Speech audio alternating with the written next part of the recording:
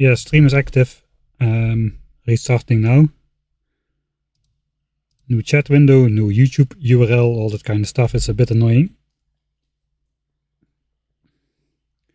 I'm on mobile connection now, which is a little bit dodgy, but I'll have to be doing that from next week on anyway, so let's give it a fire test, I suppose. Hopefully that'll go better. Normally I lower the bitrate a bit on mobile, but today I didn't. 6 megabit a second, or megabyte a second, I'm still not sure which one it is. But the maximum rate it will give me still.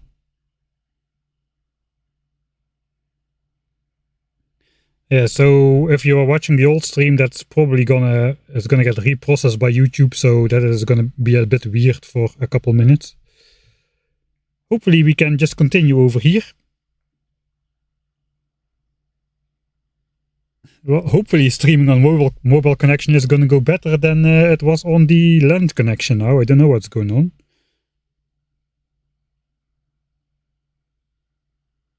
Don't jump scare me with your sound gone. No, no, no, no, no.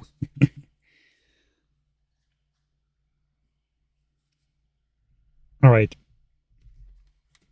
I'll put my headphones on, then I will have sound back as well.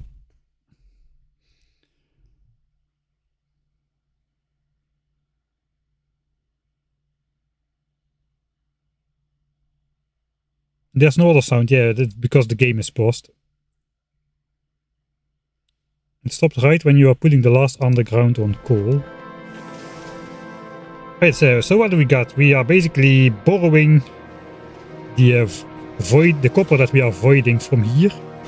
We're gonna priority send that over to low density structures, as this is slightly more than low density structure needs. So as long as we can be sure to be voiding the stone up here, we should be able to snake that like rip that off for low density structure usage. A little bit of calcite comes past the lake with everybody's favorite belt weaving methods, because we cannot do underground under the lava and coal was touching the lava. Here I cannot make a turn, so hopefully this guy, it should be fast enough. We need less than 2 calcite a second, so that should be fine. We're going to be tossing stone in the lava here. It actually looks like we don't need one of those. Let's use our rare one there as well then. So we got iron, we got copper in the pipes. The only thing that's missing is plastics. And that's gonna be on the belt as soon as we flick over this one. I think we're ready to switch it on then. And let's just check that the connection is back for better or worse. Hopefully for better.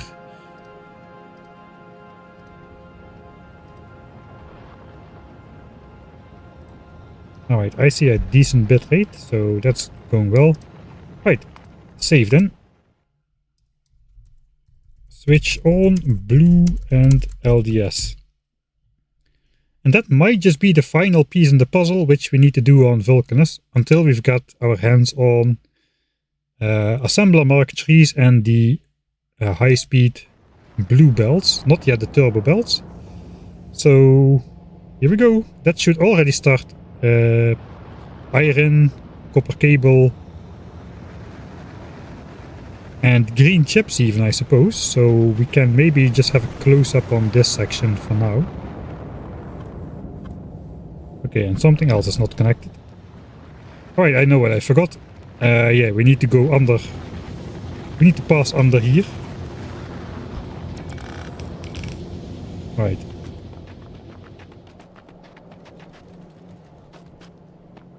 Low density structures will not switch on yet, so we can ignore that. We are just interested in seeing green chips and blue chips work. Or green chips and... at least the green chip process should work. That is the part which is going to be switching on now.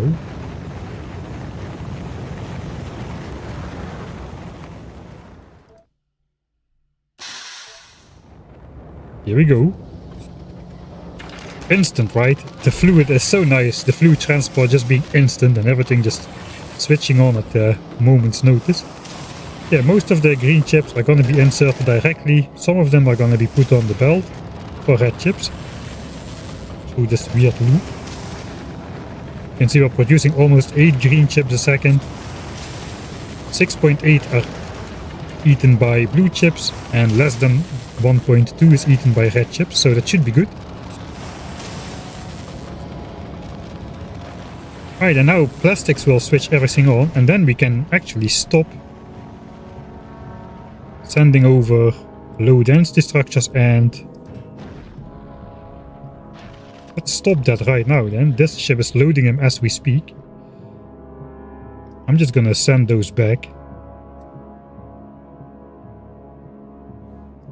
Back down to Nauvis you go.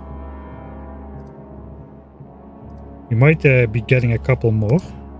We can delete them from here as well. I mean, though this ship is probably above Vulcanus right now, so we'll send those... No, we'll send those back down on Nauvis actually. Yeah, let's wait on that. We'll send those back on Nauvis.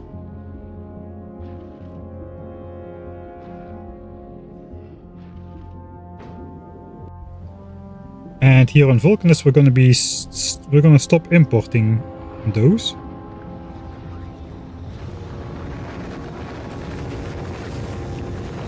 No more.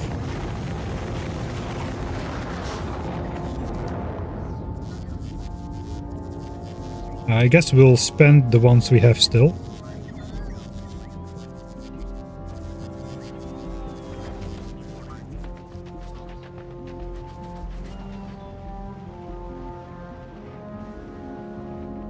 Alright. So let's flick on plastics.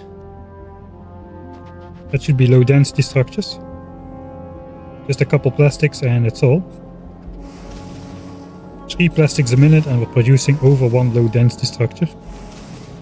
That's fairly easy. We're just gonna side load it on here. And same for blue chips once we get some going towards red chips over here. That should switch on blue chips. Managed to do the direct insertion thing with a gap in the beacons and just plopping the machinery against the beacons. Right, I forgot about sulfuric acid. That should come from somewhere.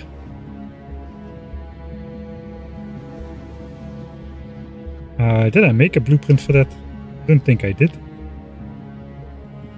I did make a blueprint for up here.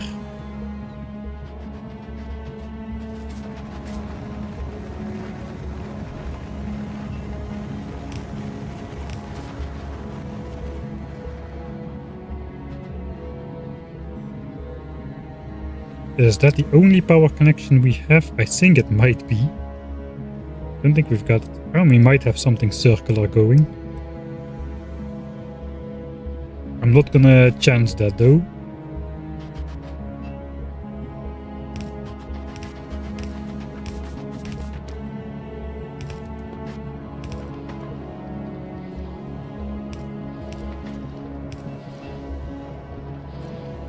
Alright, so I suppose that should switch it on then. Okay, that's a bit anticlimactic. No, it's not yet on. We still need to do this side.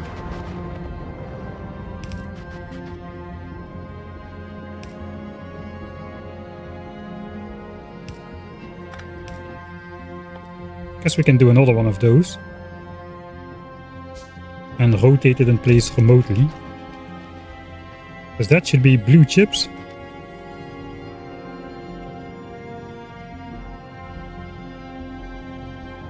Unless they're not connected, obviously.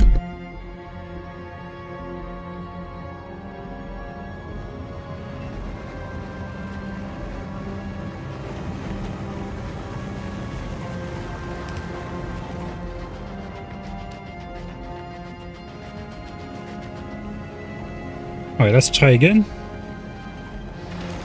There we go.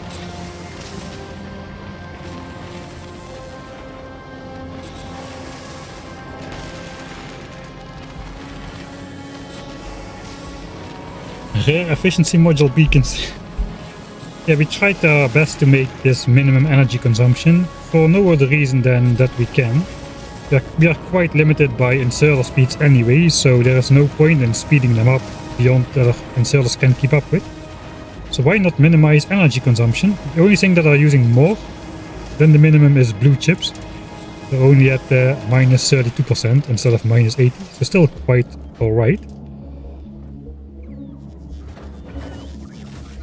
Alright, we're not out of those things quite yet, but that's fine. Now we can start side loading these. Turn this around. And we have taken into use the new production facility. Just like that. I did come up with something nice for this area over here.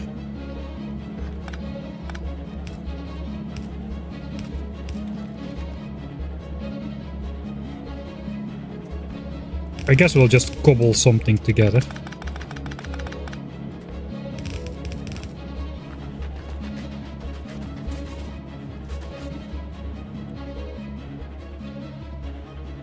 I guess I did do the work to make it look nice, so let's just grab it.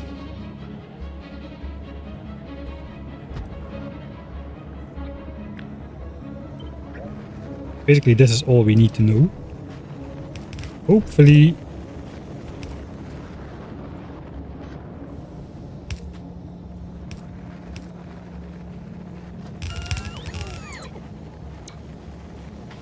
that doesn't mess things up too much.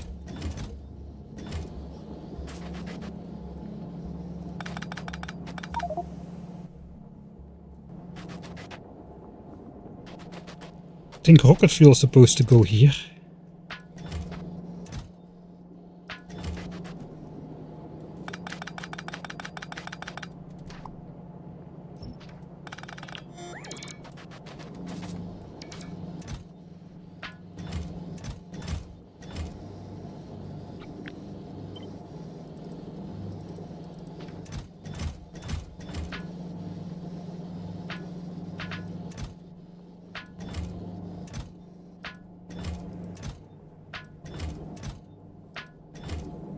Alright, and then we will have blue chips and low density structures in some of the other builds.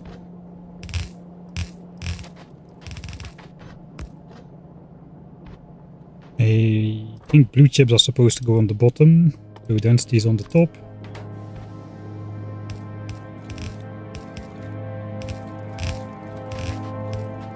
Alright. And then these chests are all limited to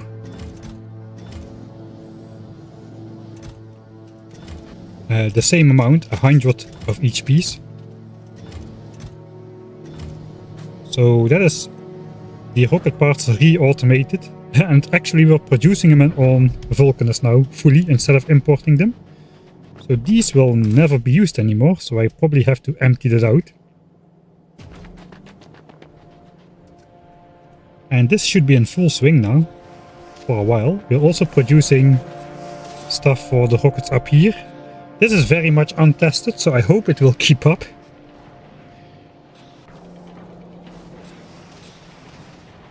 But I think it should be. The productivity modules on green chips would only save calcite, really. Because all iron and copper basically is calcite, and calcite is basically infinite, so there is not really a reason to productivity module anything iron and copper related. The only reason there are productivity modules in red chips is because we are using imported plastics. And as an extension, we are also having productivity modules on blue chips, because that uses red chips. But if all it was doing was using iron and copper only,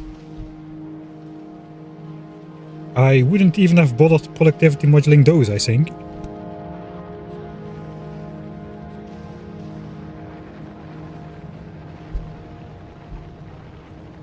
Same concept applies to purple signs. I'm intentionally not using productivity on anything iron and copper related, because that will just reduce the amount of stone we produce as a byproduct, and we want stone as a byproduct because we need tons and tons of stone for purple signs. So I would be shooting myself in the foot if I productivity module steel. It only would result in me needing less calcite to make molten iron and copper, and then I would need to make that extra molten iron and copper anyway, so I can get the stone as a byproduct. So yeah, kind of a little bit of counterintuitive systems here with all that. I know I'm potentially voiding stone here, and I'm voiding copper here, and here I'm voiding stone, which I could use for purple signs. But you know, if each individual building block of planet Vulcanus is its own individual system, a lot less things can go wrong. We got one system for purple signs, one system for the Vulcanus science pack, and now we've got one system for the rocket parts, and they are not interconnected, except now that we are using this copper which we were previously voiding to make low density structures. So it's still a little bit iffy. That could potentially go wrong. But if I would interconnect everything and make everything dependent on everything else running or otherwise being voided, if I got 3 different systems, it can fail in like 6 different ways, whereas I have just one system for each. There's only one way for each system to fail, and it won't impact the other 2 systems. So if I won't be producing purple signs, that won't impact any of the other processes, and that means nothing will grind to a halt. At least that's the hopes and dreams. I guess we have to monitor this a little bit to see if it's keeping up. Let's just go back to reorganize the inventory a little. I do want to have some backup blue chips and low density structures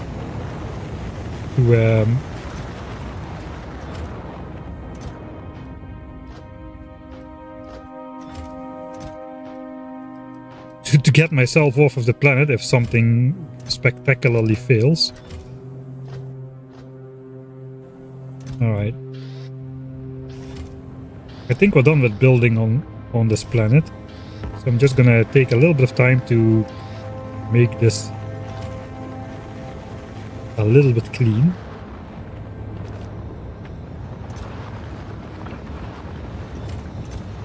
All kinds of random garbage goes in here. We're gonna have some of those and some of those, and I guess also some rocket fuel for backup. All the modules of each type except one stack.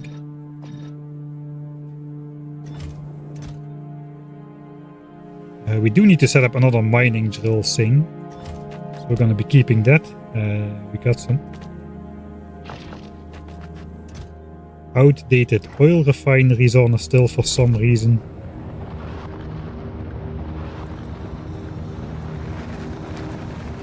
I got all the foundries which I still have on me.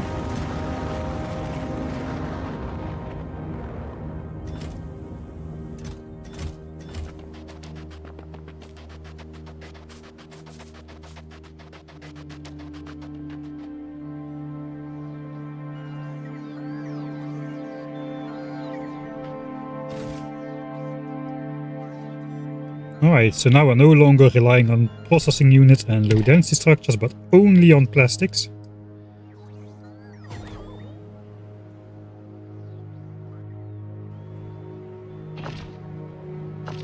I think I'll just keep those laying around in a separate chest or something.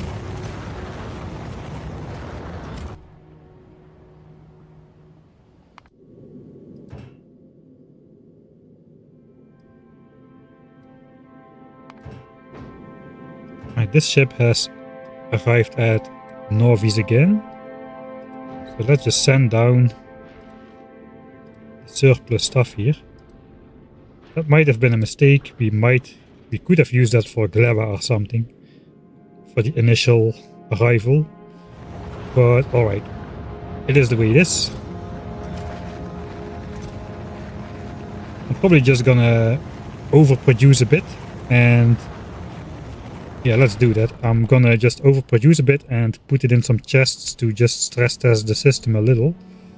See how it goes.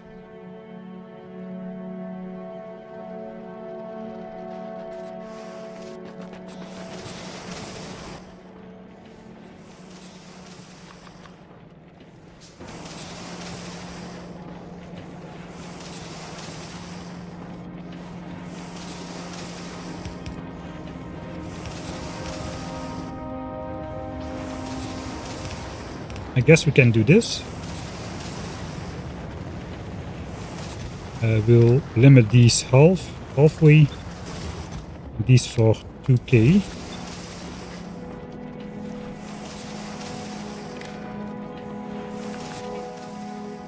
We'll read the belts and hold only this belt. So we should be reading 8 of each, and that is the only moment when I want to be taking off the belt.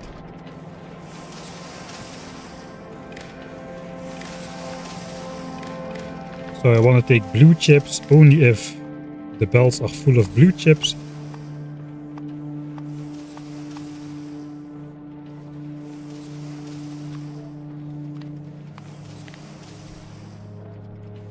Alright, so those are enabled now, they are just not powered. And same for here, except if there are 8 low density structures on the belt.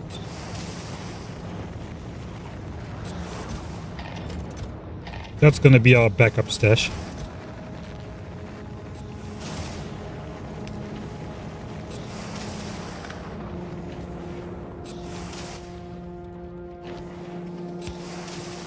Alright, so that will do nicely. Now that we're on the point of having a backup stash, might be a good idea to also have rocket fuel as a backup. The rocket fuel is really its own system, so that really should not go wrong very soon. A 4k rocket fuel would also require 200 inventory slots, I think.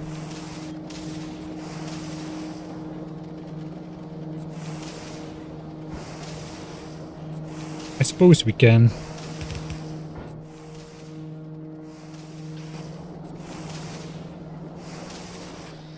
Let's use slow inserters. Again, we'll read the belt.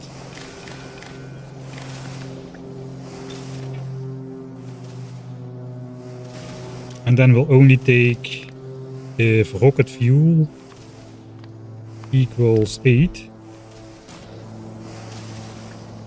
on that belt. That means I need to priority output rocket fuel towards the other side. So towards these silos.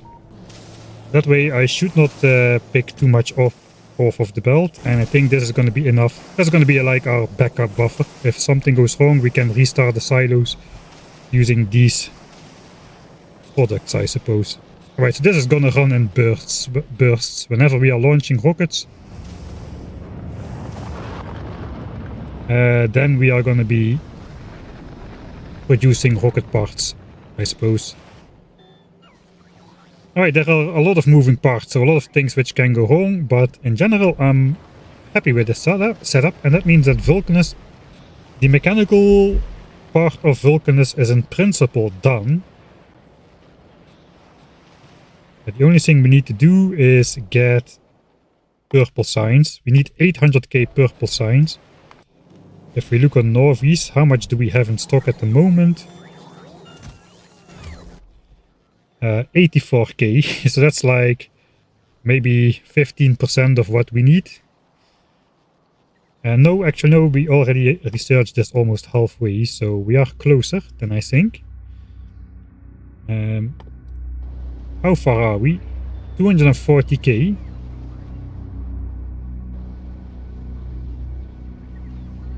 So we need 260k. With 18% productivity bonus, which means 220k purple signs needs to be present on Nauvis. We are producing at about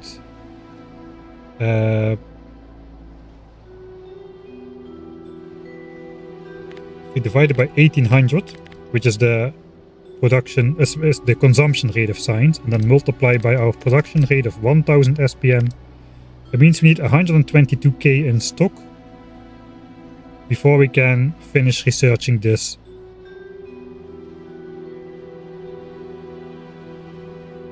Without breaks. So right now, 240k researched. So now we need 122,000 and a bit. I'm gonna say 123k. We got 82, so that's pretty good. 123k.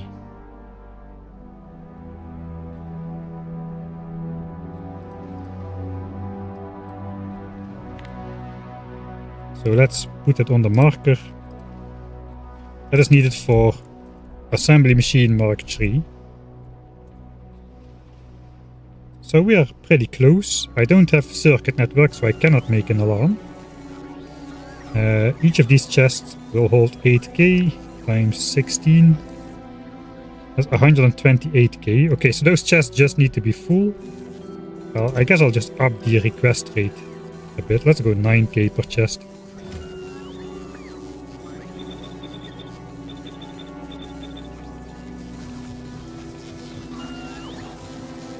Alright, and we are keeping up with orange signs now, I believe. Got it available in the silo. All the chests are at 8k, so that is balanced now. And we are producing orange signs at the intended rate, and we will be continuing to do that for as long as this belt doesn't clog up. So I suppose we'll build another one of those double belt tungsten miners on a separate patch. Plop it in the great magic splitter. Put some priority on these two belts so that those keep flowing, so that we can keep producing quality tungsten stuff until our chests are full of those. And I think then we're just ready to head off. I don't know what our power usage is right now. Okay, our power usage is actually quite bad. We are running 900 megawatts to a gigawatt of power. Okay. Right. It's probably fine. I mean, we are running at the maximum rate. We still have accumulators. Accumulators hasn't powered anything yet in the last hour, so we are not exceeding power. But we are pretty much using full power here.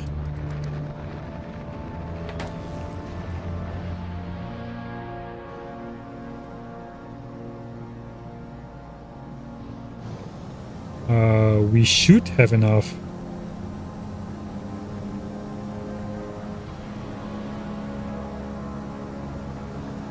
Yeah, we can consume at maximum 1200 sulfuric acid a second, so this pump is adequate. It's 12,000 steam, and 120 of those things, consuming 96 steam a second. So we cannot brown out, at least not as long as we stay under this 1.2 gigawatt thing or something. We've also still got solar, a little bit of backup solar during the days. I guess that can just stay. Let's go build another one of those tungsten mines. 20 beacons. I think I got a tungsten miner over here, the blueprint. So we'll need a couple more modules, I suppose. 36 and 64. I guess we'll have to make those. Let's check that.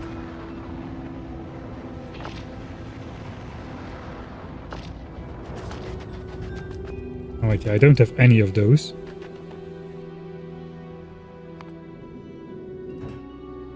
Guess I have those on board.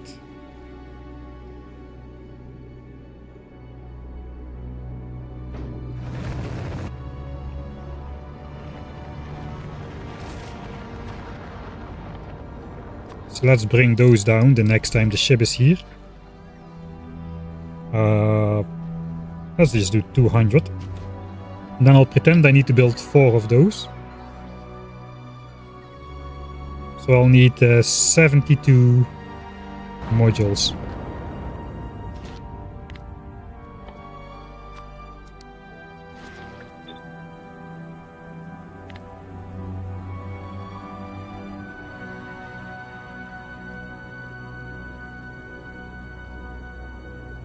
So 240 chips or so.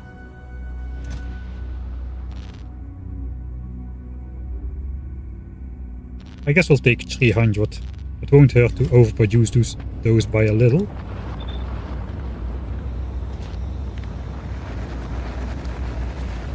And I'm just gonna eyeball that then. It's slightly more than we did last time.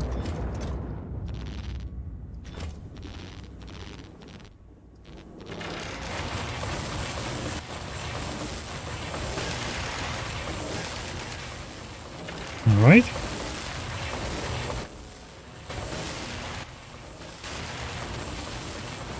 Uh, 20 beacons, I have those. The mining drills, I have those. All we need is a ton of belts again. I mean, undergrounds are not that useful here, since we cannot underground under lava. So I'm probably not going to need those too much.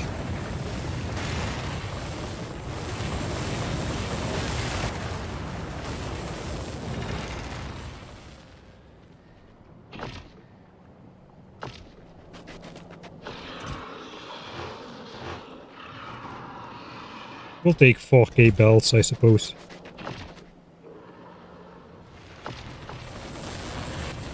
Alright, these are done. Oh, we got those modules in here. Could sneak those out. How many are there? 16 times 5, that's 80 modules. That's enough, right?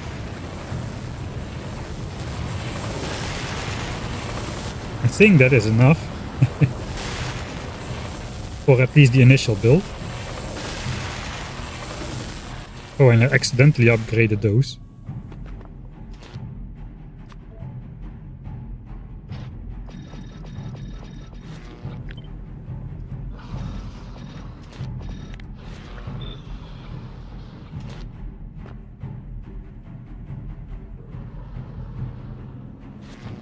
Oh, yeah, this is not gonna work either, is it?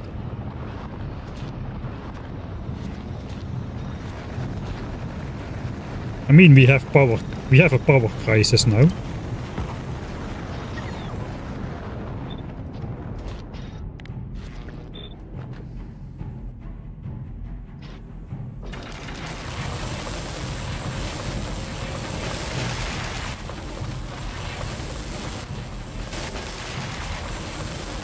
So let's reclaim him.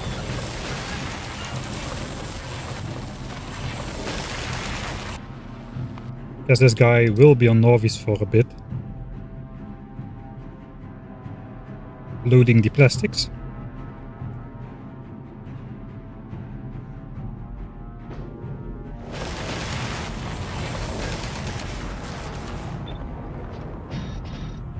Alright, we got our modules for the initial batch of mining drills, so we should be okay. Let's go build it. Where are we going even? I guess just over here. There's 2 good tungsten patches as well. Not really sure where to come in.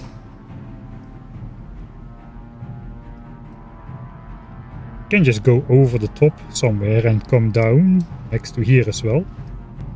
That wouldn't be too bad. I think we'll do that. We need to avoid this worm's territory though. It's going to be a bit tricky. I think we can find a way through though. So let's go over here.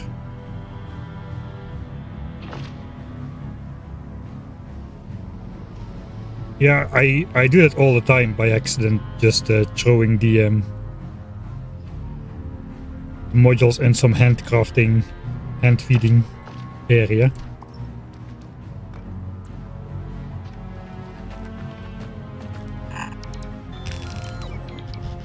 Let's delete the pipe corpses.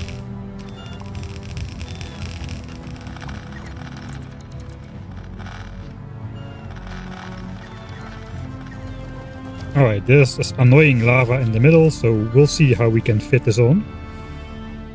That's a red belt of tungsten. It does all need to fit somehow though. We can also just grab one of here and one of there. Maybe we can grab 2 of the big one over here. It is mostly in our patch. I think it's easier to go here.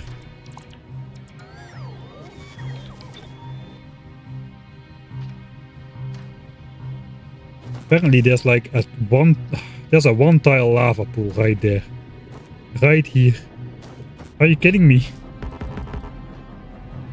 One tile lava pools should be forbidden, man.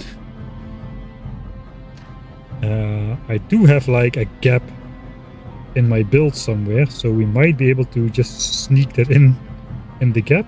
but we cannot really optimize the location then. This would fit because the lava is right here. 300k only, so that won't run for too long. How are our other drills? Those are also in the couple 100k's.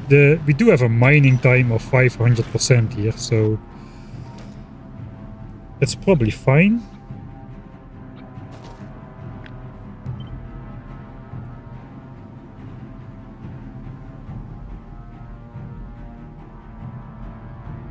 And then we have a beacon problem for that one, so we have to move this up one tile. Sure.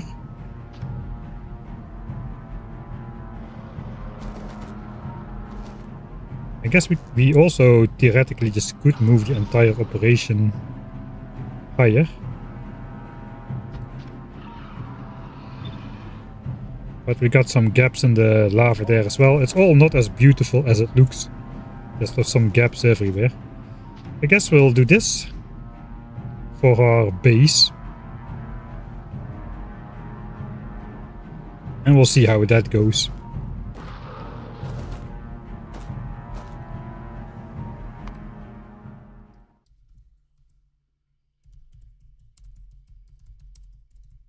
It's not really a backup tungsten mine. It's going to be the main tungsten mine as soon as the quality one backs up.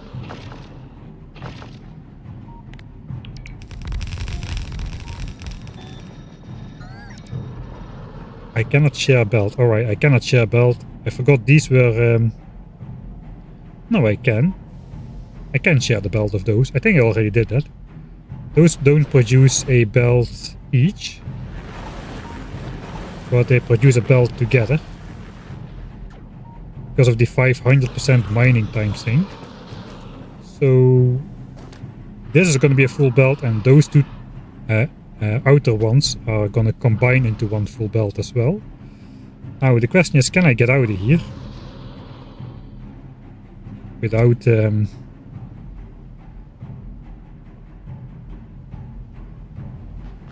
that's a good question, without blocking off any of this over here. So maybe we'll just do 4 belts. We'll have 2 backup belts then as well. Let's see if we can get something on here.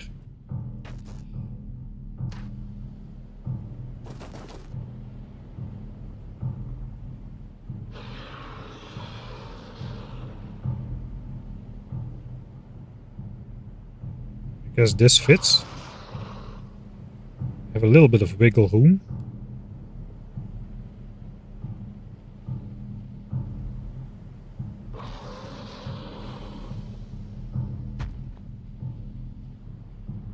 All right.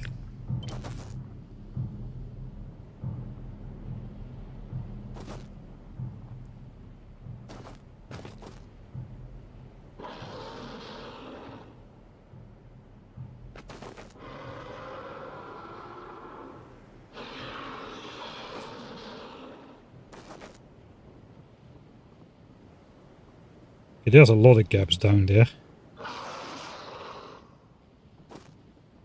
I guess we'll just leave it as one and we'll fill in the rest without beacons at some point. Oh, hello. I'm not in your territory, am I? No, okay, I'm not. Alright. He will get angry, right, if I do this? He might just turn like this and destroy my mining drill, so let's not tempt fate.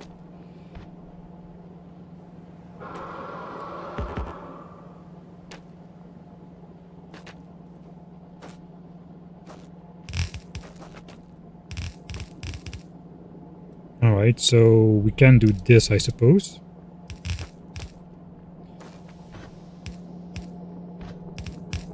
Sure, I can slot that through, no problem. So I do want to put more mining drills on there, so I probably do want to go south.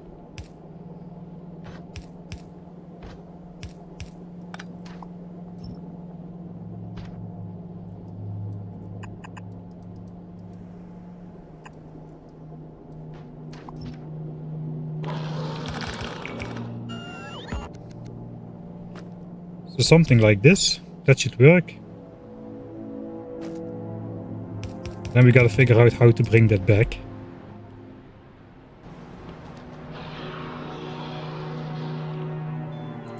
Let's also place this one.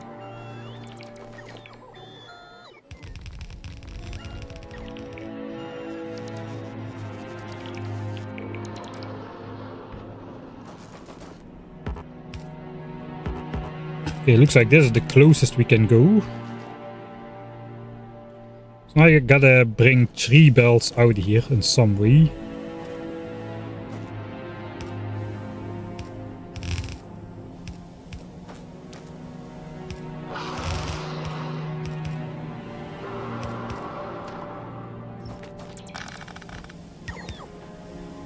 Okay, that exactly fits.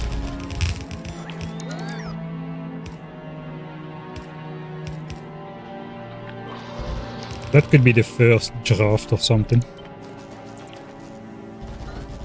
The big mining drills have good range, so we probably won't shoot ourselves in the foot too much by just going straight through the patch.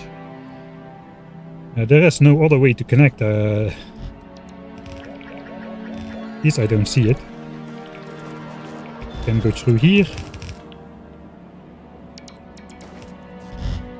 I just go straight. It does seem the only way.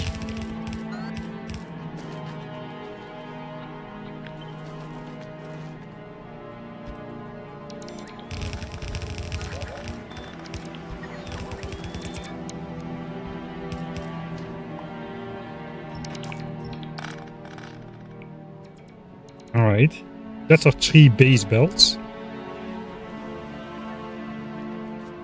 This Gatia planet seems nice. Yeah, I like Vulcanus. It's starting to become my favorite planet. After my first playthrough it was Fulgora. But I've been spending a lot of time on Vulcanus now, necessarily so. And I've kind of come around. I kind of came around on that. Okay, we can go around this guy's territory. I'm not really sure what this guy's movement pattern is. Sometimes they go slightly out of the chunk, but I don't think they do it in one of these weird outcrops. I think they just skip that kind of. So we can go through here. We can tempt fate. I like to tempt fate. And just go as close as possible.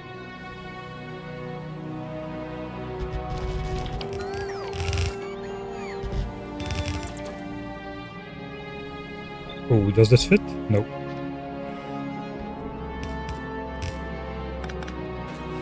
I think it fits. If I really want to, it fits.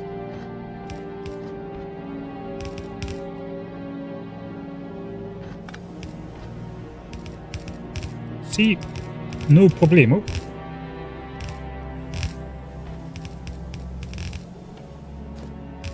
So that could connect as such.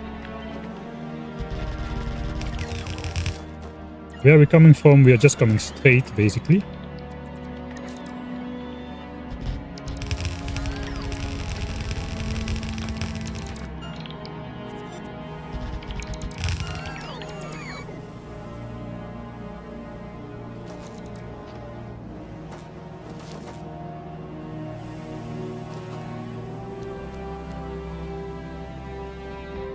Really sure how to handle this thing over here. I think we'll just stay north as much as possible until we just bump into this lava here, or I'll be forced to make another abomination. We don't want that.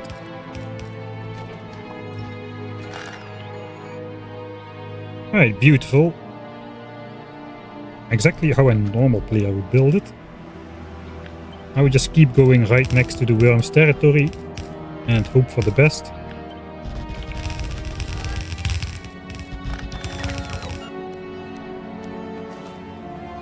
Alright, and then we enter some more bottlenecks. I think I cannot get 3 belts through here, that's just not gonna work.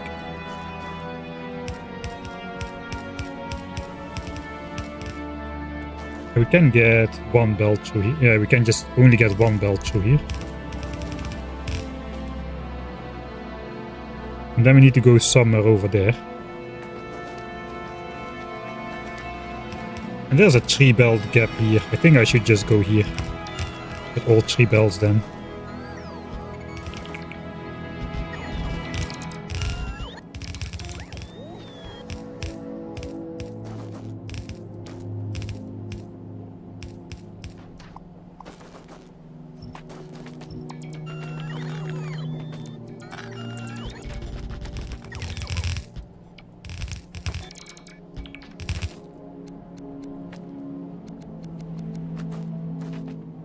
Alright, so where do we need to go now? We need to go probably up here again to avoid signs. We want to go over top of this. Oh, this is gonna be a long way still.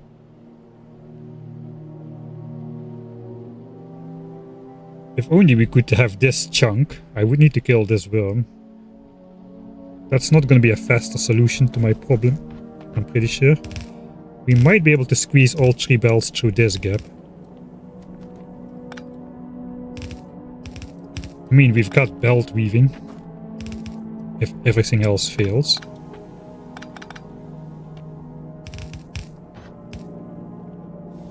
But we can just ever so slightly make it here.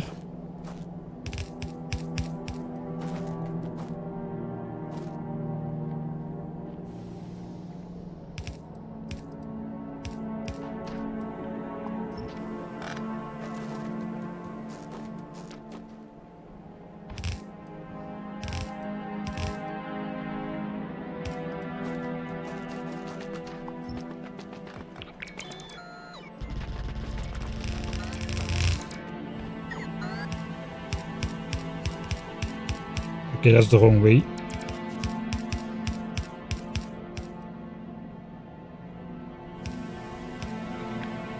And we'll just zigzag our way down. Right, sure. Then we are almost out of the toughest part.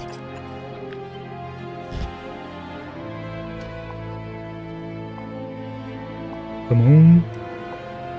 Right. Where do we go then?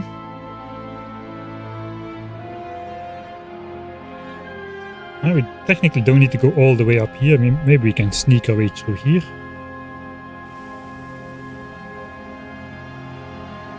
But there's a good ongoing gap here. Let's do that.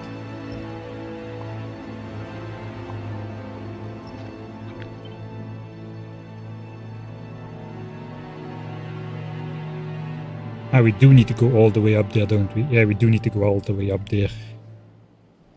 We can still come through here, though.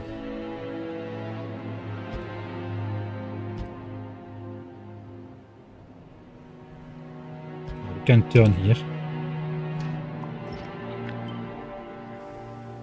If only there was a solution, right, to this problem. Okay, the rest we can decide later. Let's first connect it there. If only there was a solution to this lava problem where you could transport massive amounts of ores quickly without the lava being in the way, but I don't know of such a solution existing in the game. So we're stuck with this, I suppose. I don't believe such a solution exists at all.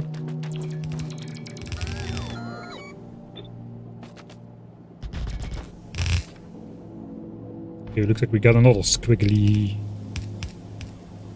squiggle.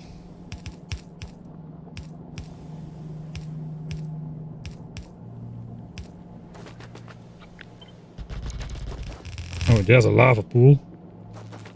That's annoying. Okay, we'll find a diagonal squiggle which will squiggle us down.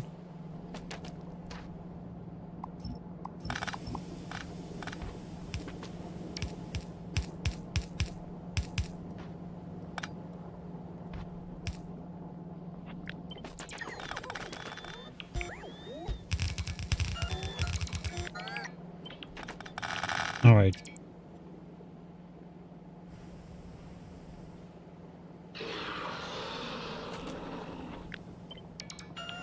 So we gotta go one higher. Okay, something is off.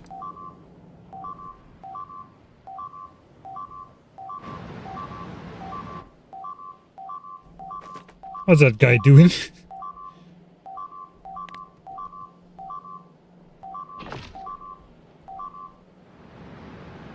He's not liking something.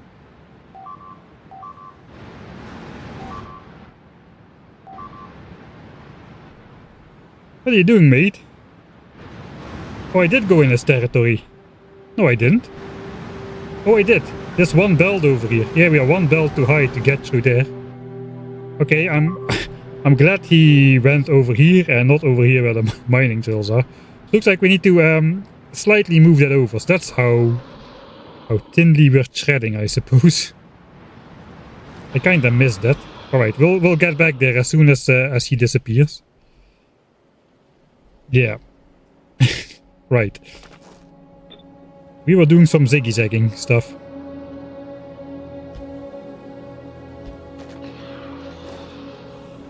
Guess we'll just take the lowest part here then.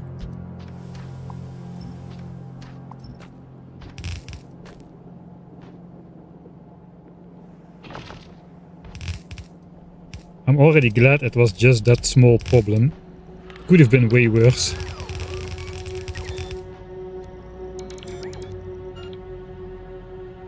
No, as soon as the stuff in his territory, which is literally these 6 belts over here. That's the reason he got angry, because that's in his territory. All of the other belts are not there, so now he's just going on his merry way again. Looks like it will be a very long time before he gets back to this side, and we'll find out how close he gets to the edge of his territory here. But that could have been way worse. Okay, let's go fix it, because the angry big bad worm is gone.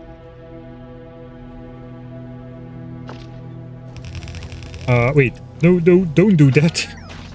Don't do that. Yeah, he might turn around. He might... Okay, maybe he didn't see it yet.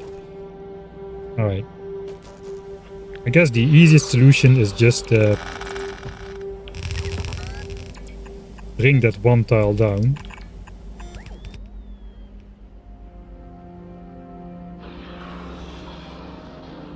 Sure. He's going on his merry way.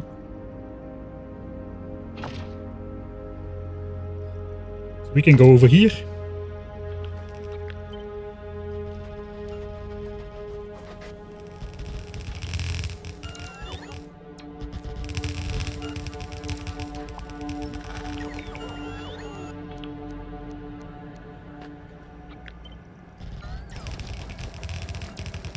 Alright, that's the first part of the belt. Now we gotta figure out where the rest is gonna go. No, wait, we already decided we were gonna go somewhere over there.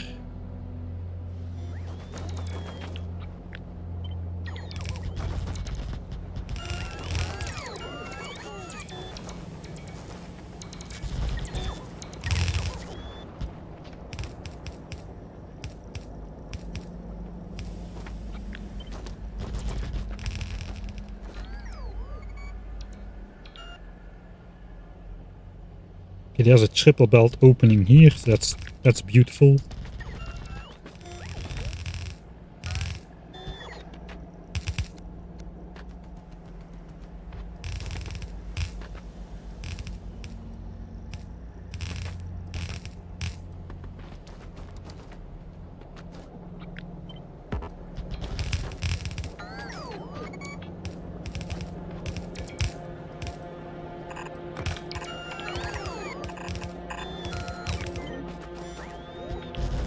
And a nice passage through here. Okay, now we get to the new part. How are we gonna get over? Our goal is to get over here. With 2 belts apparently.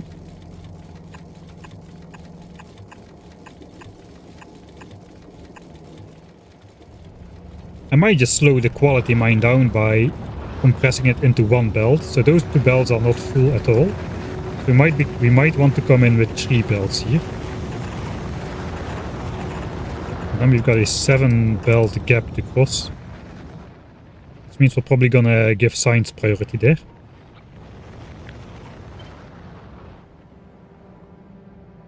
There is no real space to come in next to here.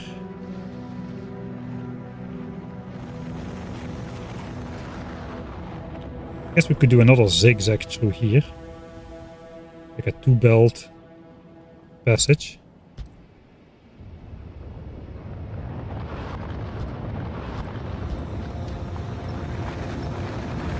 That's fairly easy.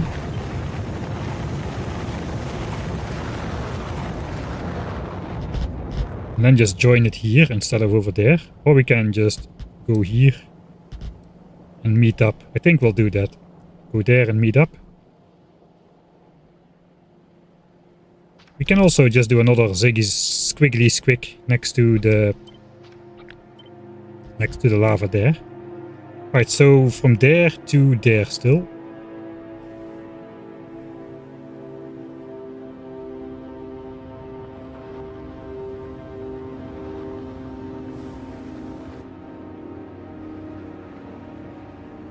There are no demolisher territories anymore. If we go here, we clear all the lava. Not the cliffs. Cliffs would require this altitude, which is fine. We need to start going down before the lava again, so looks like we can exactly squeeze our way past here. Of course, the cliff is going to be in the way to make the turn, so we'll have to squiggly squig our way past the cliff there.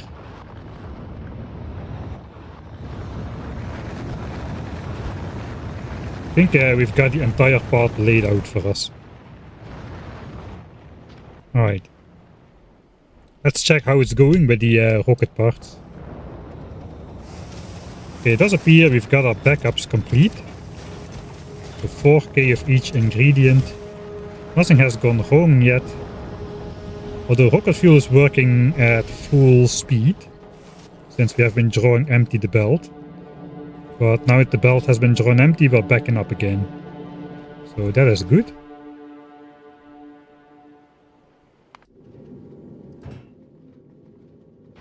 We got 60k plastics on board.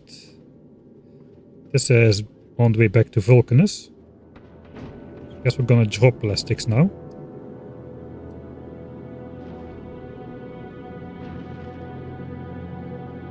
Not even that much. I guess yeah, this ship is still here as well with the plastics. Do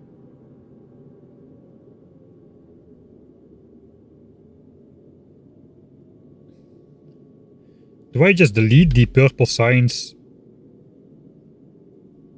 from the equation?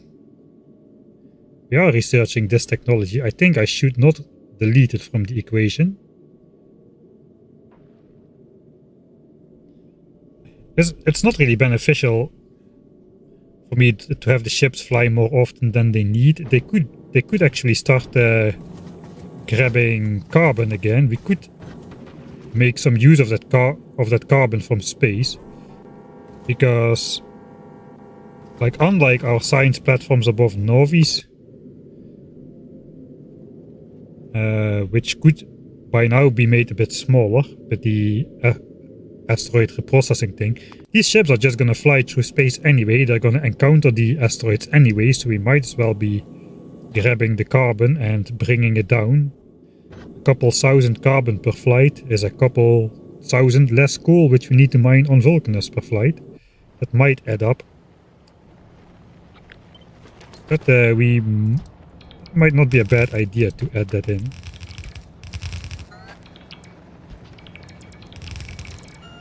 Three belts is exactly not annoying enough to copy paste the corner.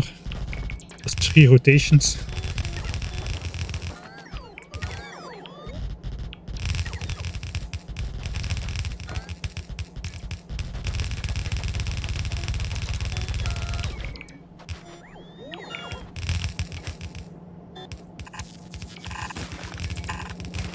Alright. We are in Cliffland.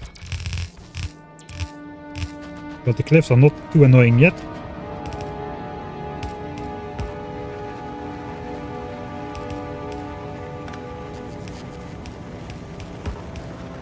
Why?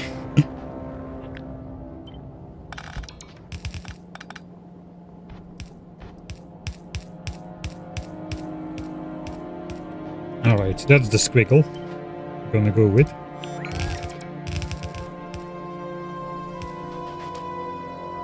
And we need to go down here, or where? Yeah, we need to go down there.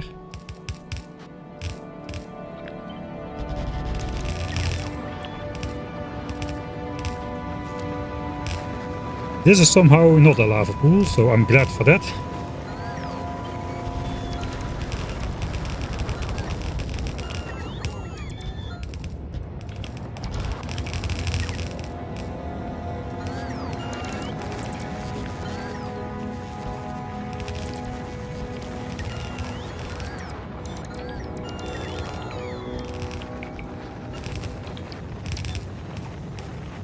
Alright.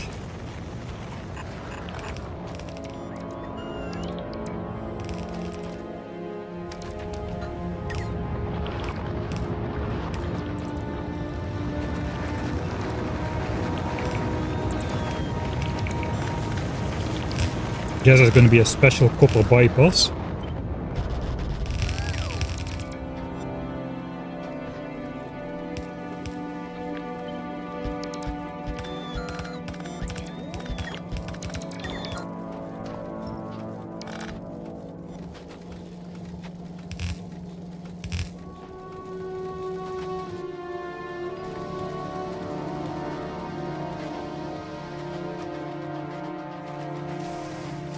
That's gonna mess up my science production. I'm gonna manually throw that in a rocket.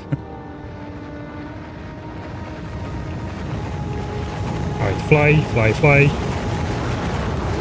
There we go. I'll put it in there. Let's not mess up the perfect 180,000 per hour thing. Or something like that. Yeah, the coal cost is... The coal cost for trains or rocket fuel cost would be horrendous. That is the reason I'm not doing trains. That's correct. That is definitely the reason. The coal costs would be not economically viable.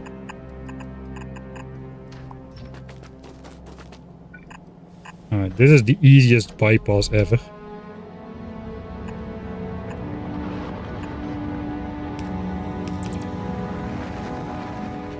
Of course we are out of red bells right as we are approaching. Even taking down these will not help me.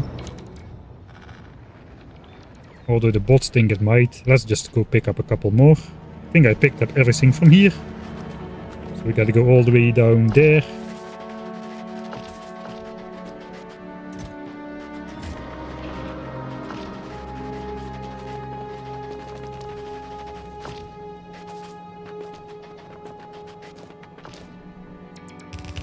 Last little bit of belts.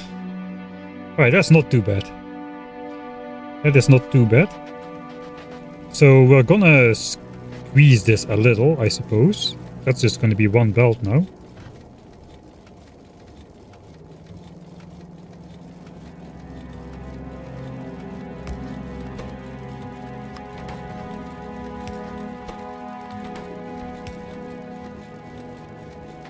That's fine. We don't really need quality anymore anyway for producing anything. It's just slowly gonna fill up, and this is just gonna last. This is just gonna backfill and last longer. None of these drills have run out yet, even the ones on the edge somehow. Oh, this one is about to run out. 21 resources remaining. Expected. Of course, there's only a 1 in 3 chance it actually takes down per ore mined.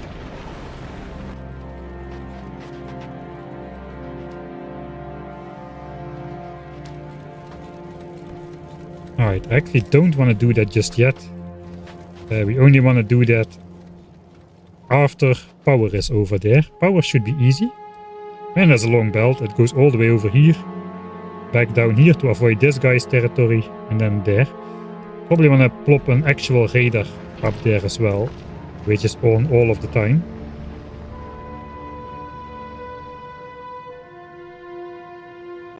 I mean, we can run through this guy's territory, no problem. We're gonna bring power down over from here, I suppose, instead of next to the belt. If I can find a way.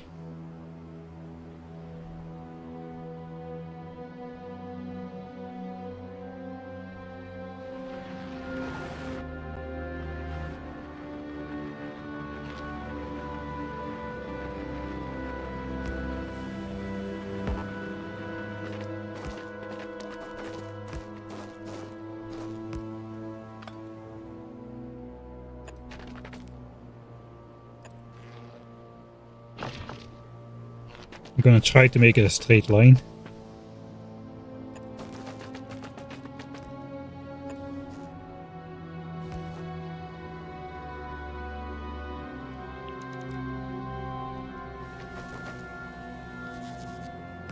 All right.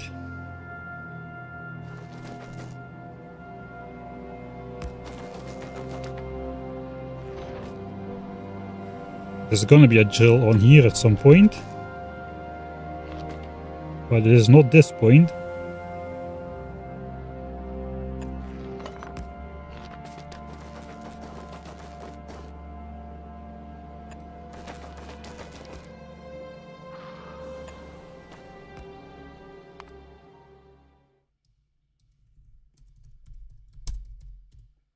Let's switch them on.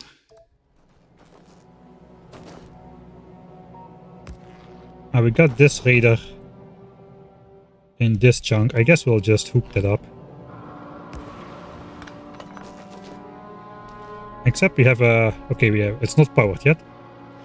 And now it's gonna be powered.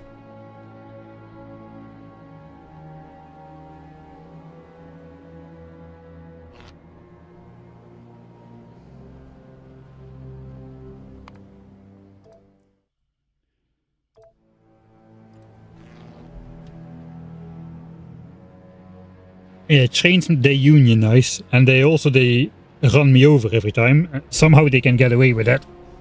They are never put up for like manslaughter or something.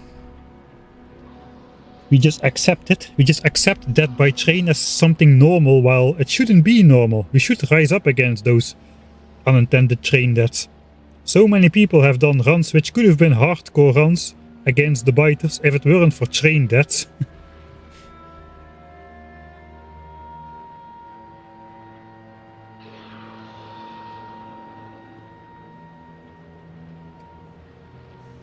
Just like the plastic does not melt near the lava. It must be some of that plastics that lighters are made of. Fireproof plastics. Alright. At some point we need to come back to actually mine out all the tungsten, but that day is not today. We've actually need to hurry up a little bit. We've got some problems on Nauvis which need to be solved, and that problem is mainly that we don't have any coal. Let me just quickly go through my notes. I made some notes. I didn't even look at them yet. I did this. I did this. LDS blue chips. Yeah, quality from spaceships, we still need to do that. We added the extra lines, and then, yeah, that's the last thing we need to do. We just need to grab the re-enable carbon on the spaceships. And then we are ready to go back to Nauvis and just hope that nothing breaks while we are out here. We're just gonna ride the belt a little bit. I'm gonna go get up and stretch. Like a good boy. Not, I didn't even see it. Thanks, T-Rex. Wow.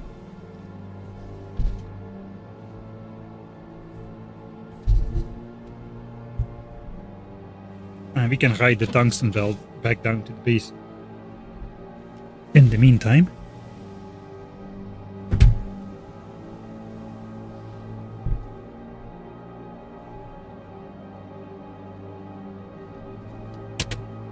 Too many cables.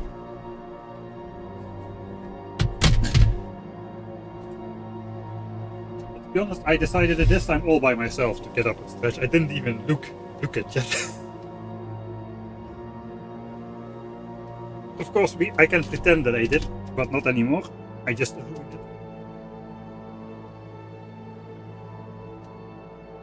The nice thing about here is we don't have a lot of underground belts, so we can do these kind of belt rides.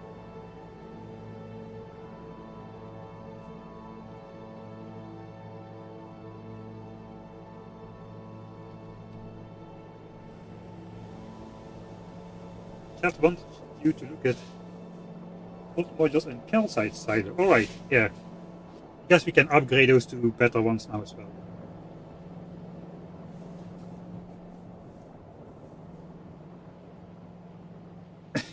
If I hadn't violated the demolisher's territory, I would have had enough bells. I think that's true even. There was a significant amount of bells that got destroyed. I have elevated rails, yes, I did research it. We're definitely gonna use it on Volgora because I don't have a choice. My hand is forced on Volgora. Not in the new player experience, there we could get away with it. But with 2k SPM, there is no way I'm not going to be using trains to bring in all the scrap. I keep calling it trash because of Dosh Doshington's video. Yes, reprogrammed my mind in calling the Volgoran resource trash instead of scrap. Yeah, I was standing on the other side of the microphone because of the stretching. So it indeed sounds like I was touching grass. Okay, I'm stuck behind a underground belt now, I see. Right before the other squiggly squeak.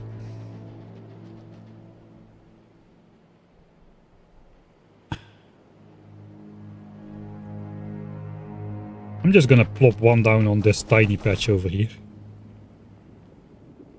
2.7k, that should be out in no time.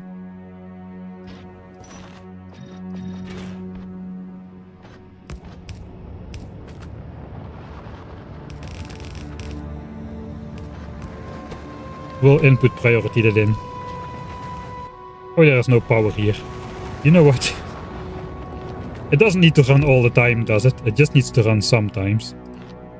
How much power does this use anyway? 66 kilowatts? That is less than a solar panel.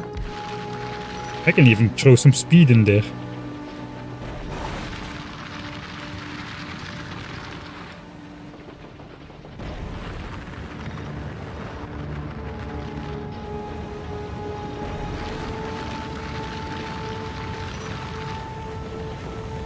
This is the problem of these things, you just keep endlessly messing about.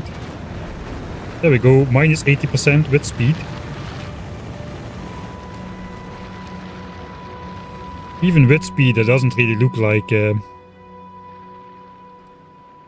a lot. I guess 2.7k in total it was. Sure, so that's... I'm mining up my resources like a good boy.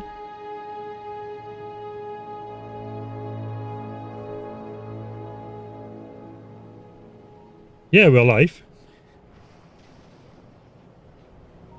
I need a better username. I saw you just followed right before the stream. So a good timing. I usually stream on Fridays and Sundays, though on the coming weeks it might be only Sundays for a couple weeks. It kind of depends how stuff goes. These demolisher corpses are in the way, because everyone knows those cannot be mined.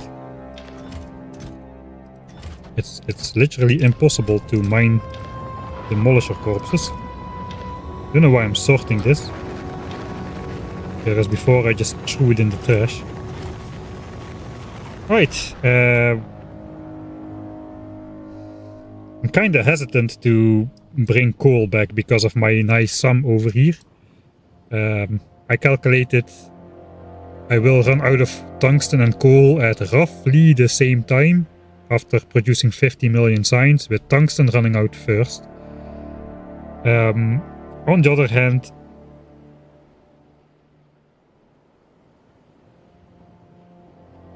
there is no other hand. There is no other hand. There is just there's no real good reason to do this. Should I not do it? I don't know. Should I start collecting carbon again in space? I got the infrastructure for it. I can take out the quality modules. I don't need quality carbon anymore. It can just do normal carbon. The thing is though, I will need to reserve space on board for it. And I'm not sure what else is going to be required to be on board. I got a lot of space though.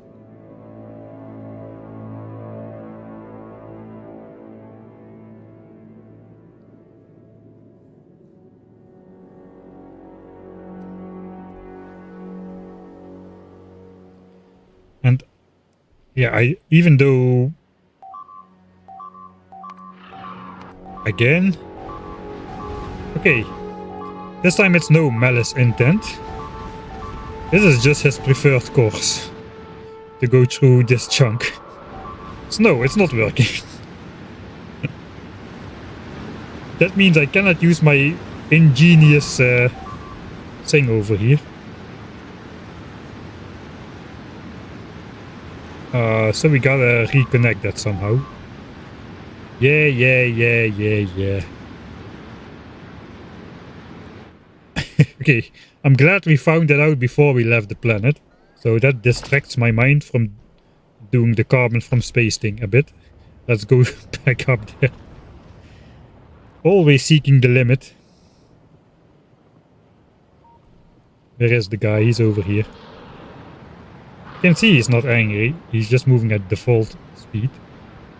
I'm gonna leave all of this up as a reminder. This can stay as well.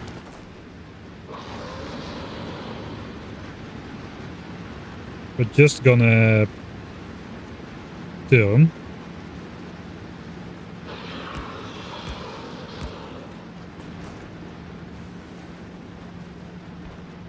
So this goes on. And this goes on.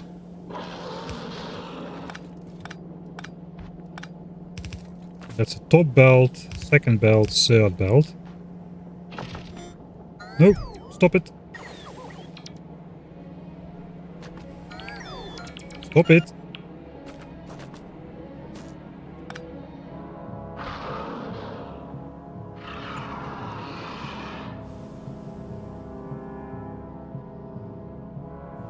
Sure. That belt is gonna get destroyed anyway. I'm gonna get jump scared. So let's keep that belt there. That's gonna probably blow up the next time. So the lowest we can go is here. That does seem to be safe. A couple belts. Safety between there.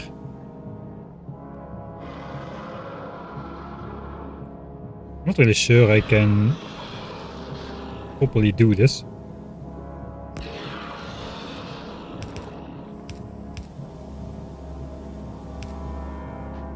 If I want to pretend that the belts can take both ways. I think I can. We can do this.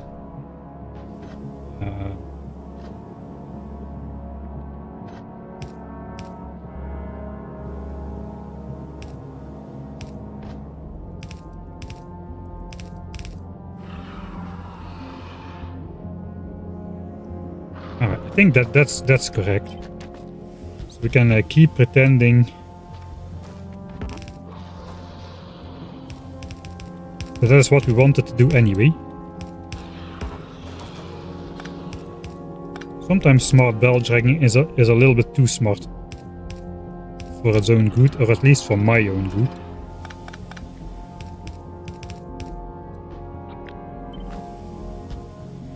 Ah wait, yeah, I cannot enable the bots because they'll build back the other belts as well.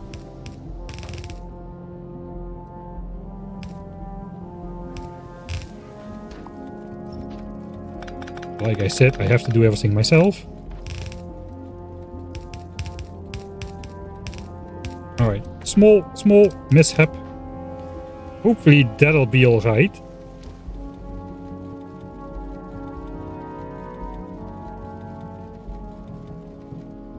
This belt is stuck somehow.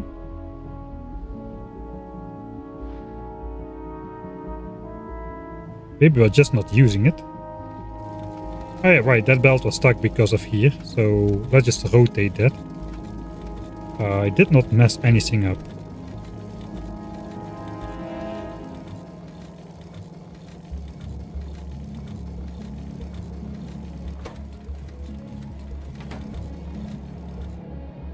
Yes, now we should be starting to use all three belts again. I guess we can... Do I fix this once? Just for fun? We'll get jump scared again.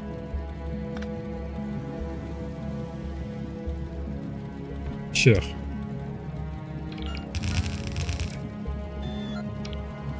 We'll do it. I'm out of repair packs.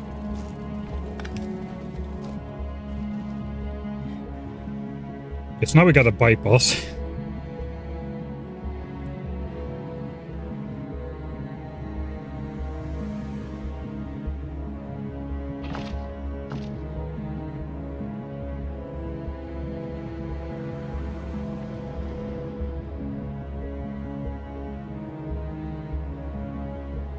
Yeah, I'm not sure I want to do carbon from space. I'm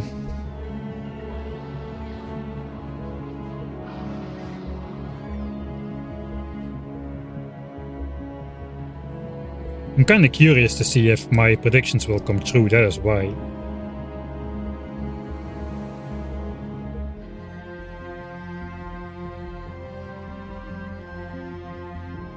Should have already claimed enough. On the other hand, maybe it's interesting to see what's coal usage like.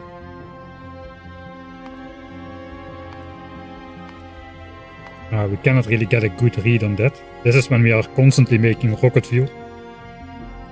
This is without constantly making rocket fuel. I mean, if I were to do anything, it probably would be better to just go for advanced coal liquefaction instead of simple coal liquefaction. That would save more coal than carbon from space. The modules in this silo, alright, these are 25%. We can go max now. Before we were doing some sort of voodoo shenanigans where we had 25% productivity in each rocket silo, so we would be consuming a predictable amount of rocket parts for every calcite we send up. That's no longer necessary, so max productivity it is. I think we're gonna not do carbon from space for now.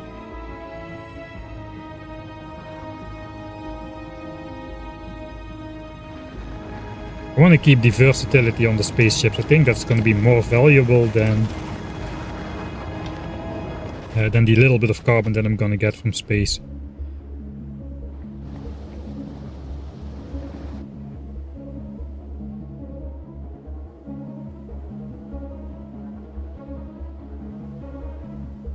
All right.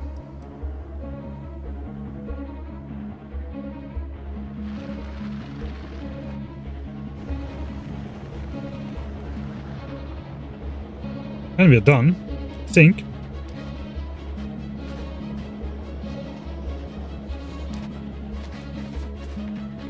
At this point, at least, we have 2 chests of those. We've got a bunch of chests of these.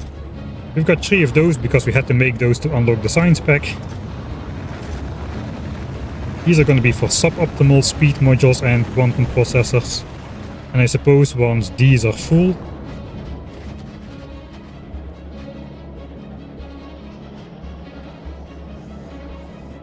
we should be good on those as well. That's 12, that's 8 chests.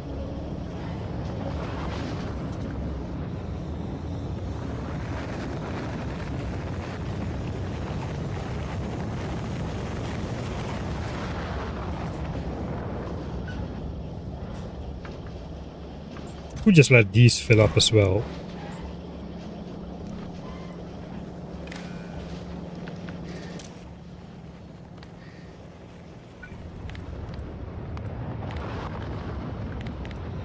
Uh, 2400, I think, that's a full chest. So only if the chest is full, it will take one out.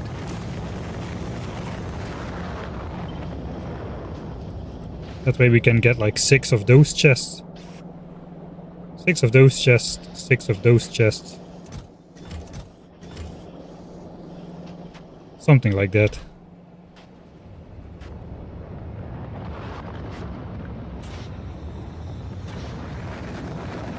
Alright, and once that's full, we're gonna get these. Those are used for fusion reactors and whatnot. Artillery turrets. So we might actually wanna start making those as well. So let's switch that off. We'll just let this guy grab stuff as well. So we start making some of these rare tungsten plates as well. 2 chests of those seems like a good deal. It's gonna be a slow process, but that's alright. So are we done on Vulcanus then? I think we're done on Vulcanus.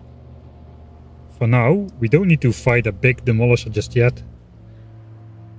I don't think I want to hook up more resources now. If we look on Nauvis, over here, we see that all copper belts are flowing. That is bad. That means we are out of copper, and this tank is indeed empty. That probably means we are not making low density structures, as those have the biggest internal capacity for needing to be filled. I think that matters. If we look on copper cable over here,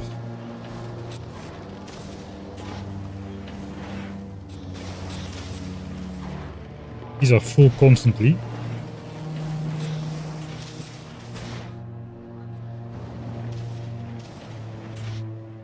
Whereas this isn't. Oh, this is actually very bad. All of this is going to science. All of the low density structures are going to science, which means we are no longer replenishing these for rocket launches. That is a problem, because if we run out of those, we cannot launch rockets anymore. And if we cannot launch rockets, then everything grinds to a halt. So yeah, everything is interconnected in some way, so it can get really bad, I suppose, if something related to rockets runs out on one planet. That could cause a chain reaction.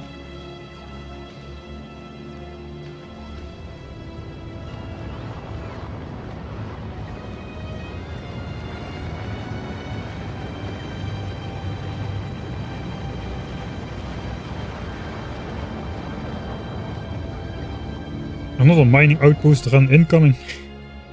I mean, I think we're gonna fight. We're gonna have to fight the Nauvis and just claim some better ones. And we got a couple good ones already. Like 10 million plus patches, and slam some miners on that. Those will last a while. The mistake, it's not really a mistake, but the way I've been doing it right now, which is suboptimal, is just mining up the scraps of the old mining patches, which were already largely mined out by normal drills, and just eating up the entire patch to get rid of it.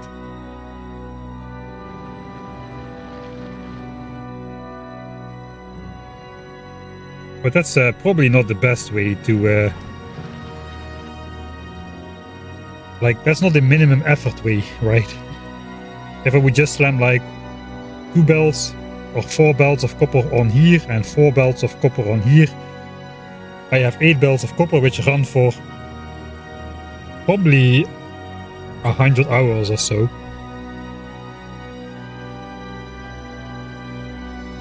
We're gonna eventually get rid of iron from space entirely on Nauvis. I'm gonna need the offloading capacity for science. Unless I go bots, but I'm not sold on bots to do it yet.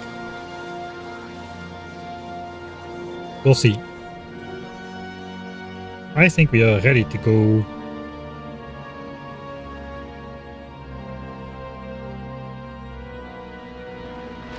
Back to Nauvis. We've got 3.9k calcite left, and then I have mined out my entire calcite starter patch without touching even the starter coal, which accidentally got put under my initial patchery. And before the starter tungsten patch, which we're also not gonna touch anymore.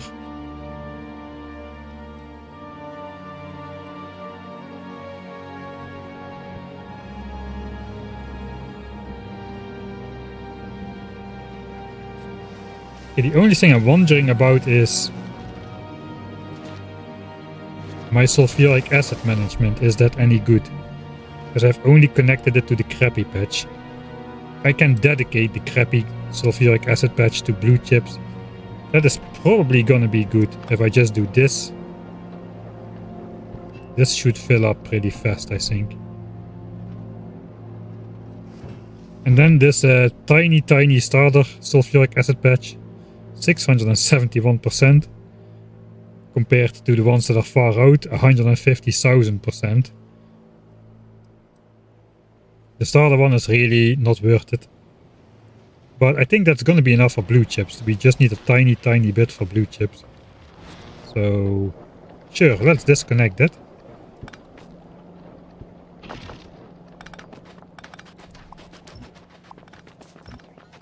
And we can get rid of one of these jarring pipelines through the base. Alright, and before I make any more beauty base optimizations,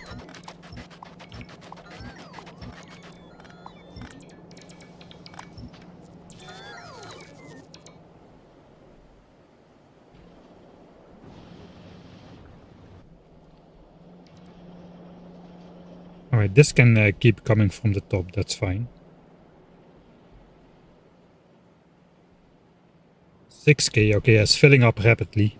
We're never gonna be spending that much there. Alright, how is plastics doing? 320k is what fits. Okay, I thought 320k was what fits in there, but apparently not. What does this count towards? That might count, and it will be 358k. Alright, so plastics is entirely full, which is good. I think this probably counts then in the logistics network.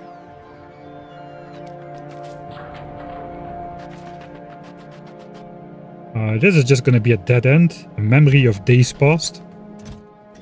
Suppose it could be an extra backup, but there is no more of that stuff in here.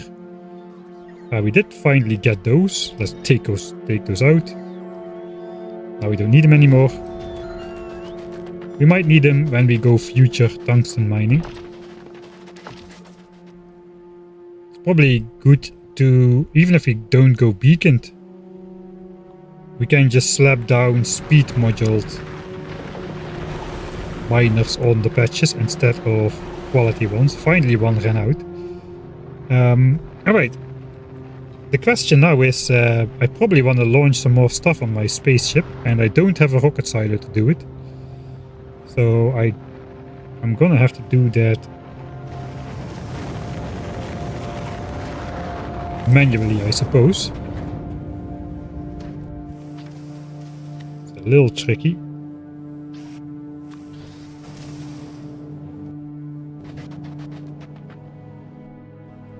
I think let's start preparing to go. We want to take a lot of these, not all of them, but most of them. What is on board anyway? This guy's here now. Let's wait for passenger present as well.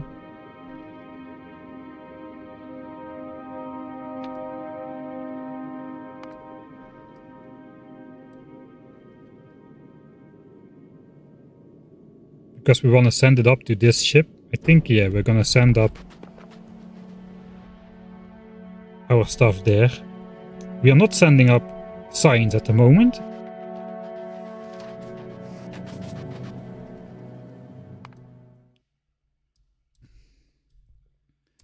Borrow rockets to launch foundries and miners. Okay, so we'll just disable all the inserters. I don't have any bots in the base, so I can just do that. We'll empty out the rockets.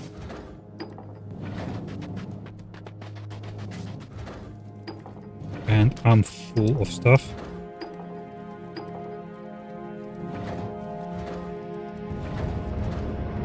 Okay, that's going. Fine, that can go. Alright, so now the rockets are empty. They are not set to automatic anyway. So now I can just... I don't have space to put a chest with inserters, so I'm gonna have to manually fill those. 20 miners a pop though, that is nice. So we'll request those up as a one-time thing. All of the ones I'm putting in there. So those will fly.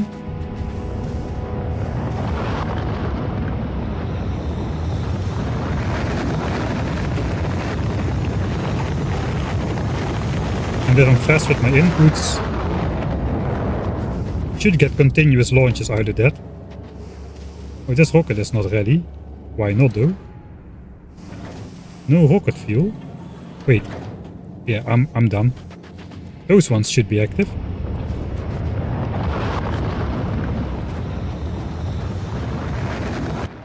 Alright. And what else am I sending up? I'm sending up level this quality mining drills and foundries of all types.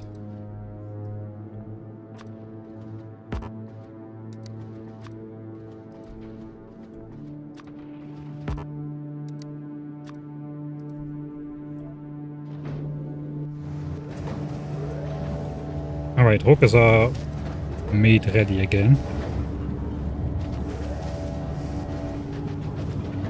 So I'm gonna want to stay a few on Vulcanus, I suppose. Or I can just send them down again if I need them. So by having these on board of my ship, I can just deploy them on whatever planet needs them. And right now Nauvis is gonna need them, but who knows? We might end up using the uncommon drills on Fulgora for the scrap mines. Those are basically infinite, so we don't really need rare ones for there.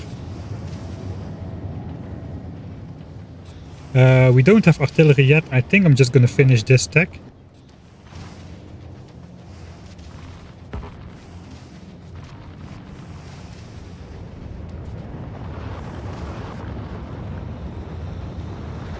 We're just gonna finish speed module, then switch over to the two purple techs. And hopefully by that time you have enough military signs and yellow signs stocked up to do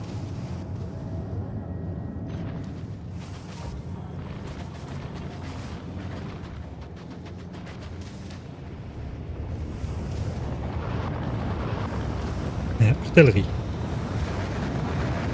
Are the big mining drills better pollution-wise than Nauvis? Yes, because they are very easy to beacon, so you can just beacon them back to...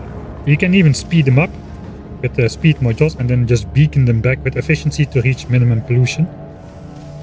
We can just go over to Nauvis to showcase that a little. So my standard drill for Nauvis is now this. 3 mining drills producing a full belt of coal. That is something you would normally need about 54 like small mining drills for. So that would be 108 pollution a minute. These are doing, let's say, 9 pollution a minute. That's 27 pollution a minute to get a full red belt. Whereas with regular mining drills you would need 4 times that pollution. So we're saving like 3/4 of pollution by using big mining drills beaconed down to minimum. Just because these mine 10 coal per second, but still output minus 80% pollution. It's not true, it's minus 78, but it is what it is. I could upgrade one efficiency model in there, but symmetry, it's a cheap way. It's fine, it's fine. I should be launching stuff. Do I launch everything on board that I've got? Probably want to keep some here. What is on board anyway? Okay, we do have nice stacks on board, nice stacks of stuff. Oh wait, these go only 5 per rocket, so that is going to be a lot of rockets. Right, we'll keep those here and those. We'll send these up.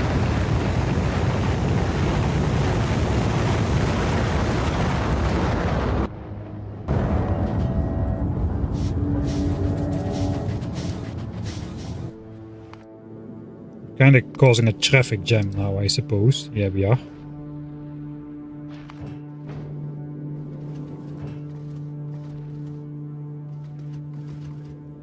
Alright, we don't have foundries of any quality here anymore.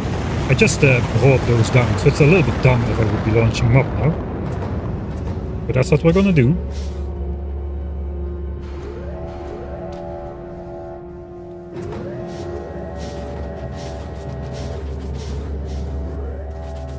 This is continuous. I'm gonna launch up all of the foundries, I think. And we're just gonna leave the rest behind.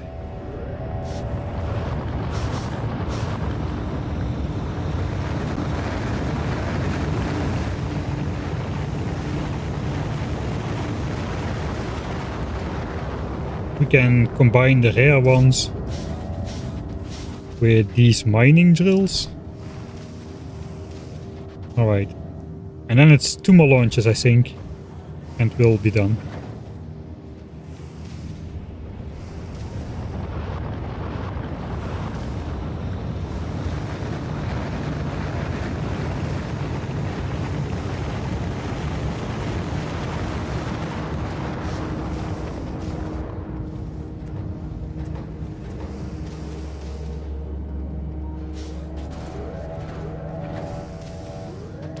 Ah, right, the rocket production was not quite fast enough here, because it doesn't need to be. The inserters are not keeping up anyway.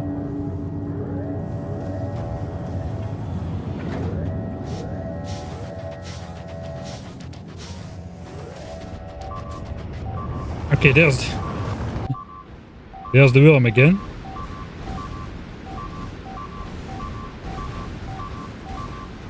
Now we've got the bypass, so stuff will keep working, I hope.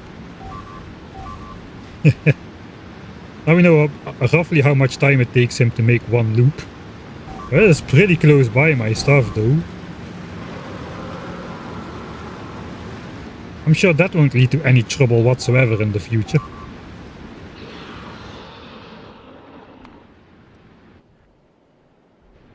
Alright. Last one. 4 rocket launches and I just send those 20 foundries down. That's dumb.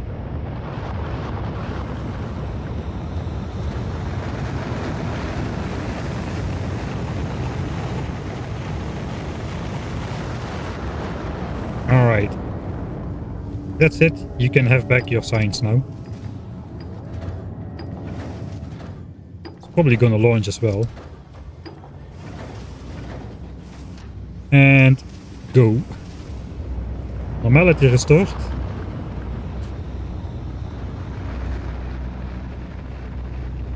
That is what we have left for Nauvis, for Vulcanus in the future. We take a look at what kind of expensive other stuff I have here. I brought tons of assemblers which I don't need. I guess we can make new ones on Nauvis, but that is... Anyway, those are required to upgrade to Mark III assemblers, because we need...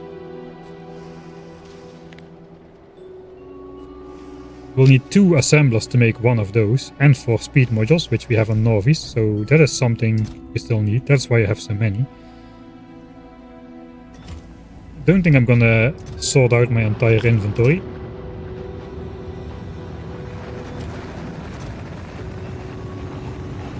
Probably wanna replenish those.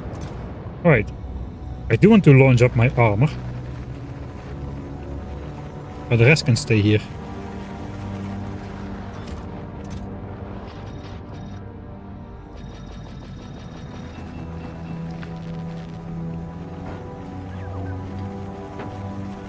No ammo in the guns for once. Right.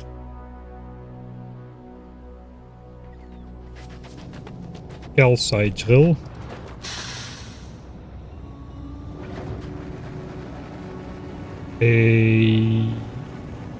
Oh, this is gonna be annoying.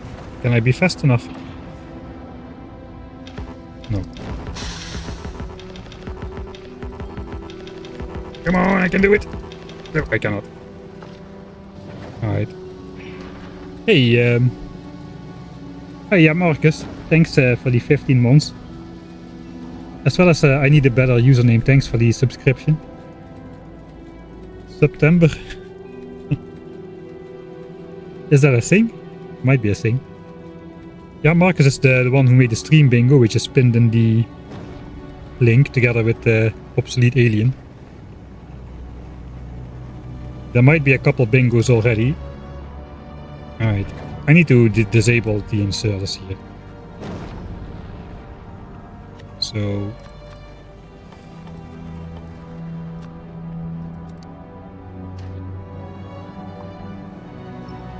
then I can take the stuff out. Of course I don't have a place to put it, so I'll put it there.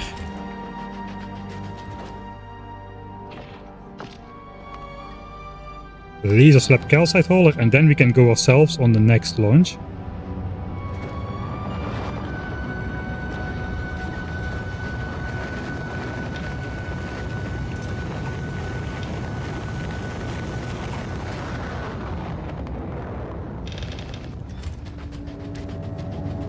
I think now we can just release this again.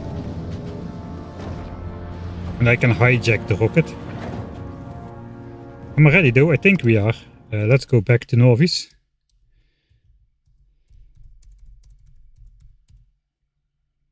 That's all we can do on Vulcanus until we get our hands on Automation 3 and Logistics 3, 800k worth of science. I'm gonna launch myself up. I gotta see, I cannot take a deconstruction planner. I can put it in the blueprint library, you know. Anyway, let's get out of here.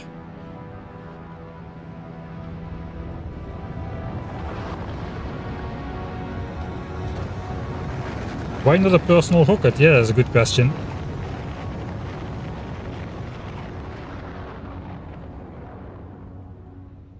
I haven't gotten around to it yet. We're only playing for error 404 hours.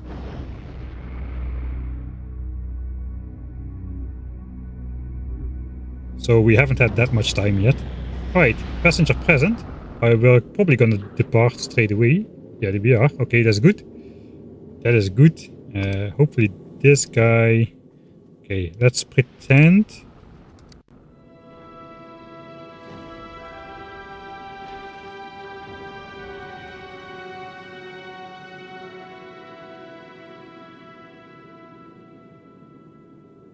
Okay, they're gonna get separated again on Nauvis anyway when the plastic launches. We can just enjoy the flight home. Man, I'm not sure. I've got a bad feeling that I forgot something critically important on Vulcanus. I haven't had that feeling for a while, so it might be an issue. Let's enjoy the laser slab doing its thing, slabbing away at the asteroids.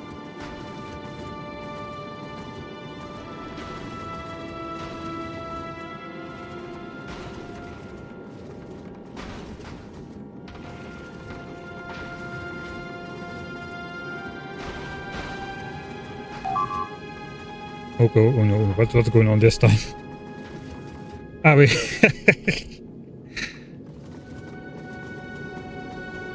Blue and LDS for the rocket still importing? I don't think so. They're... at least I don't hope so. I just send them down to Nauvis. Let's have a look then. Not on this one. Not on this one.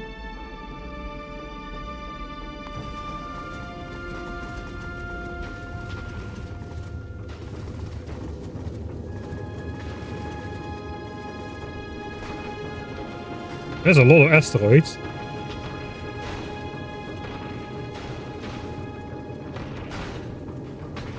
I don't think we are 100% safe yet. We could get a bad asteroid spawn and sustain damage. We could also lose one of these asteroid collectors if we're really unlucky. Some of those are on the trajectory to beat one of those things up, like this guy. Okay, I think it's thinning out. We're entering Nauvis airspace. Space. Not airspace. We're entering Nauvis space. Maybe not yet.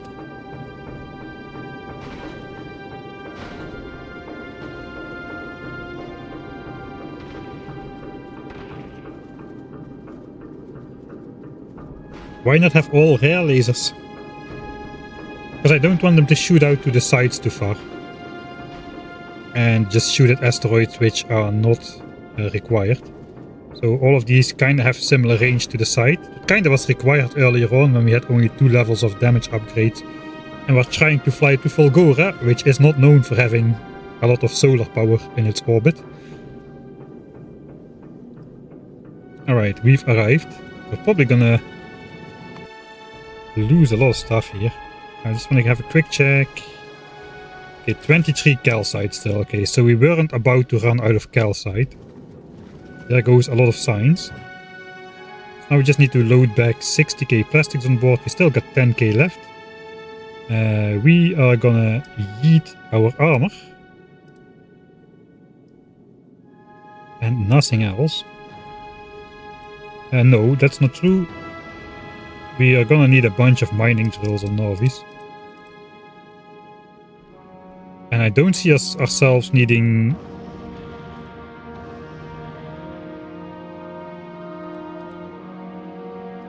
that many drills on any other planet for the moment, so sure. Foundries. I don't know how the foundry situation is on Nauvis. Don't think we've got many left. 12, 24, and a bunch. 12 is not a lot.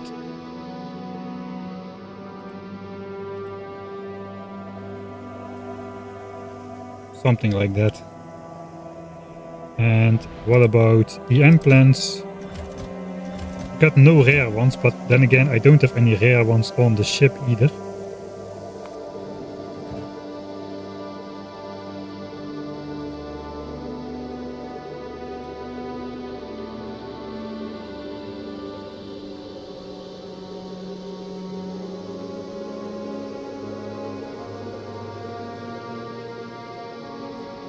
That's probably all I want.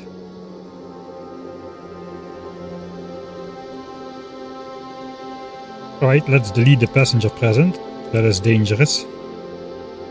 And we can drop ourselves as well.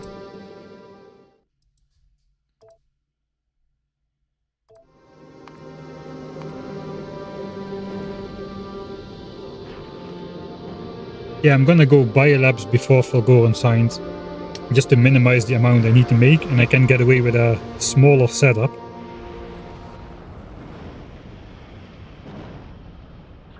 Can we kill behemoth biters yet? Yeah.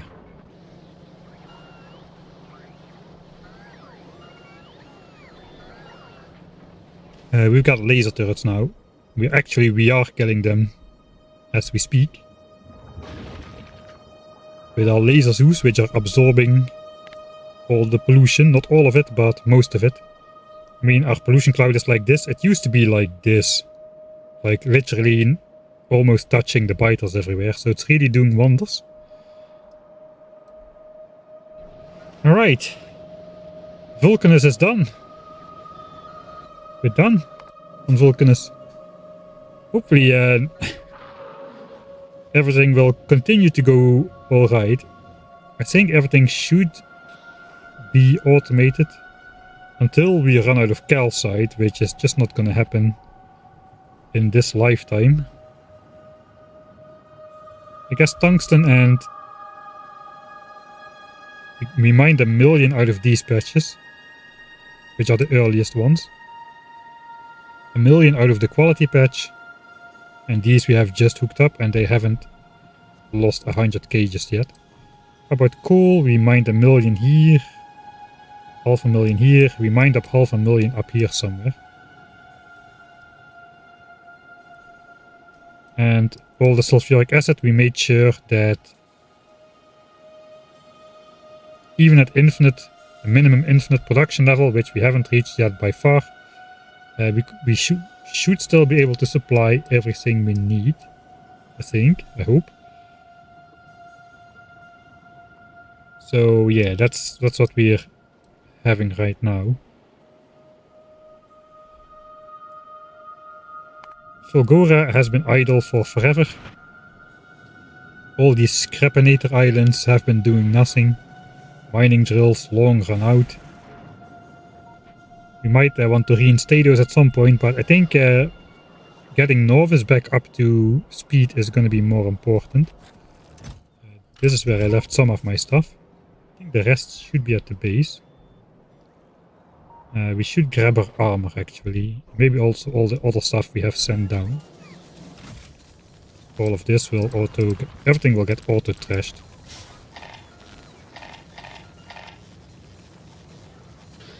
Alright. So I guess we'll have to hand sort that. At least we can sprint again. It's not too bad. We don't mind having a couple extra blue chips and low density since we were out of those.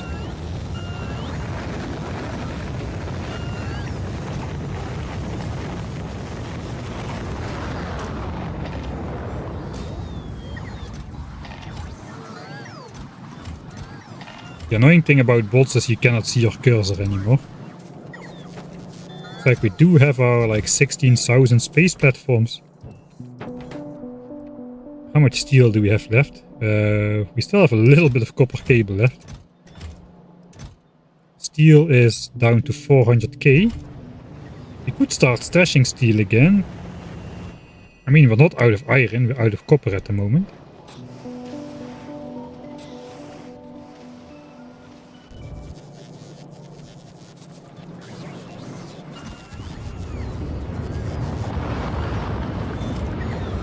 I think I want a little bit more. I'm just gonna enable those chests again.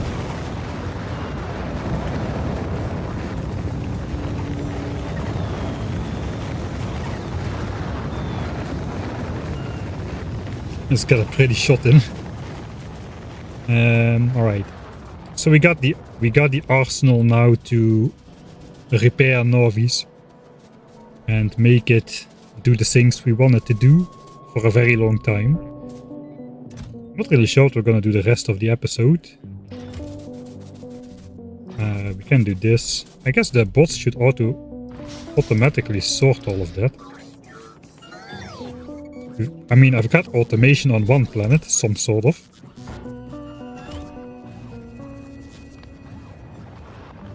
Alright, we are well foreseen in the different stuffs we want to have.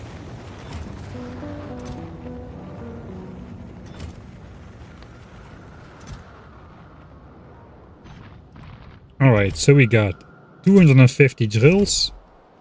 250 drills where 3 drills can give us a full red belt. So that means we can get 83 belts of resources. And we need like 16. 4 coal, that's 20. And some stone. 8 belts of stone, so 28 belts. How is military science doing actually? Okay, the bricks belts are still full. That was the problem last time, so that's good. Stone is up to speed. We've got 993k military science. I think that's already enough for artillery. With the production behind. 720 SPM. 2/3 in stock. So we should be able to research this in one go. If it was dependent on military science, but it's actually dependent on utility science. Let's see how much we got of that. We need 950k in store, then we can research it in one go. I don't think we've got that. 527k, so we're over halfway, but still a long way off. Even though that is a lot of yellow science packs.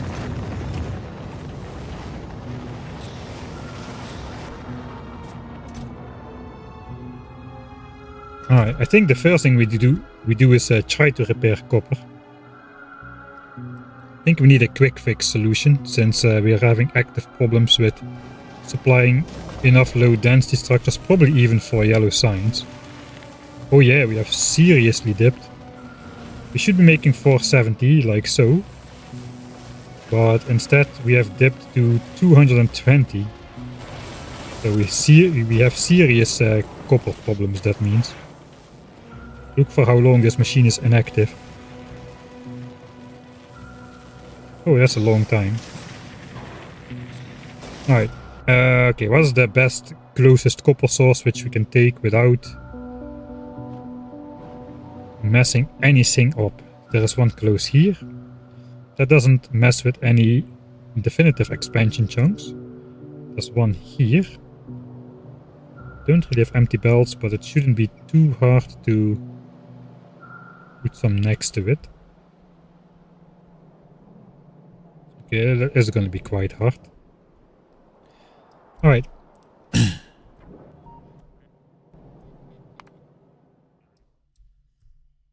Let's save here.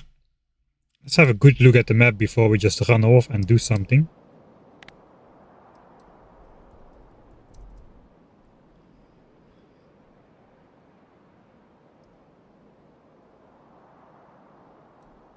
Okay, so ideally all my resources are coming into the base here. It would be nice if I can just make a giant mega bus here. like 16 belts wide, with all of the copper and iron flown in. If so, I should be looking in this corner of the map, or perhaps even over here. We can lead it around here. There is some good iron here, copper here, which is not too difficult to take. This is only medium worm territory. But then again, I kinda like that this is a natural barrier with my wall and everything. A natural barrier between our lands. It's not really sure I want to go there.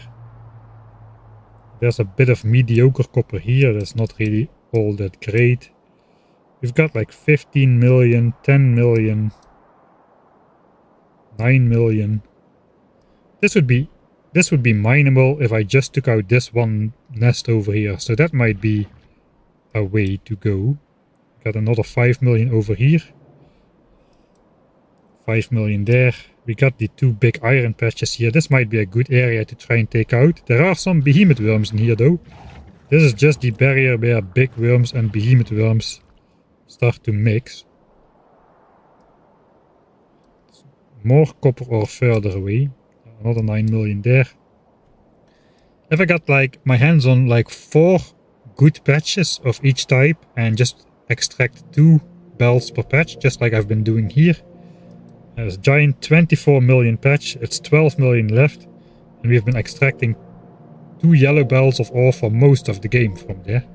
If we do the same, but with red belts and big mining drills, those can run for hundreds of hours before I run into problems. That's probably how I should fix my ore issues. Because if I keep mining up patches which I already have previously mined, like, okay, we got 1.3 million copper over here. Yes, I can change that. Do I really want to though? I'm not sure that's worth the effort.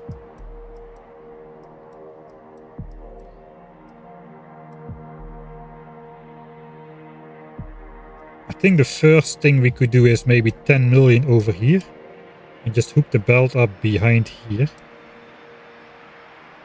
I can get 4 belts. I think 4 belts will be enough to suit my needs for sure. So basically 4 belts are empty. The rest is still fairly full for a while, for the time being. Just getting a 4 belter on here would probably be great. Then we can just mix it in with these 2 belts over here. Prioritize eating up this. I think I got another 2 belts of copper coming from above, 3 belts even. So we can use these existing belts already to bring the copper home then. We got 2 belts coming from down here, so that's fine. Not sure where those are coming from. I think we built an extra patch last time. Over here. 1.5 million remaining, so that's also not great. Just the center is still mining, those have run out.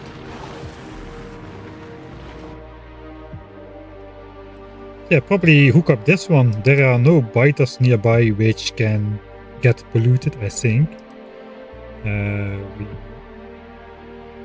We previously have mined this iron, so with the more polluting small mining drills without any issues, so we should be good. There's a little bit less forest here, but then again this stone mine has meanwhile run out, so we won't be stacking pollution on top of there. You can see like this is running like 2 belts of ore ish. Why are these not full?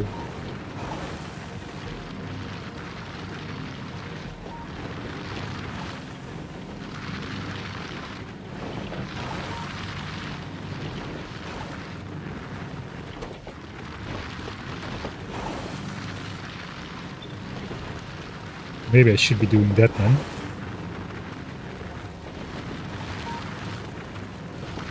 Alright, so this is not the design. The design only has 3 drills. This is just a 4 drill long copper patch. So that's why we're using that weird system there. I do like this though. With having this run out first, I can pick up the drills again. And then I can mine out the entire patch with the speed drills. Instead of doing the other way around, like I've been doing over here, where these drills tend to run out first before... Sorry, where the center tends to run out first. That is not a good example. Where the center tends to run out first before having just this lone drill left mining 45k copper for God knows how much time. So I think that's the solution to the trouble. Just go here. We got another one over here. That's a long belt though. I think we'll do this one first. That's a short belt to connect it to here. So a couple thousand belts. I think we'll just get started on that.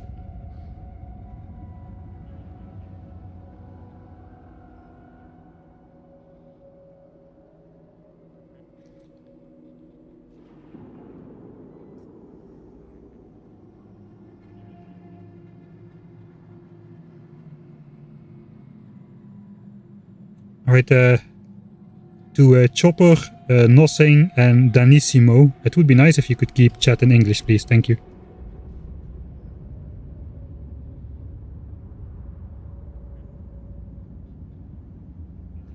Alright, let's just load the save we just made before taking a calm and quiet look.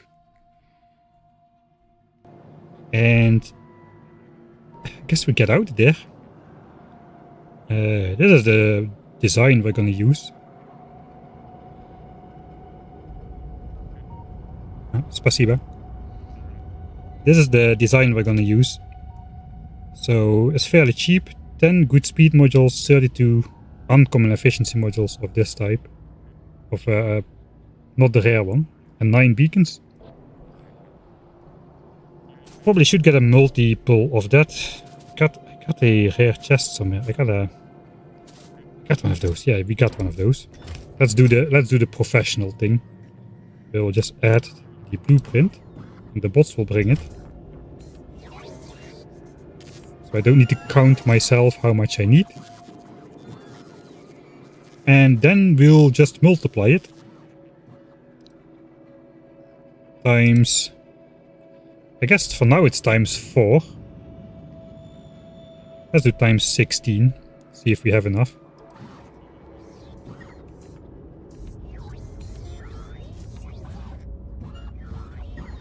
If we don't have the red belts, but that's fine.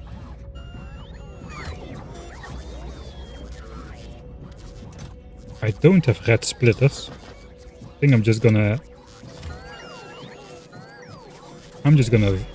you know how we do things around here. Might not have enough.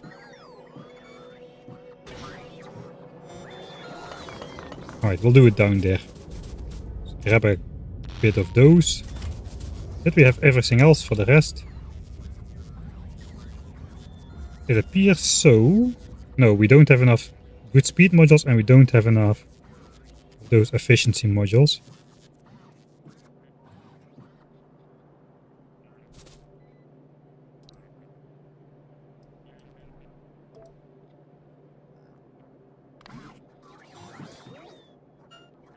How about now? Alright, we're missing 3 good speed modules, so I can just make those real quick.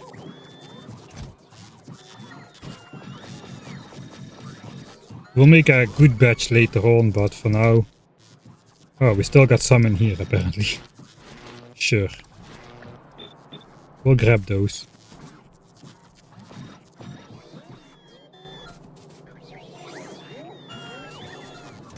And now we have enough stuff. So we'll grab it. And then we'll get another 4 times in there. Let's now change it to 16 times.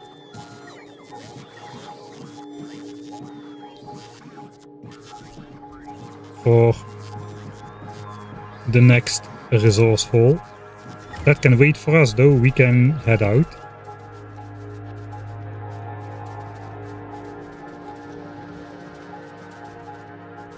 I got them all, but it does not include splitters. Obviously, something has to be missing. We'll just make a quick 6 stacks in here. Got some gears as well. That's gonna be pretty fast.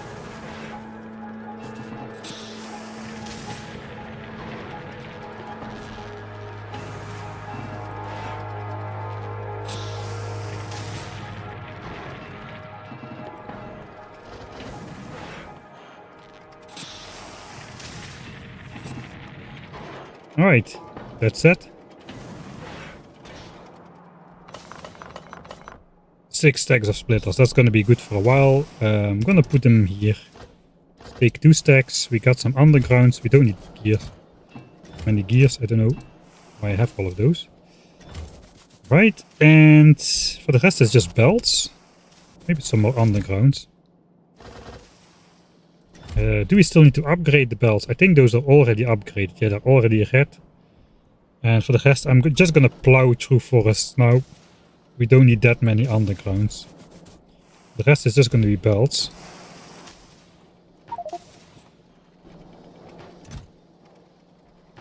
We'll leave like 10 open slots. Why the heck are those in there? That's a good question. Anyway, they are now, so... I guess here we go.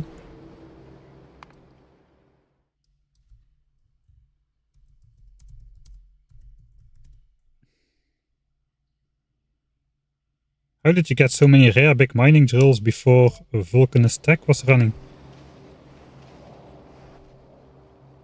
We had a special trip to Vulcanus specifically to get our first mining drills and foundries. Before even going for science, we just went for those and brought them back to Nauvis together with calcite to get like a 90% discount on our Norvesian needs. That was the priority, so we had a separate trip for that. And now we've got science, we're just mining so much stuff.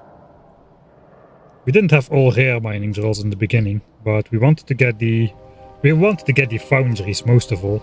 And foundries, it doesn't matter the quality. You can just build more foundries to do the same thing, unlike with mining drills. But just getting the foundries was the main goal. The mining drills were a side project. Not anymore now. Now we've got basically all the rare mining drills we'll ever need. We got it connected up to here. At least 2 of the 4 belts. I think the old quality belt is gonna disappear. I guess we can mix these 3 belts together as one and then have 2 more belts coming in here. Next to those 2. Those are gone, so I guess we can just borrow those now.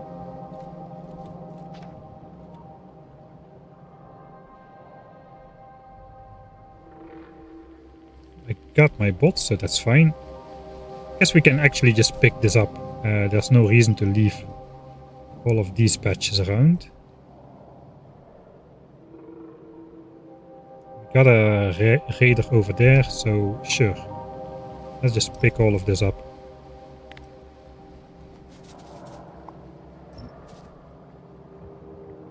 It doesn't look like a power line that's blocking anything.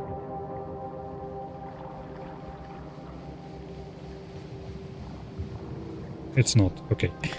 Just to make sure.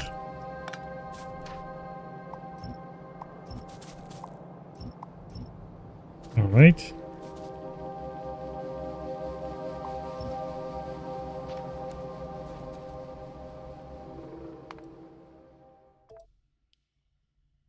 I'll save it here.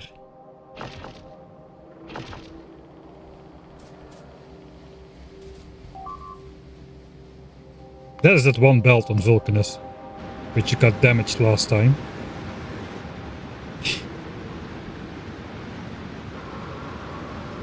I hope that is gonna go well. He's getting out of his territory. He should not be here. You should not be here. Keep your white middle section in your own territory. Dang it.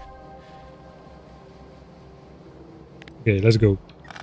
We have a crisis here. I should at least give the impression that I'm trying to hurry up a little bit.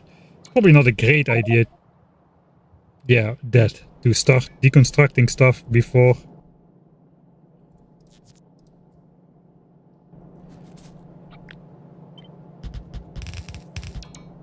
Before we have built anything, when we're coming with a full inventory and full trash slot. So I guess we're gonna draw out the belts first. I really want to fill in that gap, but I'm not going to, because that won't fit in my inventory. Except if I do this. Free to go. Okay, no copper was stored in the inventory during that. I'm gonna get 4 belts from below. 2 are gonna mix in over here. This is basically run out except the bottom part. Almost. So I should not bring this on the top belts just yet. That's gonna sideload the iron. That would be bad. Let's fix that first because that is something which I'll easily forget.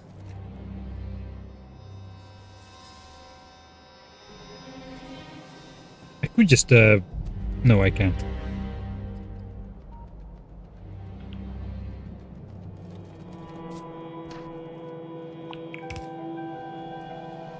Let's just delete this part. We might end up with more copper ore in our inventory. That's exactly why these things were here.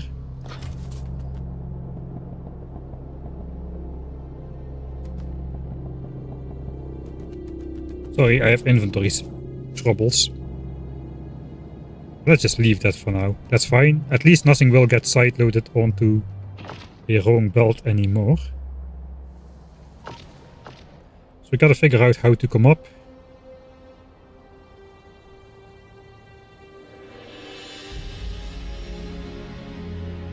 Four belts. Can we sneak through here? That's the question. Does this need to be built?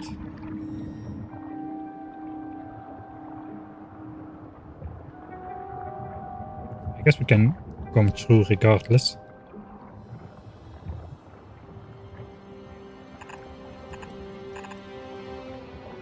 We could just take the underground belt route next to the lake.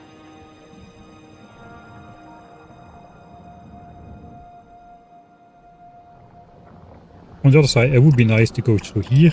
Yeah, and then we'll just go through here as well. We'll test that if this is actually needed. Let's have a quick look. For this one, no. For that one, no. For this one, no. There is nothing else that north. I mean, this is the time where I was still building all the walls manually, so there is probably going to be a fair few that are not actually necessary. That one is necessary though, but this one doesn't seem to be. So we can safely deconstruct that. Alright, so now we are coming out of here. We gotta turn somewhere. And actually, the cliff is cooperating beautifully, so we're gonna go past the cliff as well.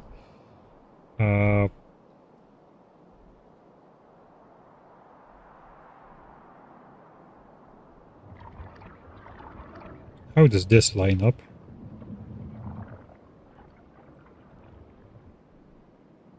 It's a possibility. We can go up here through this biter, this double biter base right here.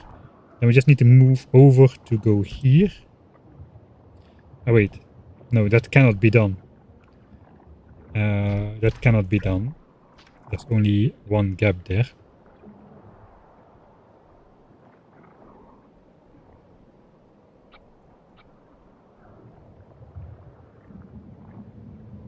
I guess we can go on the left side. Just go closer on to this side instead. And then we can move over here. That would be doable. Flow through the forest. Exactly not hit the accumulators.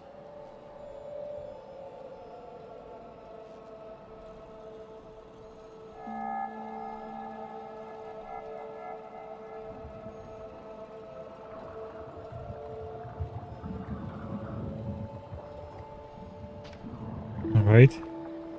Probably want to switch to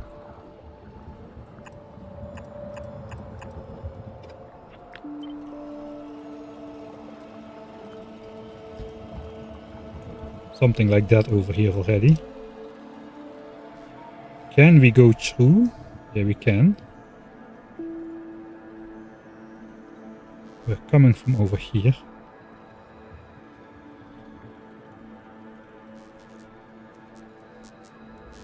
I guess we'll just turn in this chunk or something, maybe here. I cannot turn at the absolute top there. Okay, let's go here.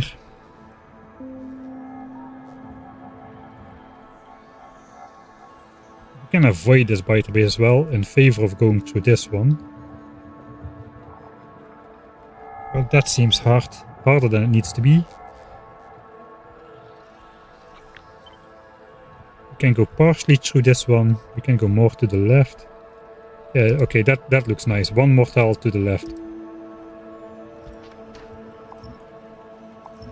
Alright, that's our part. We've got it. Then we just turn.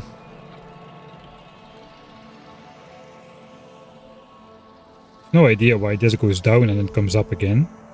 Maybe just to go past this biter base or something, I don't know. Eventually though, top 4 belts, so maybe we'll just go here. And start building a new belt that just goes straight. That is eventually where it needs to go. After this thing is out of the way.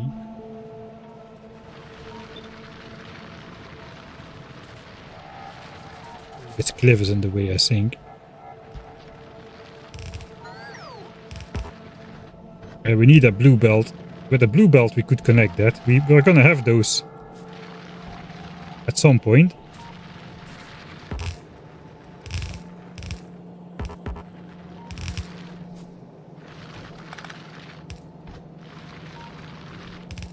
Yeah, not now though. But since we're gonna have him soon, I'm just gonna do this then.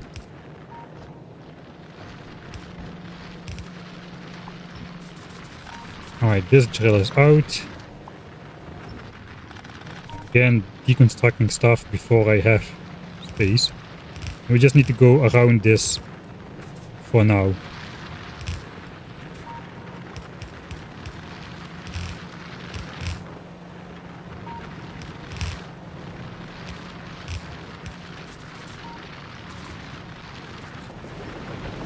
I guess around this can mean through this as well.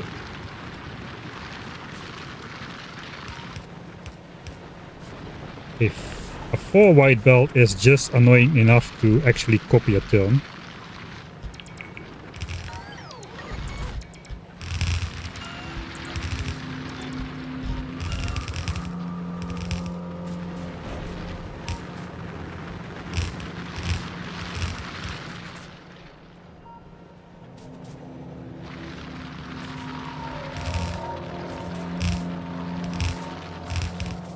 Alright. So for the time being, I guess we'll deconstruct the former quality belt.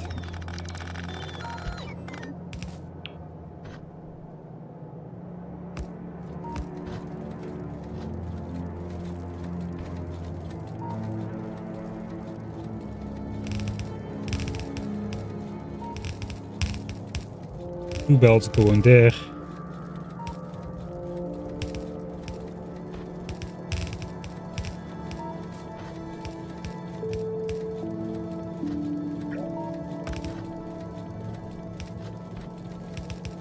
And the other two will go there.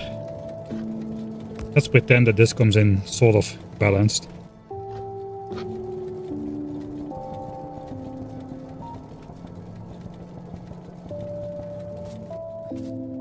I'm taking too much stuff every time. It's just not faster. It's faster to just go back to the base.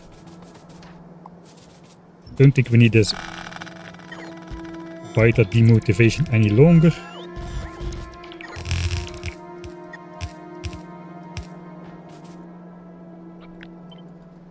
Alright, now we've got the path laid out for us.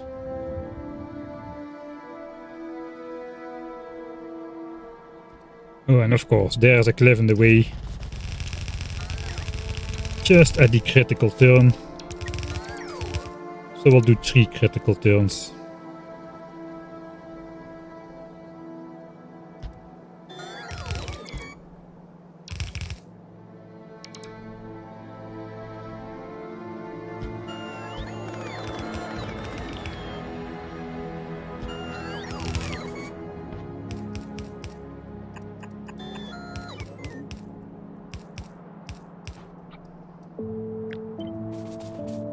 fairly annoying.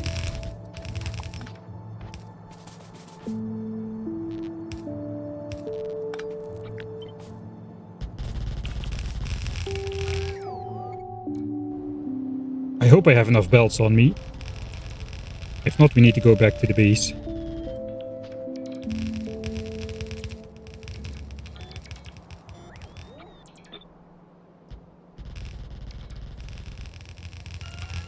Alright, like promised, we're just plowing through the forest now. No more shiny undergrounds. I'm not going to be plowing through here though.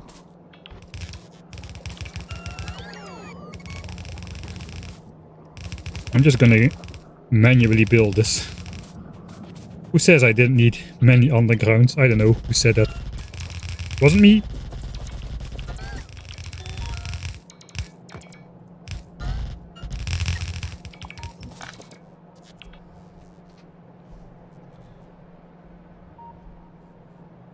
We're gonna mine the small copper ore patch on the water. Ah, this one. I think, yeah, we can connect that in there as well. It's gonna be fairly easy. But let's first grab the 10 million.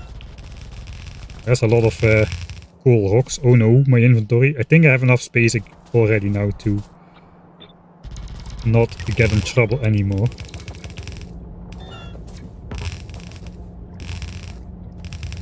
I know I can do this with bots as well, but I'm terrified I hold the wrong button and I accidentally deconstruct the walls.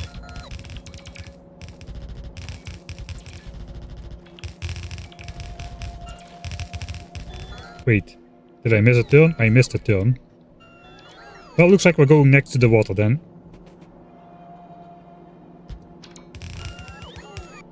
Because I already destroyed the trees, so now there will be a weird gap in the trees if I don't.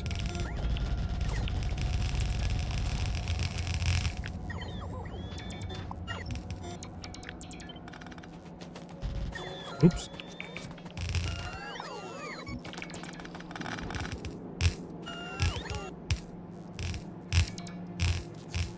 Do I want to like join up already after this?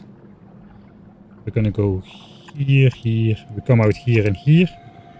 Maybe I'll just join up here already. Just to make this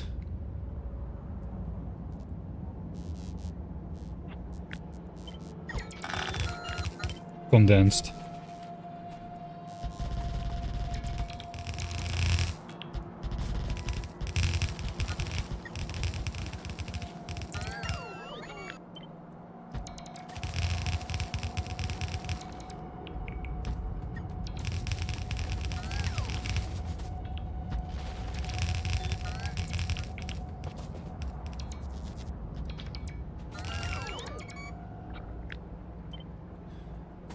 Oh, this is scary.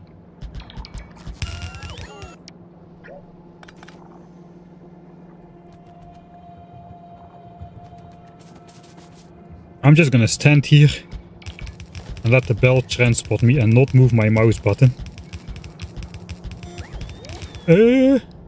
What the heck happened there?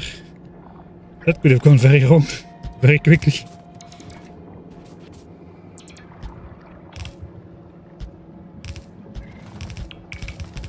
I guess if I don't hold control, nothing bad should happen.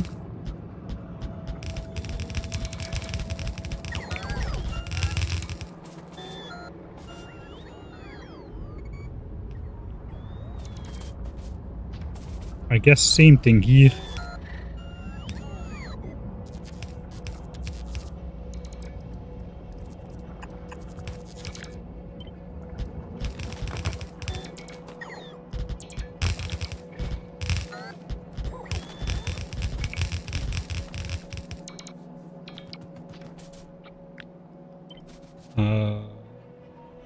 Why is that offline? It's the old configuration.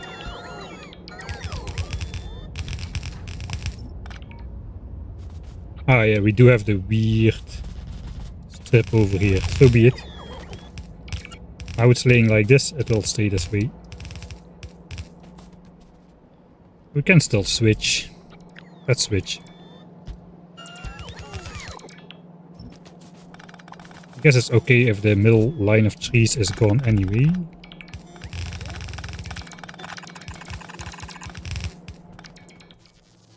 Alright. I think I'm gonna rely on those belts to get everything done.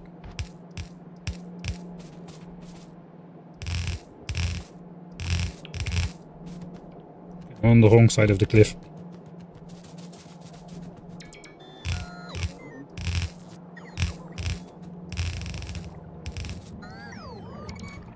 Okay.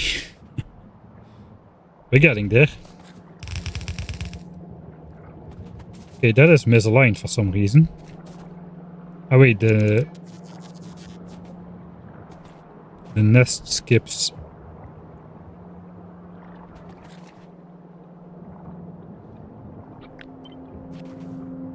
I see the nest skips a little bit over here.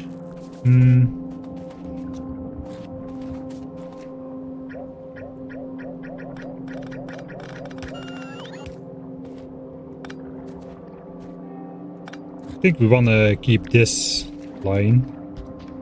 So I suppose we'll go in as such.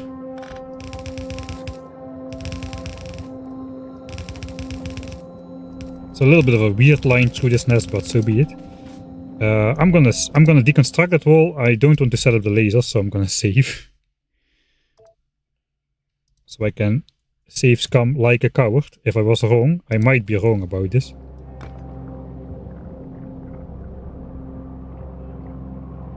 Alright. That's fine, apparently.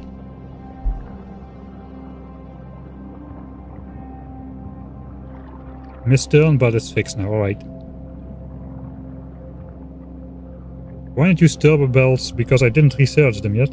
I mean, these are still in the program. I need to get those with purple signs before I can get those. It's 1000 times science cost. You don't simply have stuff after visiting a planet. These are nice lanes. Looks like we cannot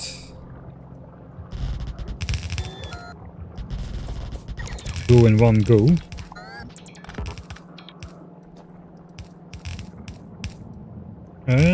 We cannot go in one go here either.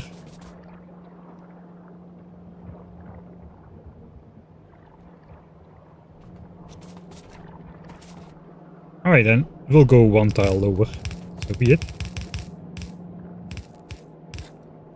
And we'll just go around the cliff here.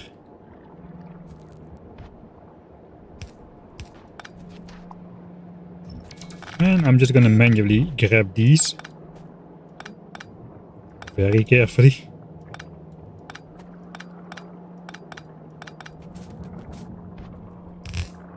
That is perfect. Perfect alignment.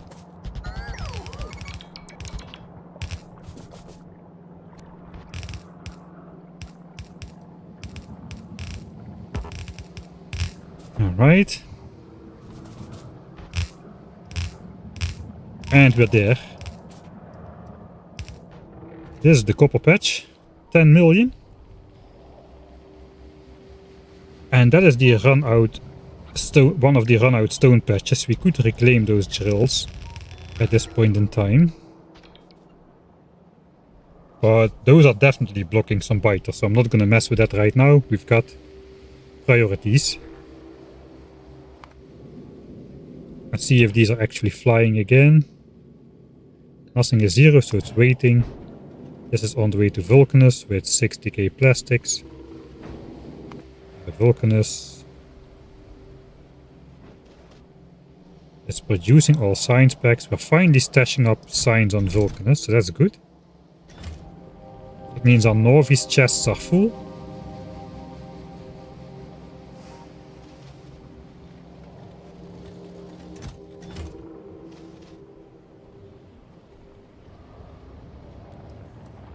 How is the rocket parts thing going? I mean, I did collect these. I did not make it such that I can feed them back out on the belts by rotating the inserter, so that is there. It doesn't go for rocket fuel, it only goes there.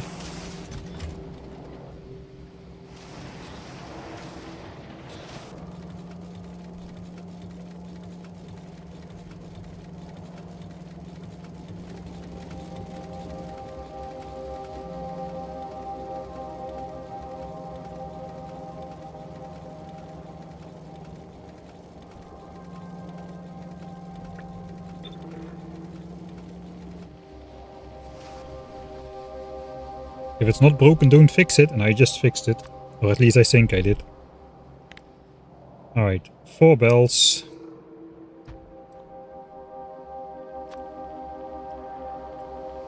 Oh, there's a rock there. 990k, 900k, 1.5 million, 1.6 million. Alright, so we want to go up.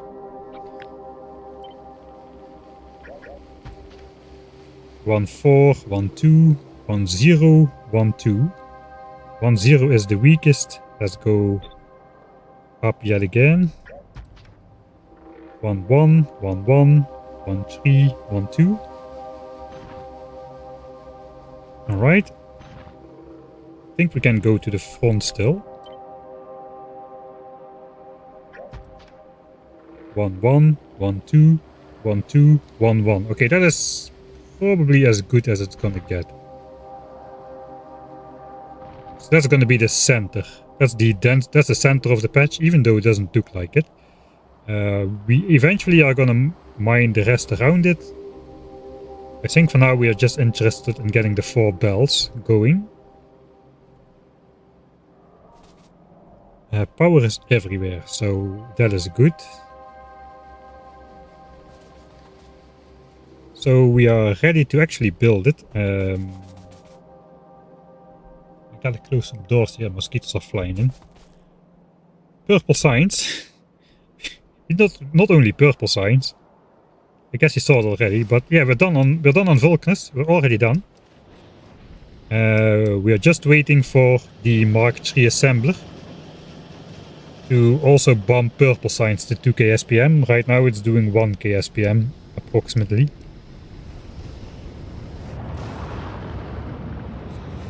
Oh, we got semi-synchronized rocket launchers now.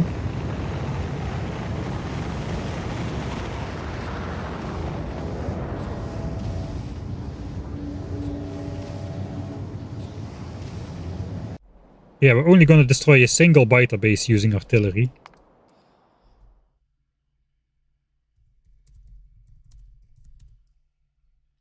Alright, I'm not sure how long this patch will last. I cannot really say. This drill will mine 1.1 million times 3 times 20%. Because other drills also eat from its territory, so we're not really gonna try to figure out how long this will take. So that should be 4 belts of copper for at least 100 hours. I'm gonna hope that I'm correct on that.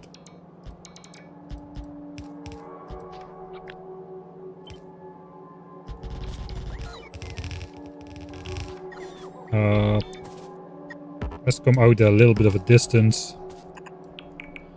We'll put a 4x4 splitter at the end here. I can only build it in the forward direction.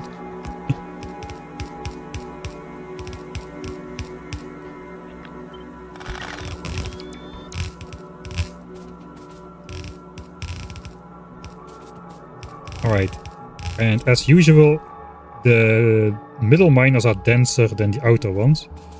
So let's put input priority on those. So that if we don't require all the copper, we're gonna be drawing from the dense part of the patch, trying to make it run out a bit more evenly. Alright. Let's see if it's actually connected.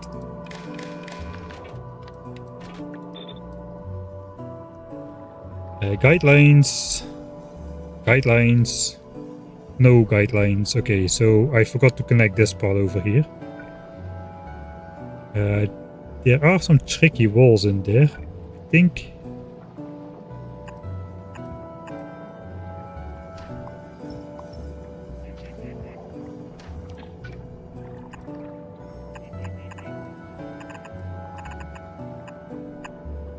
I think that does not deconstruct the wall. Let's try to keep the one gap here.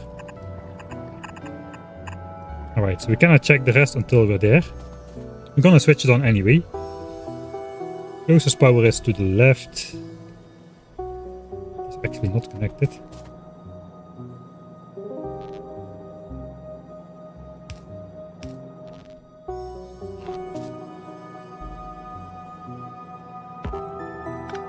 I guess we can do this, maybe.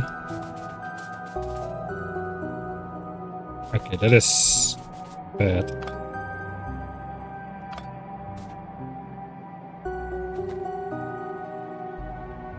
I don't know where to put the power line, just put it somewhere already. Gotta be aligned. Gotta be aligned. Sure. There, that connects both of them.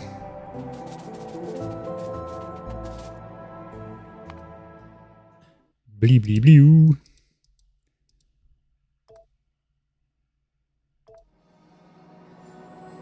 Connected.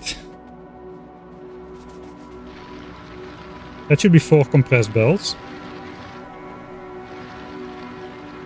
Immediately almost. That's nice. I'm just gonna stand over here. I'm gonna quickly close some doors. What's the next step? Biolabs. Yeah, that has been the next step for a while. There are a couple of in-between steps. Step 1 is getting the Gleben locals to agree that I can do stuff on their planet. Which is gonna be an issue.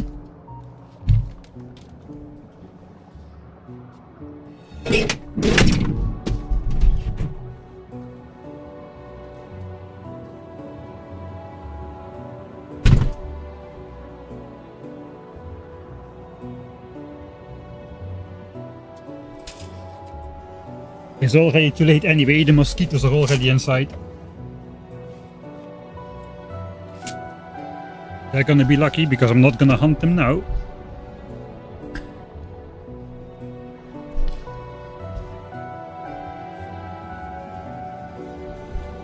Ah, that above the spawners, yeah, I see now. You're correct. How do you switch between armors? If you have 2 armors, you can use the pipette tool on the armor you have, and you can switch it.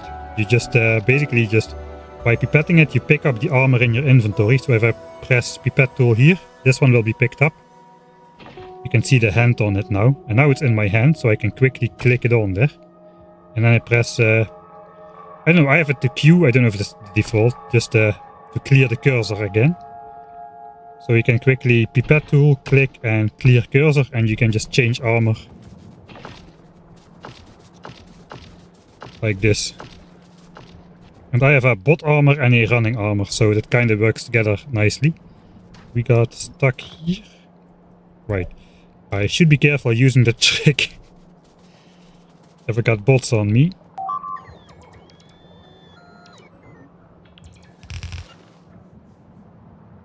Well, I don't even hear the mosquitoes. I got headphones on, but I feel them. I see one. Ah, that was a fly.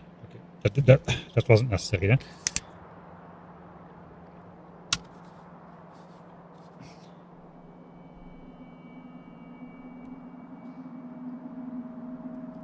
Yeah, 2 bits for a message.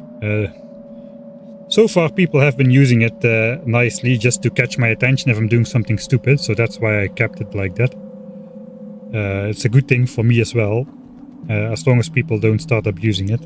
Which hasn't happened yet in over a year, so that is a reliable time frame, wouldn't you say?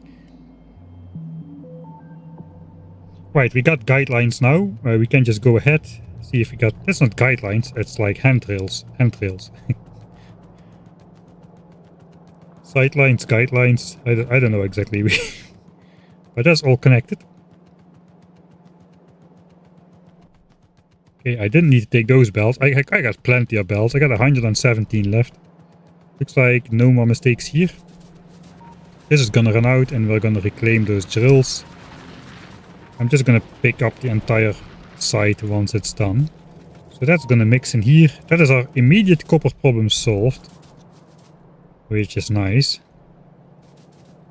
Eventually the belts will have to move over there. Because we can already do that.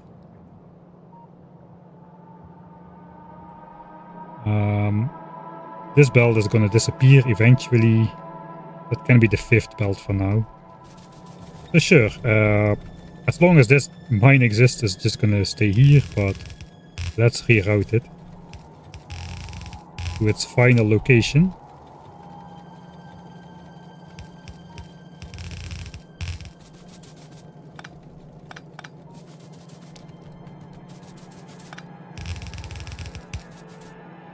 Hey, I'm out of belt. It's good I brought some extra.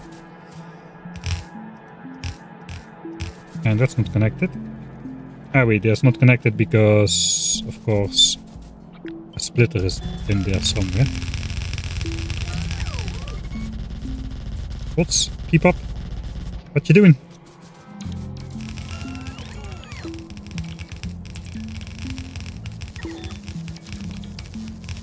So yeah, the immediate next step is repairing Nauvis so it keeps going. Probably then we'll go to Fulgora to reactivate these scrapinators, because it looks like we're going to go for module Mark III. These are not designed to automate that.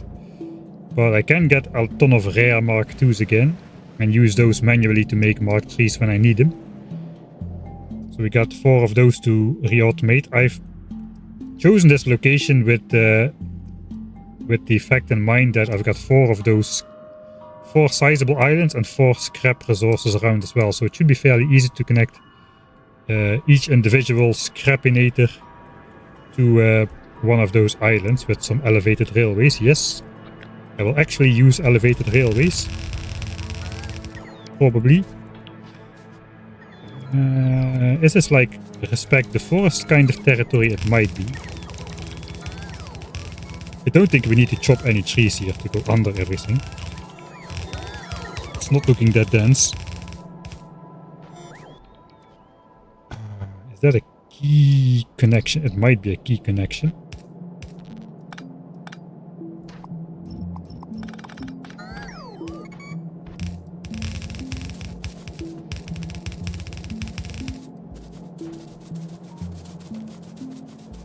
All right.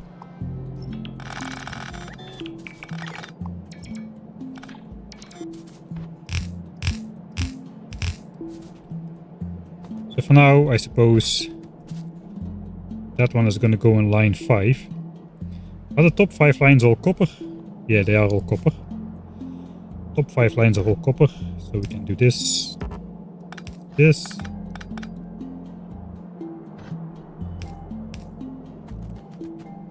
Here we got 6 belts of iron.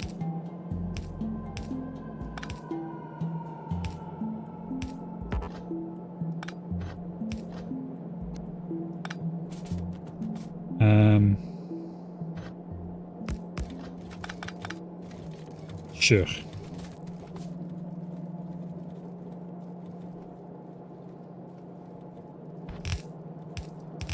There comes the stuff. And that is 4 compressed belts of copper. That should solve all of our problems for the time being. We're mixing this in. Let's just priority input what comes from dispatch over here. Probably I do want to do something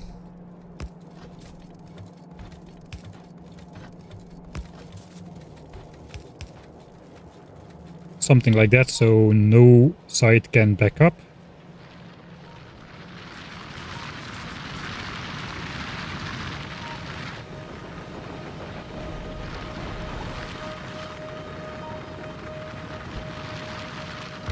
I have the beacons, so let's do it. We'll also speed up these.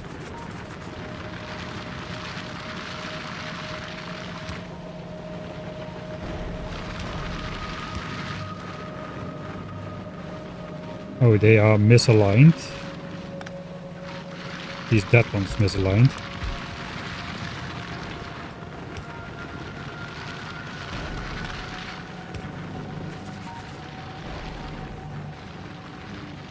Alright, so those are now the same specification like those.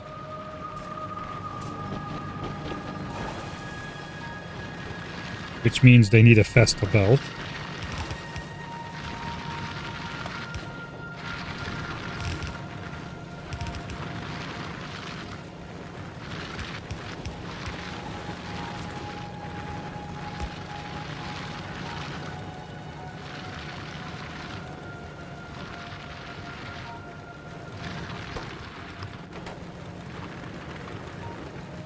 Alright, output priority to the left because that side has fully run out.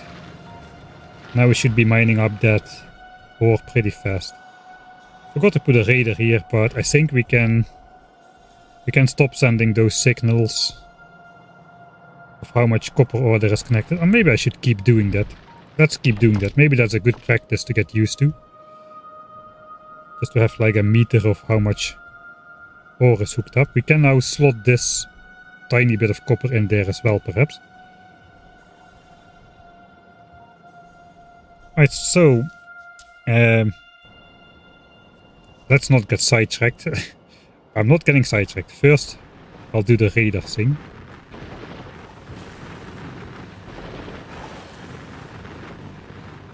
Probably down here.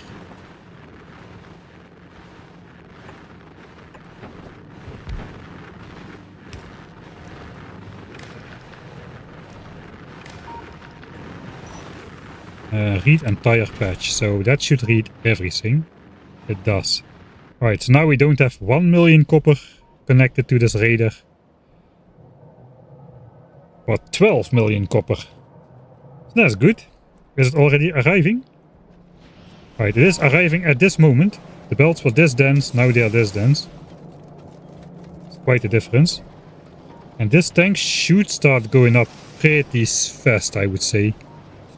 2k copper in there now, but if all of those things switch on now.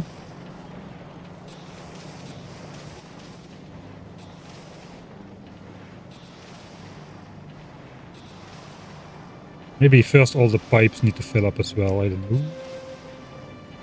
It's going up though.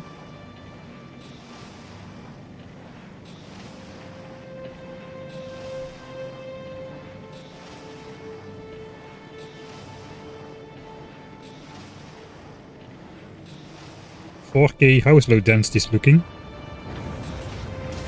Okay, these are full of copper now, so we are producing low density structures non-stop again, that is good. That means soon we'll have some extra available again. Look at that, that is low densities now. And this is low densities how it was. That's a pretty massive difference. Let's look at it on the red belt. Just a handful, and now it's slightly more than a handful. Yes, that's the amount we need though. That should start backing up again at science.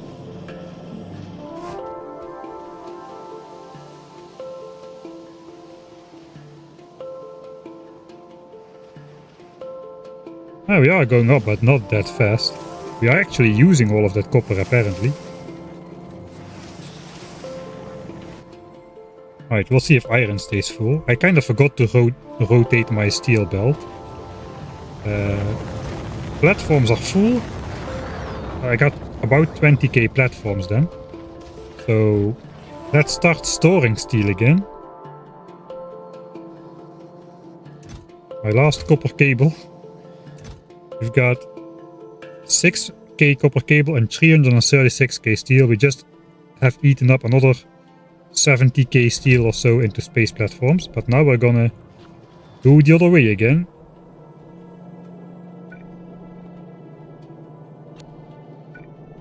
First the difficult part.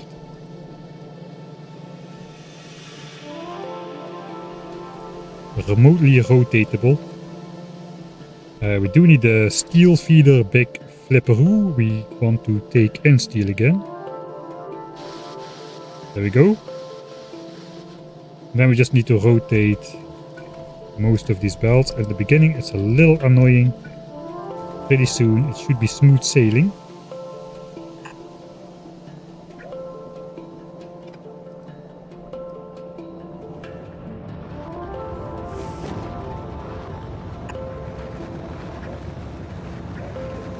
Alright.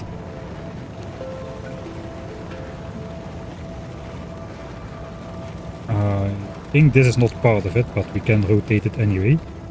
Right, so now this steel can go through here, go in here, and instead of going looping back on itself to feed out here, it can now actually go here, where the steel can be put in the storage again for the next batch. Of course, we are output prioritying steel to whatever science spec needs it.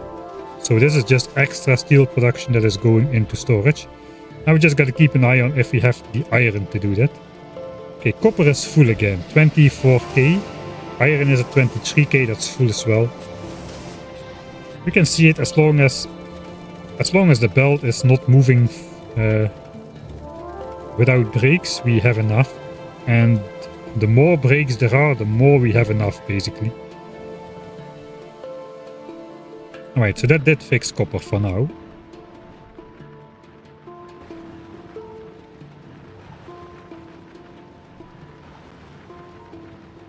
I don't think I'm going to put stuff around it everywhere just yet. I would rather set up other copper patches than trying to optimize that one. I guess the next step is iron, because iron, well, we don't have a lot either. 4.2 million is hooked up to the network. I think that's mostly this patch over here. That is 2.6 million still.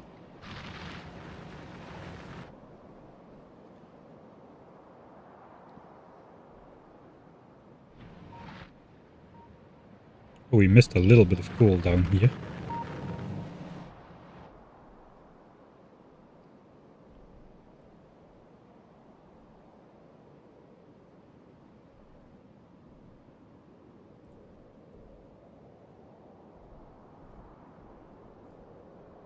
Which iron patch did we hook up then last time? I think we hooked up a new iron patch.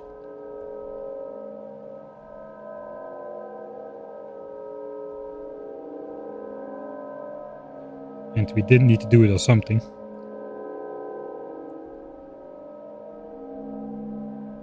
Alright, it was this one. 3 million is over here. It's like I did not hook this one up to a radar actually, so that is why it's not showing. Is this one hooked up then? Yeah, this one is hooked up.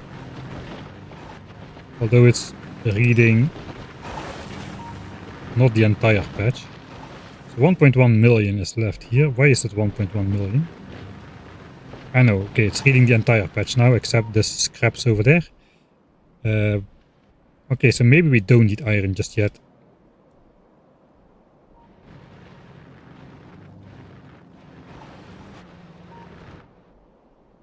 Probably should go hook that up to a radar then, if I want to be consistent and all that kind of shenanigans. Let me through. I got a running armor now, so everything is close by.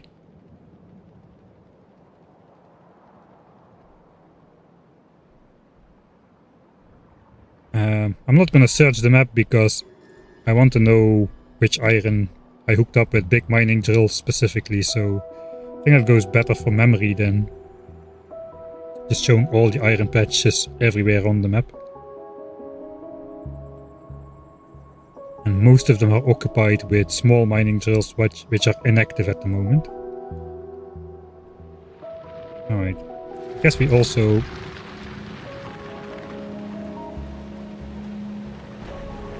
Do I speed this one up as well?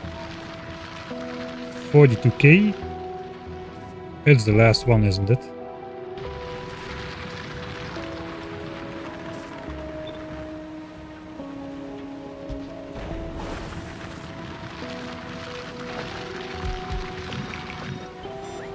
Like 5 of these beacons.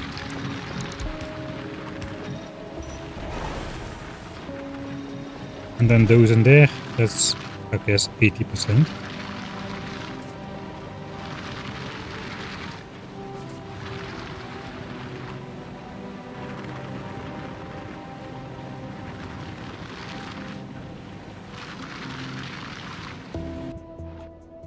How is that? Gotta charge my phone. Battery is empty. It's providing the data stream. Alright, it's because the beacon orientation is wrong. It'll be slightly faster. Minus 78%, so that's decent.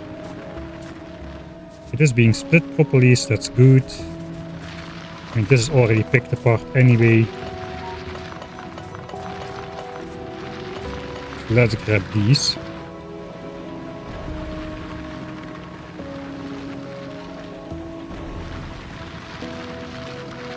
$2K. Alright, $2K. That can just stay like that then.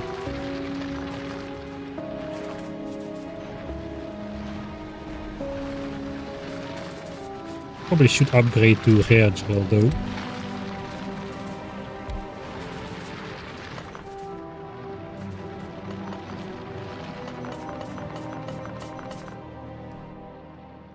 Quick check at Vulcanus power.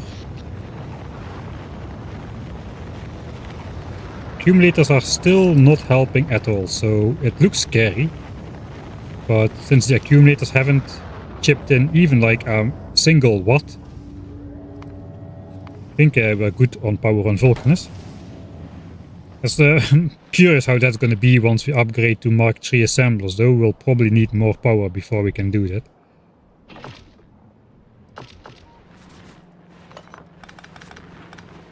Okay, here we put some rear drills along the edges, which have run out. Okay, this is a good way of doing things. Now all of the ore which has not run out is in range of these things, except those haven't run out yet either. So there's that. But yeah, we want to hook this up to a raider as well.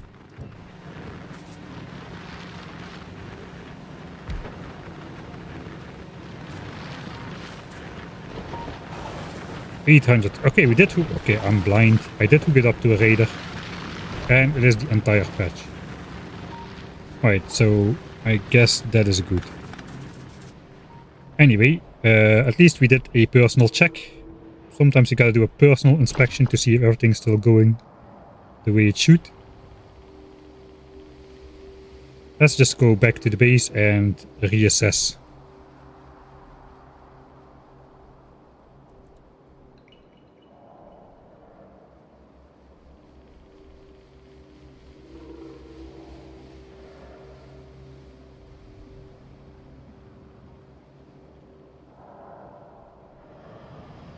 I guess I'm not gonna try to follow the Rot 13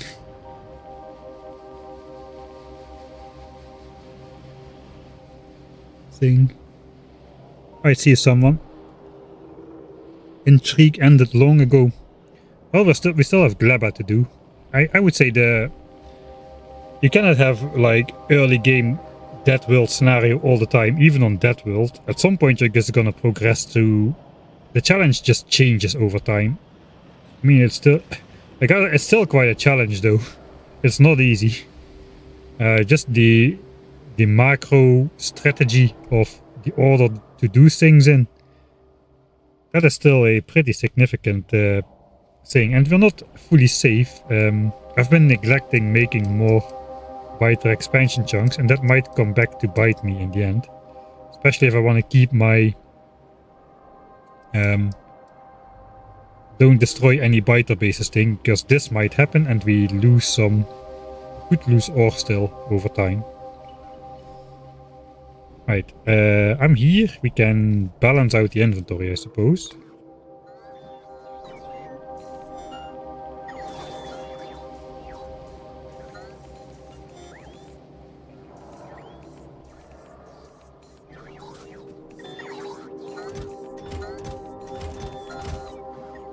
Alright, coal is full.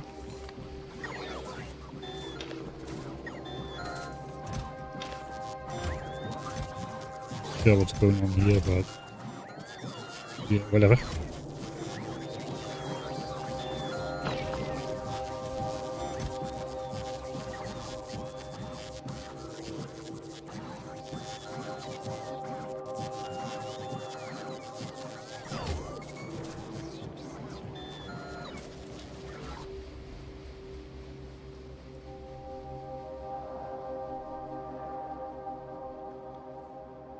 Set up Coverec soon. Let me make a save here. I need to plug in my phone.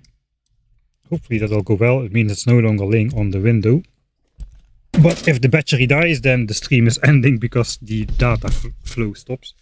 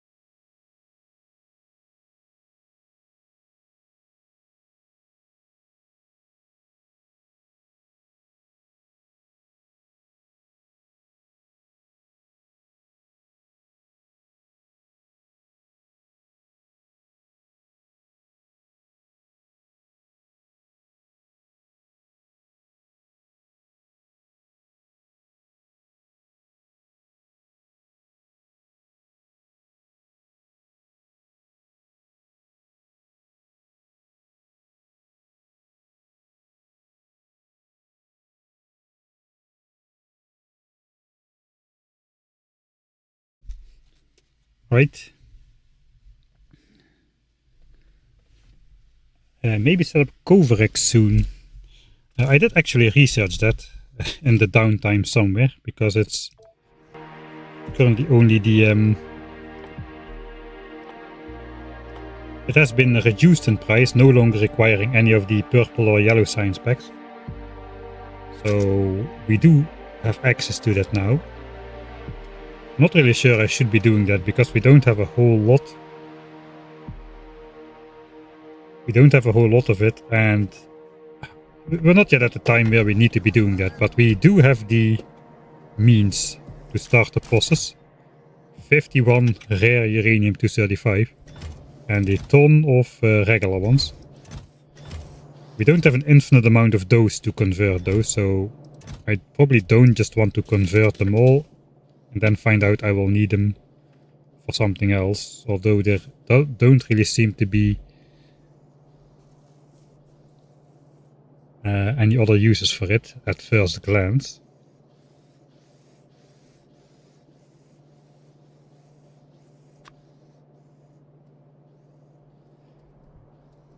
Anyway, it's quick to set up and it's quick to eat up my entire stash if I really want to, so not really gonna mess with that until I actually want biolabs. Yeah, it's cheaper in Space Age compared to Vanillizing. Are we prioritizing speed module or automation? Looks like we are prioritizing speed module. Do I have enough already? I should probably have enough. I don't have these to network. 164k.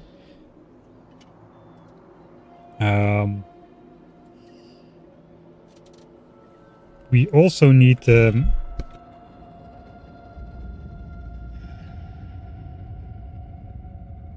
logistics 3 to do purple signs, or to upgrade Vulcanus to and purple signs to 1800 SPM. So only after this point we'll have true 1800 SPM purple signs.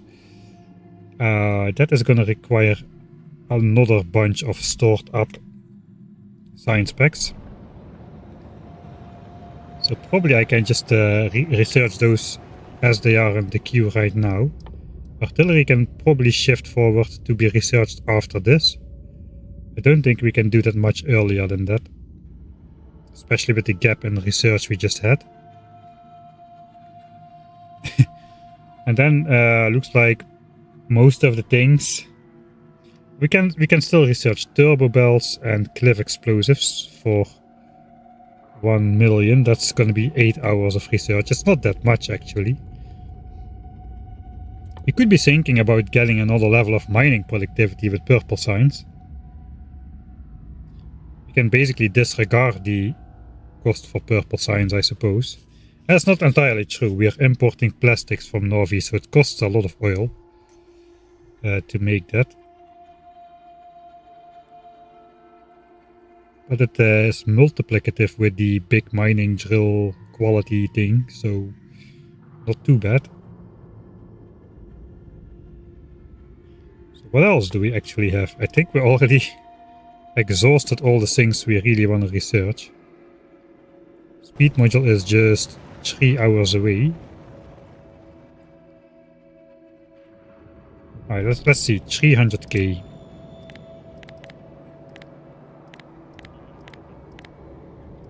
We need 254,000 physical science packs. And we are producing 1,000 of the 1800 SPM we need. I did it the wrong way.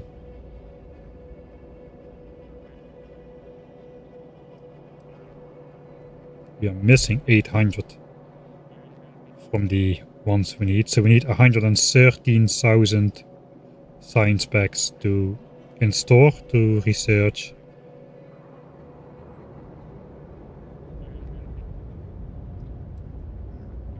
Logistics. I know that we are 260k behind on, or 260k away from completing automation 3, so this should give me the amount of science packs I need. 211k. That is what we need for both of them. Let's update this. The old number might have been wrong. So let's just use the one number. So we've got 164k here. So we need 47k extra. I think we've got it already. We've got 20k in here.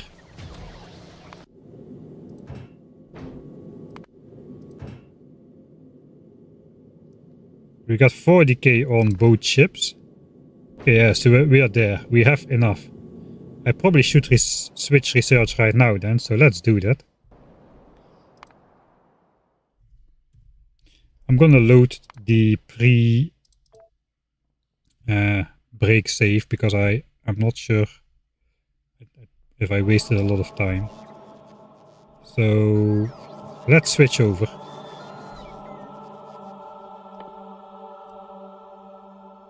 And depending on how far we are, with yellow signs we can even switch artillery to the front. I know I need 950k yellows for those. We can calculate how long that takes. 543k.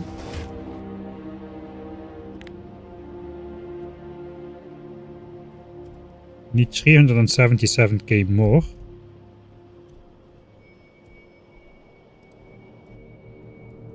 We should be producing 470 again. We're going to be producing a bit more for a while. Because we have bot frames again. Okay, so it's going to be a little bit harder then. Okay, it's not that many bot frames. I'm going to pretend they don't exist. We should be going back to 470 SPM.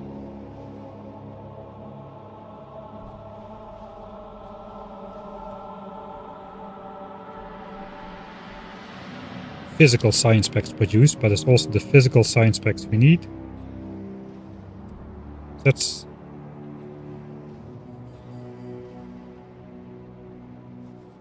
right. We need this figure in total divided by 470, and that's the amount of minutes we need to produce yellow signs.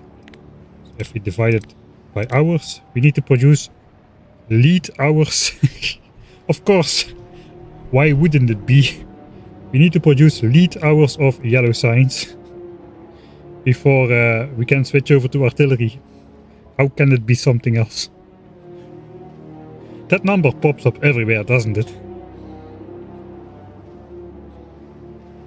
Alright.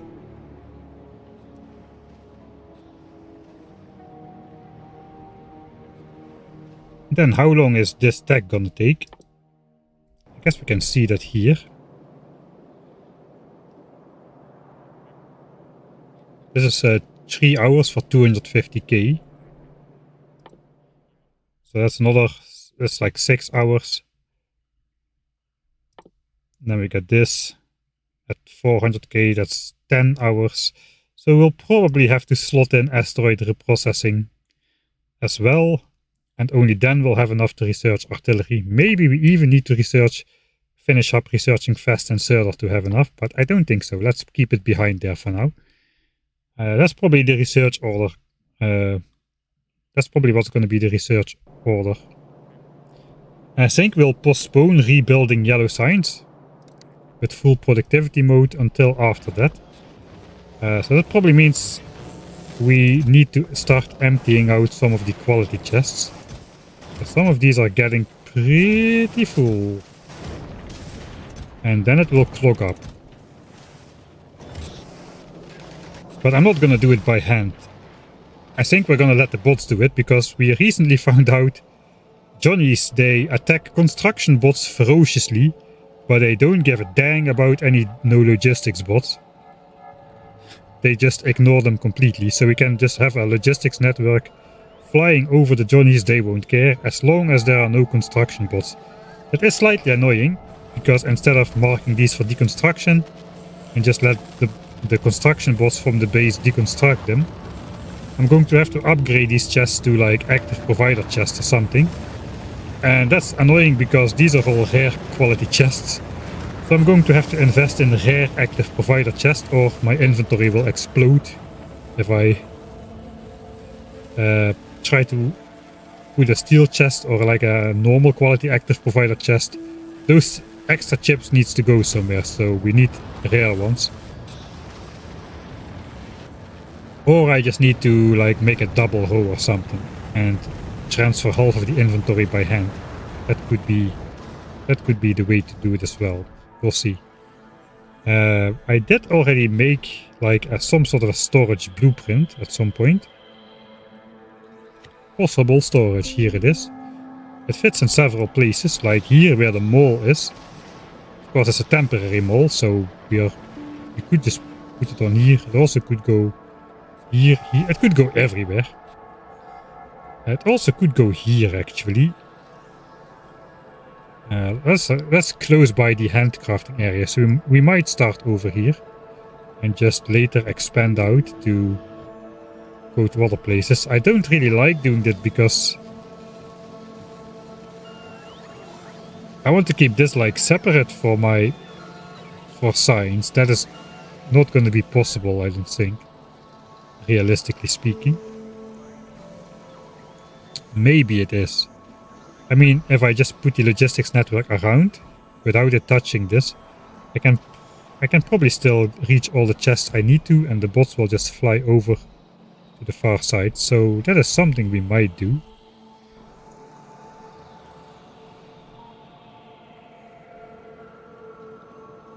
What is a fast inserter? Yeah, people keep telling me about those things. It seems to be like a normal inserter, but you know, then fast.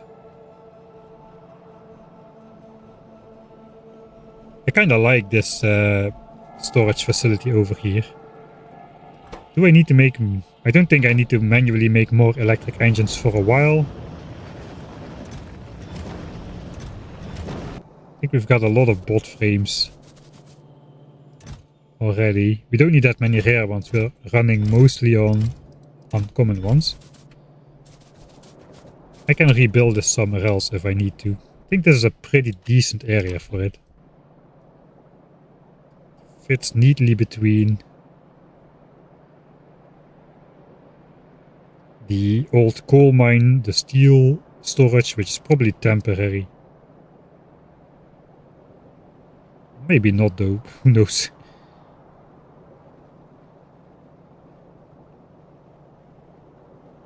I guess we can build it here.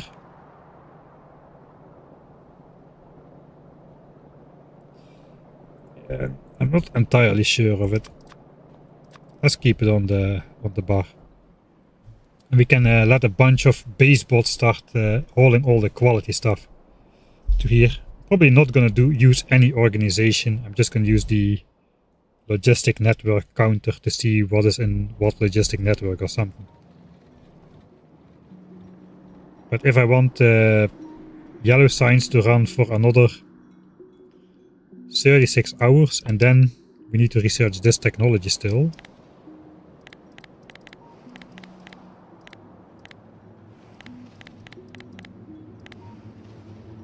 That's another 12 hours. That's 25 hours of production. That's about... yeah, all of these chests need to be half empty to sustain 25 hours. I think this was tuned to run for 50 hours. You can store 50 hours of quality production without it breaking. Alternatively, I could just switch out quality modules for efficiency modules everywhere and just stop using quality altogether. But then again, module trees exist and those are expensive.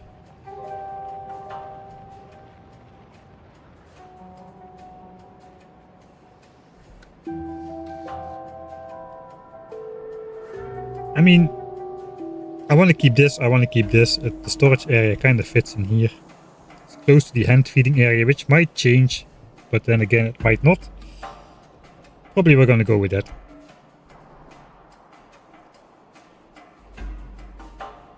I'm not entirely sure though, but I need to do it because we're going to clog up. So I either need to manually start taking out stuff. And I don't really want to do that. So sure, let's work on a bot network. Because I'm like that, you know. I build bot networks. I do automated stuff.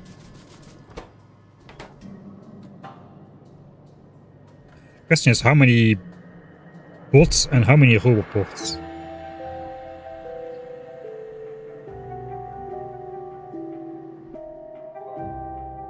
I can start using normal roboports and just upgrade them. I don't really need to use quality roboports, to be honest. I can just build 60% more regular roboports and achieve the same bot throughput. And once the amount of roboports is sufficient for the amount of bots I have flying around, we don't benefit from quality roboports anymore. So yeah, let's just make a couple of regular roboports. We can make them with quality chance. No, let's not do that. Let's just make normal ones. Alright. 40. That's going to be 80 roboports if I stash those full of stuff.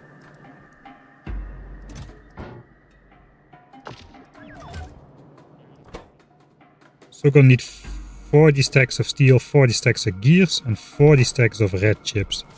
In regular quality, and that's a challenge. I mostly have not regular quality available of stuff these days.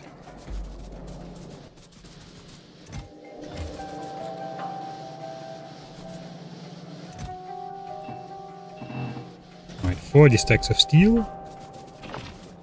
Do remember I have some red chips stocked up over here in regular quality still. Let's just take the entire chest.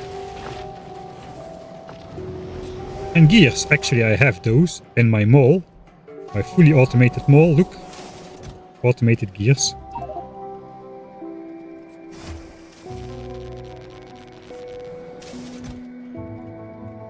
Ah, okay, I have too many. Let's take some. I will need those at the base here anyway.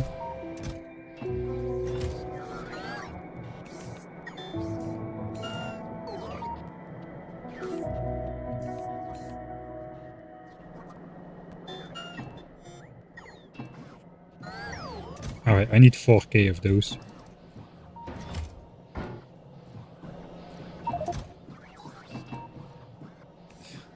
That's nice.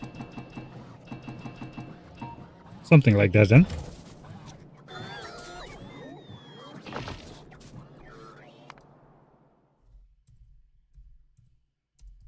Roboport time. Logi network to move quality. I'm just not sure where I want to put those storage chests, so that's mostly why I've been putting this off. I haven't really completed like the full base design just yet. Oh wait, I only need half of this. I'm putting it all in anyway. If we need more roboports, we can easily make some more then. Just add steel and gears. This is just going to make 2 roboports per assembler though.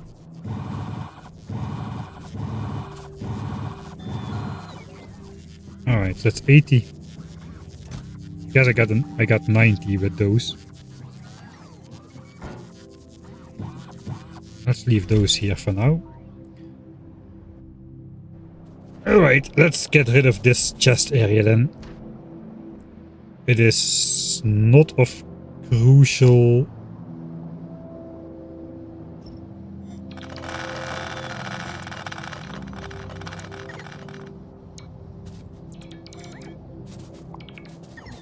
no crucial power line is in there.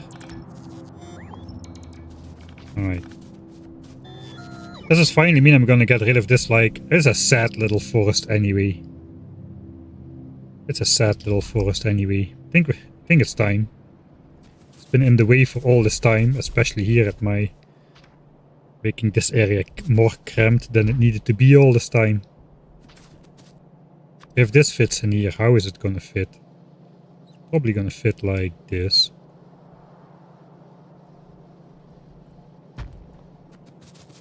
So most of the forest would be gone.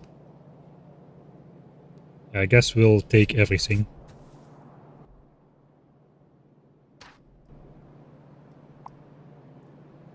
I mean, this tree looks okay, that one looks okay. Yeah, we're going down to tree level now. I think those are the only two trees that looks okay. This requires 864 chests. So I hope that that's enough to store most of my quality stuff.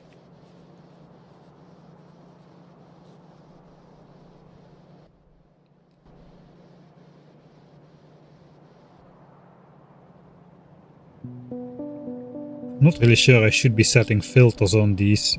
It will make it more difficult. We have so many chests of different stuff. We'll probably try it like this. I don't think this side needs the power line since we got these power lines here. We're going to use regular quality roboports.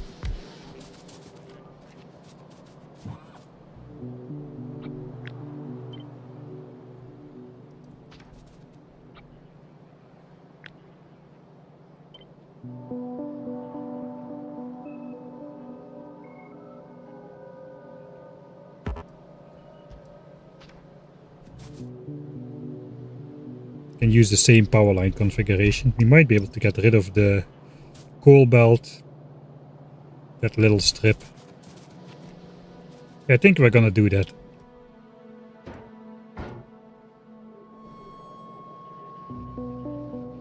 Alright, let's bite the bullet. I don't really want to. Baby steps.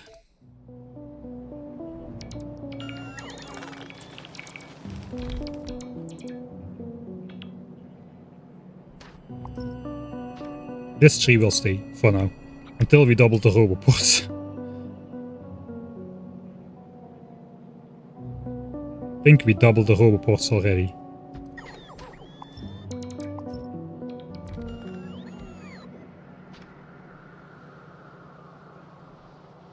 Alright.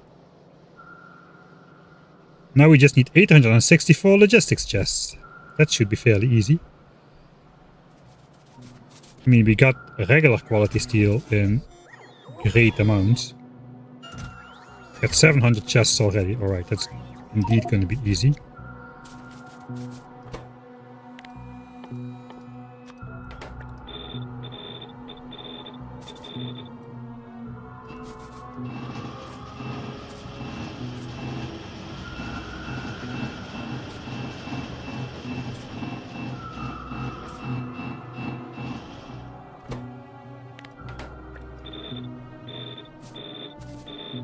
Alright.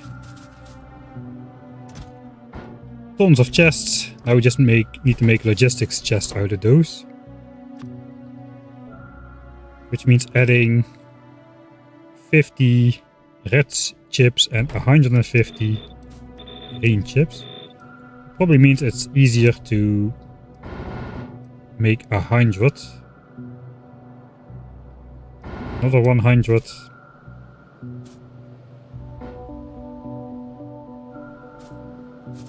Alright, no. Let's make 1,000.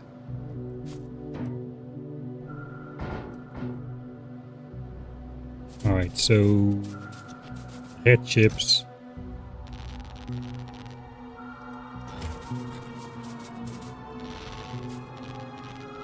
And then a lot of green chips.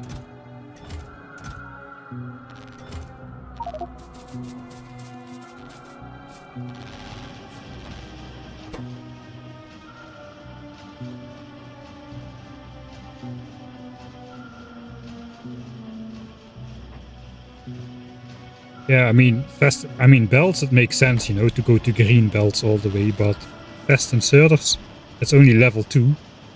We need the ultra fast inserters and ultra fast inserters to actually make use of those. Or to make it worthwhile of upgrading. Some say those are called bulk inserters and stack inserters. Oh no, you don't. Not without my permission.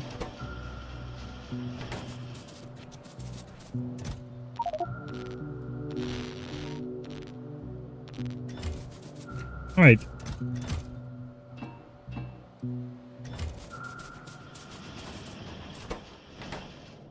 That is all of those. Now I'm armed with 1,000 storage chests.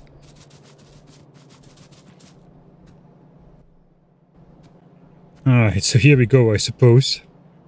I hope this is enough. I didn't test it at all. I normally like to at least get some sort of a clue if what I'm doing is gonna be worthwhile or correct, especially for projects like these, which involve moving millions and millions and millions of items. But let's go anyway. The time for perfect pre-planning is long behind us.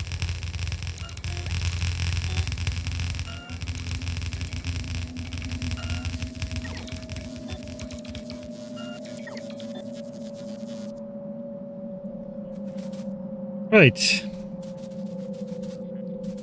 I think we're gonna go with the way of normal active provider chests, not rare ones. I will just have to separate out... I'll just take... Let me first check if that works the way I think it does.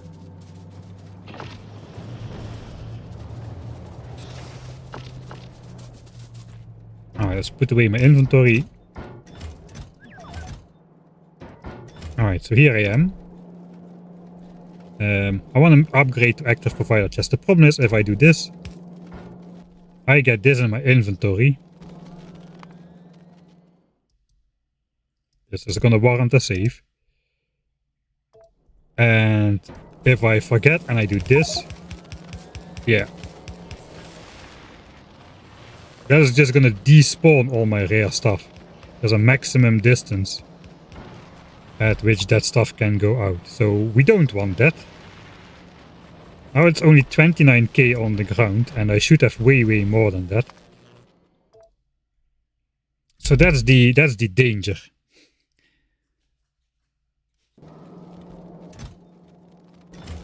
Alright, the question is...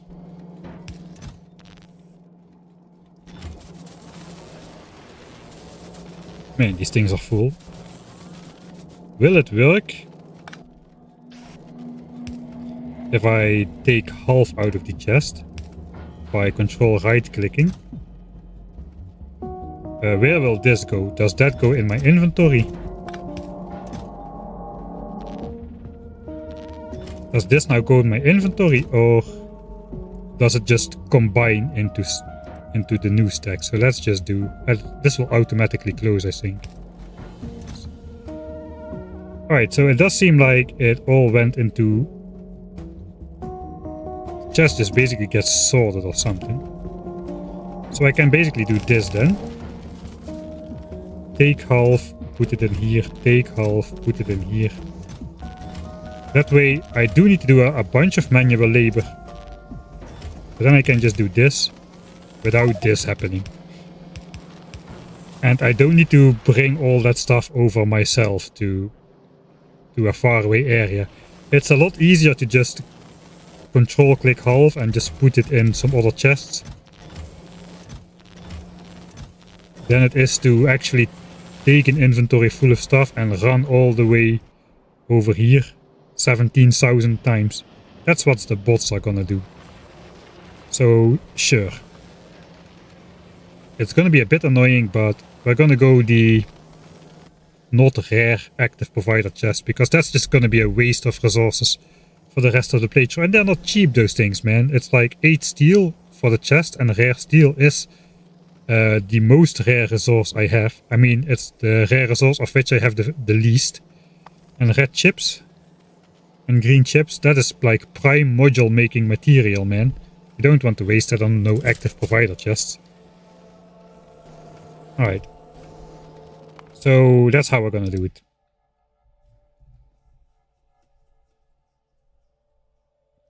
Just deconstruct and use construction bots. I cannot do that because Johnnies will attack construction bots. They won't attack logistics bots. That's a weird discrepancy. But that's apparently how it is. We tested this earlier, so I hope I tested this thoroughly enough, or this is going to be a whole lot of effort for no gain at all. Right. So next thing I want to do is make a ton of active provider chests. So I first figure out the logistics network. I'm probably just going to make a tunnel. Copy all of those chests.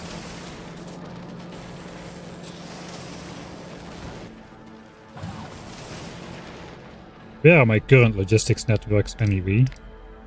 The rocket silo one should be independent. I don't want that one to get meddled with.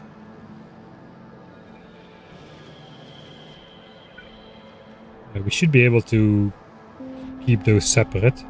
Ideally that base area keeps being separate. And the rocket silo area keeps being separate. Let's first see how we can do that. We're gonna need some power.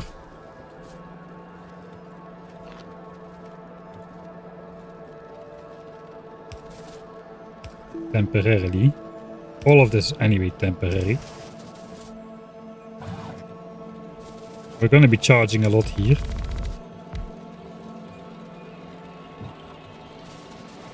For sure.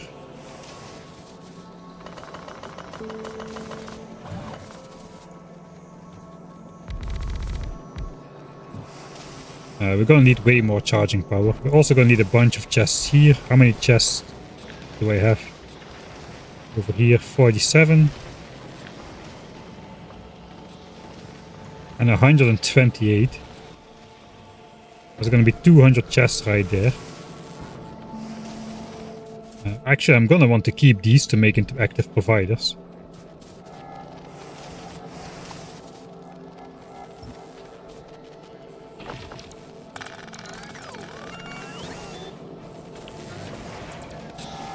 It's gonna be a bit tough to find space for that.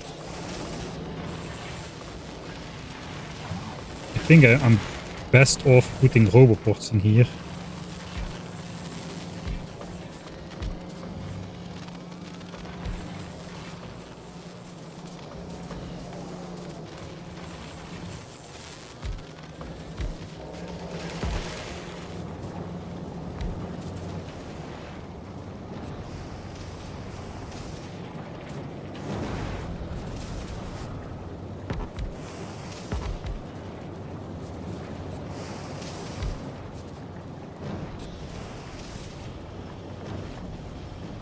Alright, I have plenty of empty chests available here, so that's not going to be too much of an issue. This is, I think I can carry this by hand. That is not too much trouble. The bot frames, electric engines, and they're already in the network. We might as well upgrade those. I don't think I need a lot of extra charging, but this is like the halfway point, so a lot of bots can potentially charge up here again.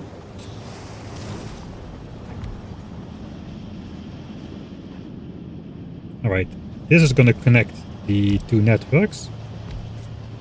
That's good, I suppose. Nope, it's not good. Oh, it's my own bots. What the heck, where are those guys coming from? They escaped. They escaped from my... Oh, that's not gonna end well.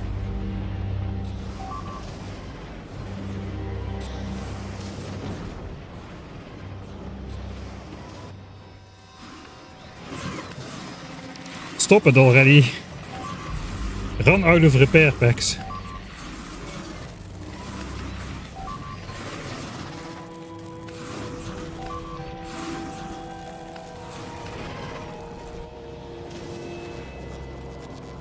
I'm gonna snatch it from the sky, if I can. Oh, it's out of repair pack, alright. I don't know where the bots are, so let's use the new Factorio 2.0 trick. Where we can request them, and they'll just come right over.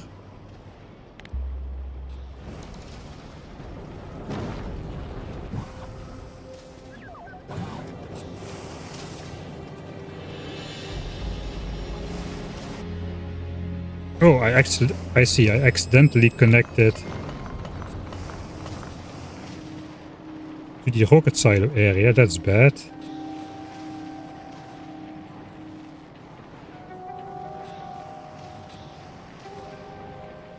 I think maybe that's why stuff went wrong.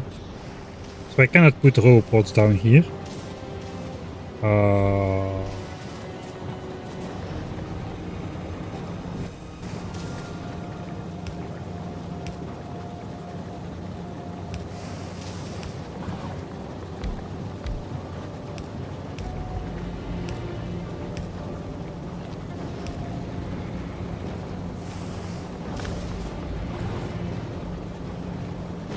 Of course there's pipes in the way.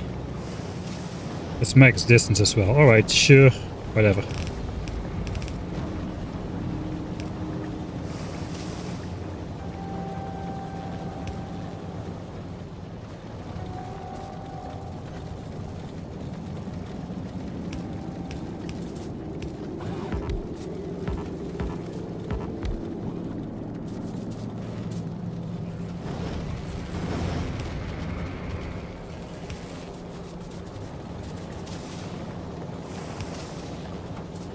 Okay.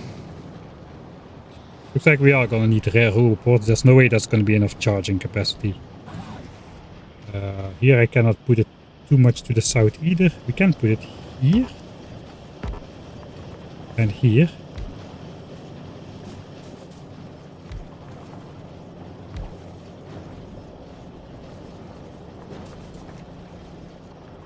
Actually, we can put it down here as well.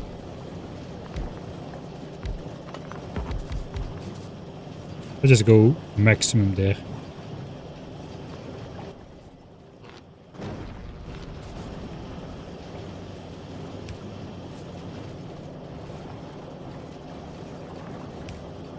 All right.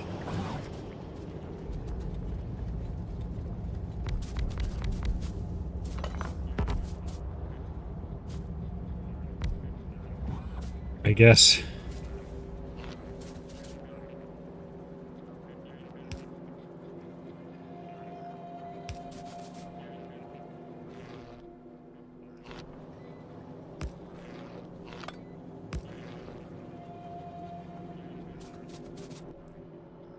Because if I use these,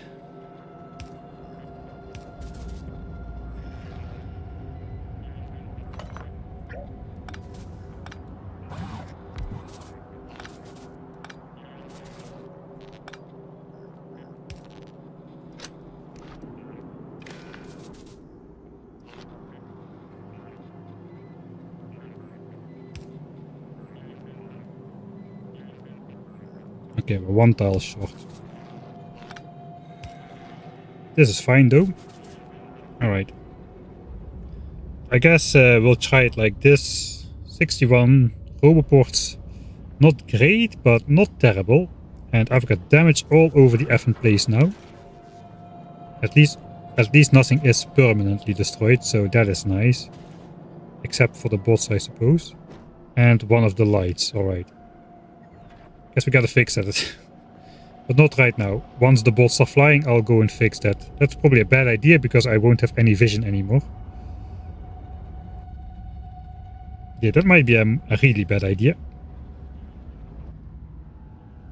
Alright, so we'll fix it first.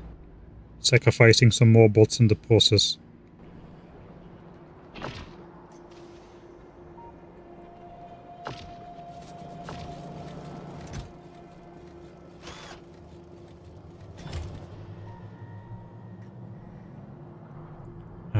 I got some sacrificial laser turrets to donate.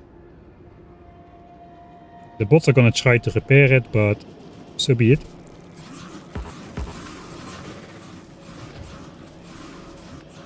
At least they'll repair all the other stuff as well.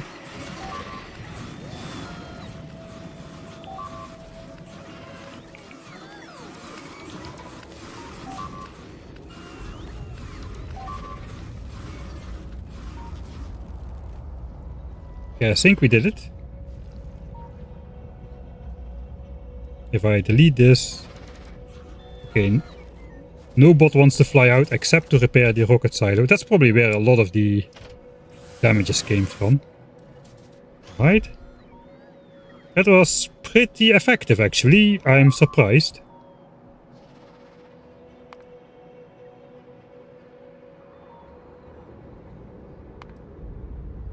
Okay, we've got another wall breaker over here.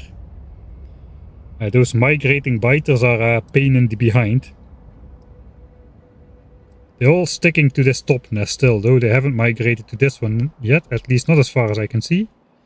Once it's day, this radar should give us vision again, so we get regular updates of the situation. But yeah, it's in the middle of the night now, so we won't see anything.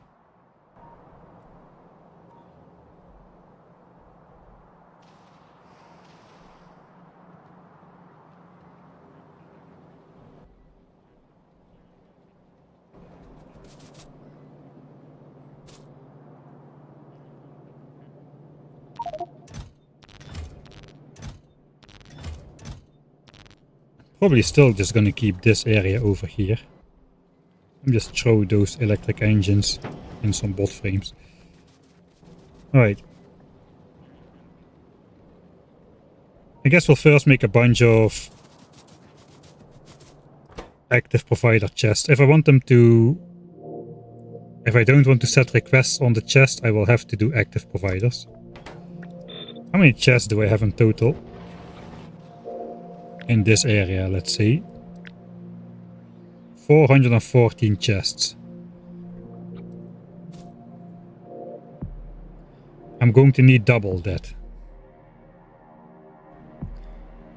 Alright, and I got 800 chests. That's actually, it matches quite well. But we're gonna need 800 regular chests to kind of pull that off.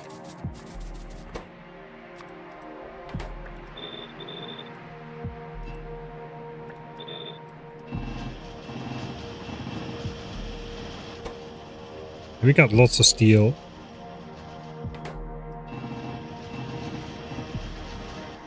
I had lots of steel.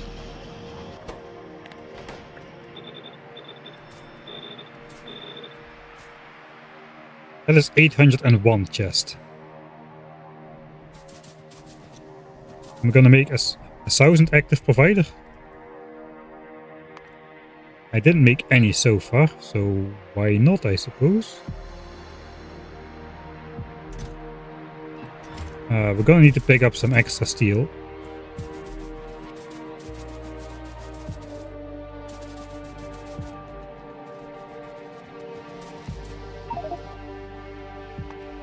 Okay, that's enough to make 300 more chests.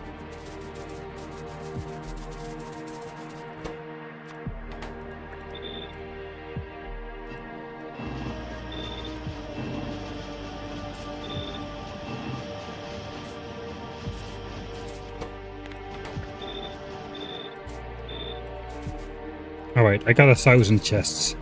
Let's make those into providers.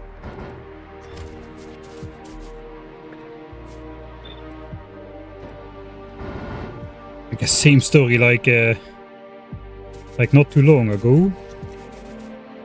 5 stacks of those. Mix it with 15 stacks of these.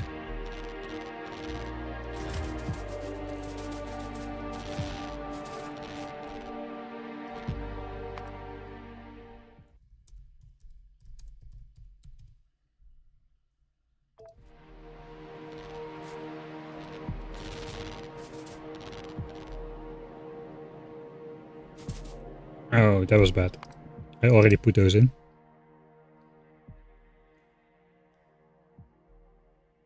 I don't need all of this to happen quickly. I do need it to happen though. I've already got literally 1,000,000 items just in these chests over here. And I think this is the tiny part of what needs to be moved. My bot stack size is 2. So this is already 500,000 bot flights to go over there. Now 5,000 bot flights already takes quite a while, right? 5,000 bot flights between this. But we need 500,000 bot flights just to move this little bit. And then we still have this major bit over here, so I don't really think I'm overbuilding this, to be honest.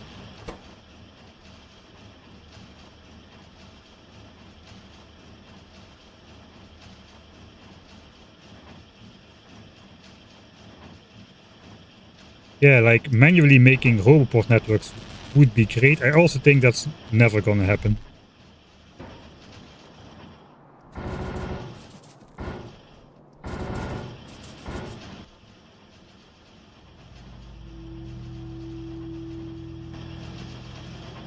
Alright, and then we just need a ton of logistics bots. There are none in this network. This network now covers the quality area. We didn't cover the entire quality area just yet.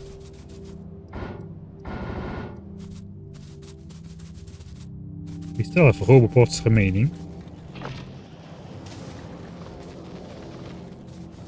We got some more quality over here with these engines. How many engines do we have? This is like 80,000 engines which need to be moved all the way across the base. That's another 40,000 long distance flights. So yeah, I really don't think I'm overbuilding this. That's just for the connection. The bots do like intelligently reload though.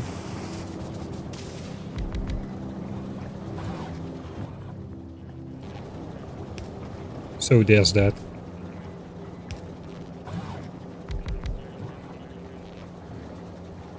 That's too far.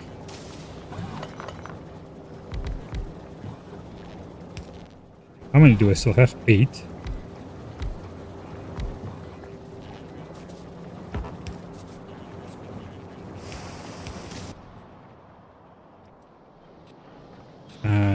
There is no quality there. Probably I should connect this as well, but that is going to be tricky. I need to go around the area there.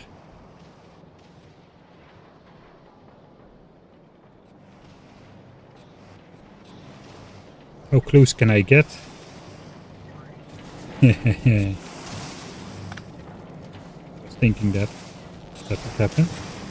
Let me just sneak a sneaky one of those in there.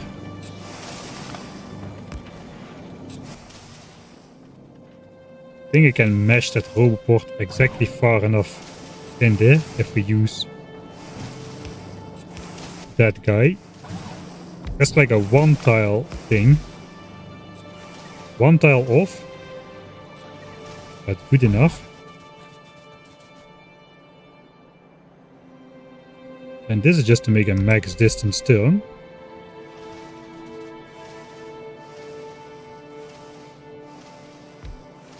Okay, and then this puts everything in the network, but we cannot go higher than that.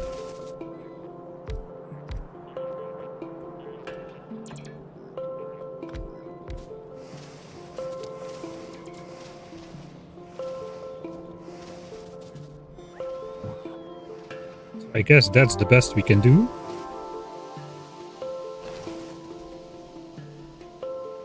No power out here at all.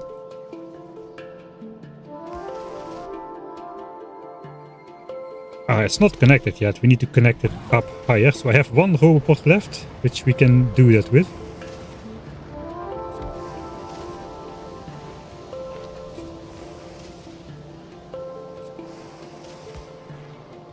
Sure.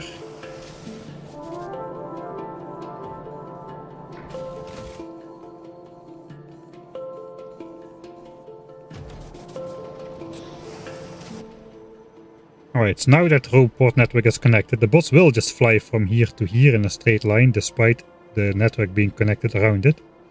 We're probably not going to have that many passes over the Johnnies, but we're going to have some. Especially from...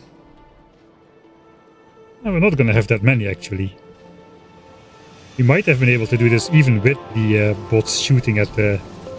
Or with the Johnnies shooting at the bots. Alright. That's all 80 Roboports placed. I'm gonna hope that's enough. It's time to empty out the inventory. Let's first put bots in there. Let's Let's do that. Let's first put bots in there.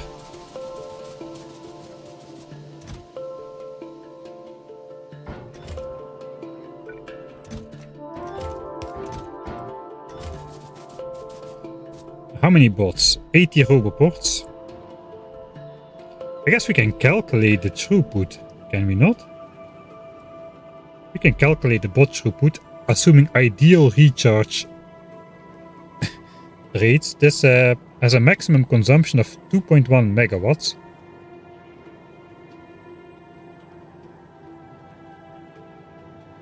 I guess it's 2 megawatts with 4 times 500 kilowatt recharge rate. Times 80. So we have 160 megawatt of bot recharge. I think our power network should be able to handle that easily. 160 megawatts.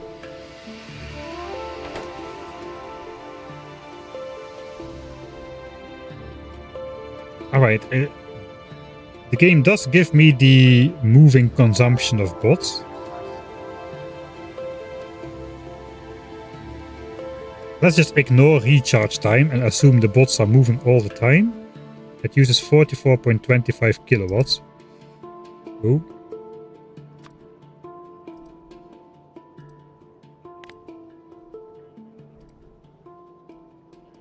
It doesn't let me use the Factoriopedia and this at the same time. Okay, 44.25 kilowatts. We got 160 megawatts of recharge power. Which means we could have about 3600 bots in the network if all the roboports are charging bots all of the time. That's probably a bit optimistic, so let's go 3000 bots and go from there. If we had rare roboports, they could charge faster. We could probably upgrade to 5000 bots, so we start with 3000. Maybe upgrade to 5000 with rare roboports later on. Let's see how that goes. I've never done a calculation like this before in Factorio, I must say, so I'm not entirely sure this is gonna work out well. But okay, 3000 bots.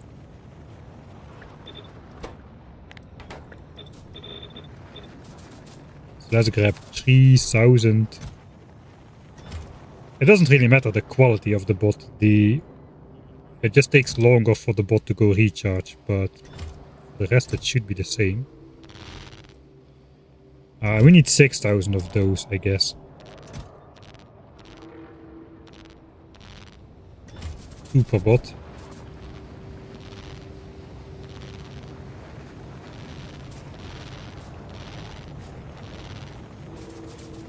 And 3000 robot frames.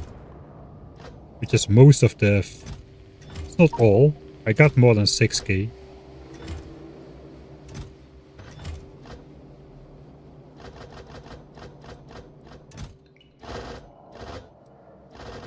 Alright, that's 3k bot frames.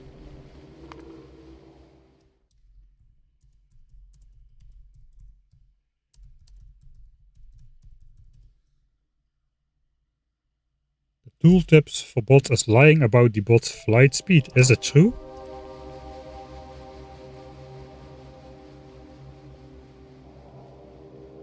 I mean, it's all I got to go on.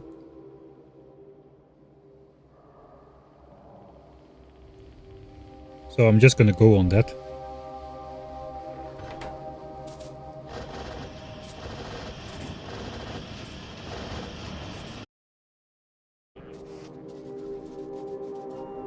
Alright.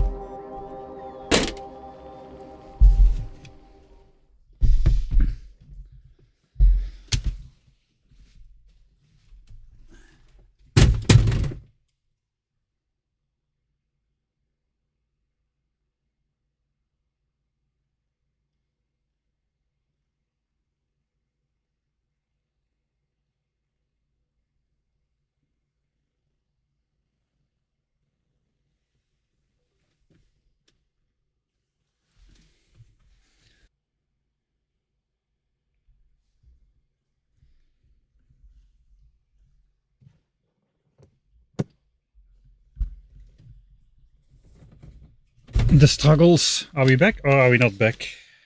We might have gone completely dead. I am still online. Alright. I was fast enough then, trying to fix it. We back? Alright, we're back. It was my fault. I ran out of data for my mobile connection. It is so dumb. I've got like unlimited data when I'm in my home country at least. But it's not really unlimited. It's 20 gigabytes, and after that you have to, for every 2 gigabytes, you have to like manually push some buttons to get more data. You do get technically an infinite amount, but from this moment on, I need to, for every 2 gigabytes, push some buttons. It will send me a message though, so now my phone is laying close by again. But that is what happened. I just ran out and my unlimited data was finished.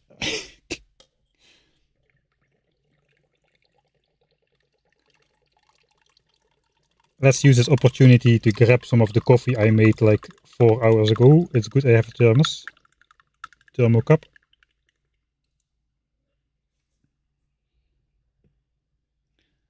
I know what that sounds like. It probably sounds like something else.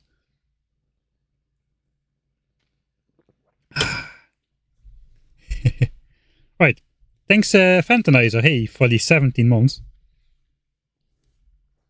I use up the allotted unlimited data. Yeah, the limited unlimited. Welcome to modern times, where buying is not owning, unlimited is limited, etc., etc.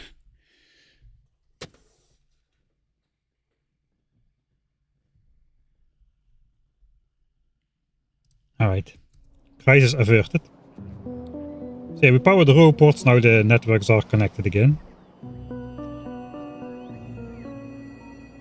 I guess we can get a count of the amount of items we have on the way. This will count as well, what's in here.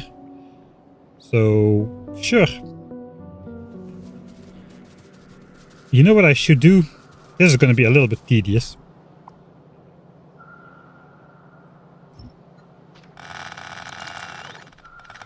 I hope it fits. 1, 2, 3, 4, 5, 6, 7, 8, 9.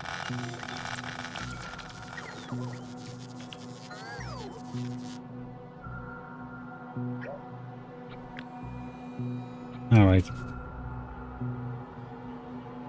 So, order of chests is the same. If I place this chest first, that's the first chest which the logistics bots are gonna use. So I'm going to have to do some laser printer stuff here. And then at least I get my stuff placed in like roughly together. If I upgrade the same... it's not really gonna work like this, but the chests are gonna get filled in order.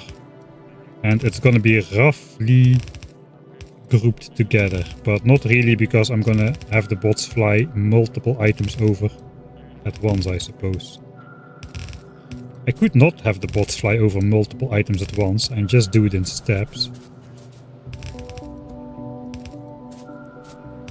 The reason why this is 9 chests wide is because I can actually access both of those chests from walking between the lines.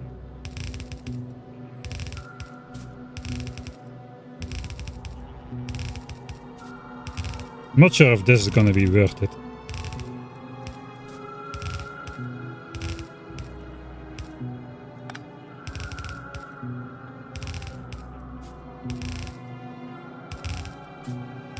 Let's do it for the first half and test our theory.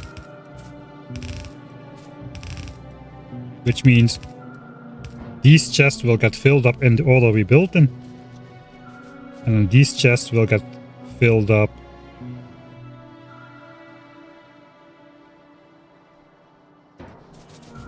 randomly.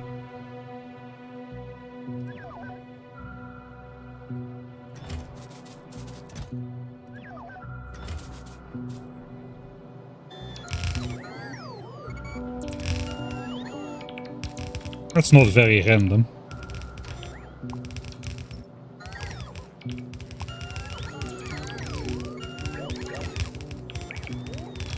I guess the center part is random, so these chests in order, then some top and bottom, and then just scattered around.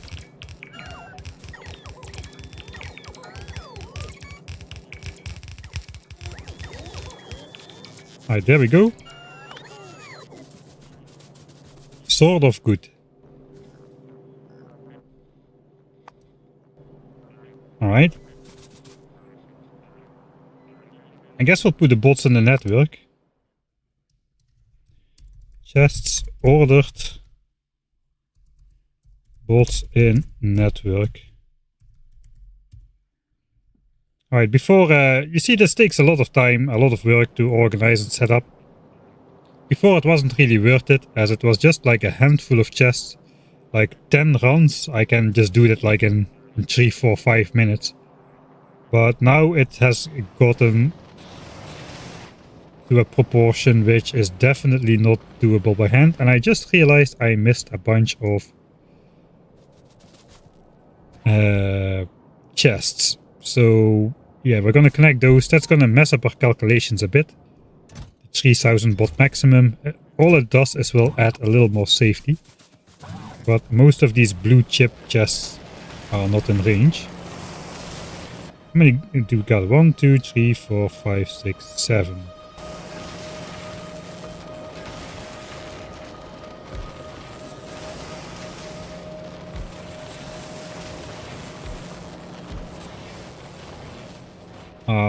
I can add them over the entire line. There's nothing back there. 3, 4, 5. I guess we gotta go.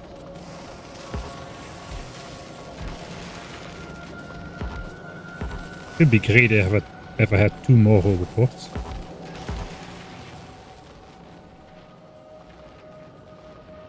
I guess I'll snatch them from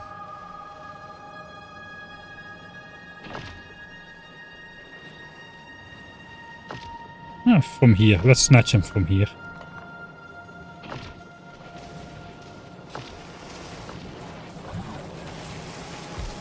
Ah, that is this area where that stuff comes in. Alright.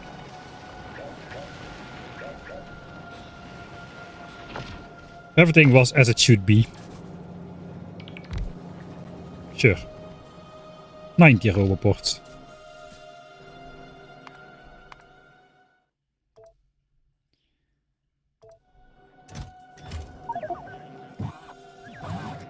Okay, no bot should fly out just yet.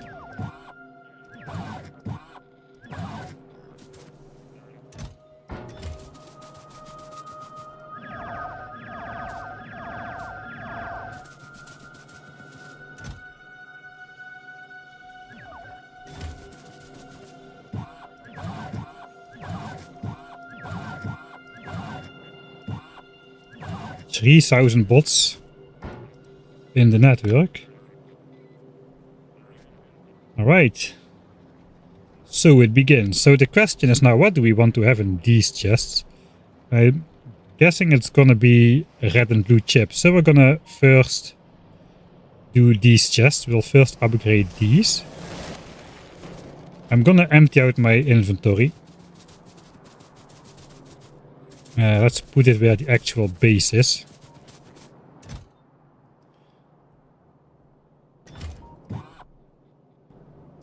We're gonna need this. Let me do this so my inventory is balanced again. We'll get rid of the beacons and the modules.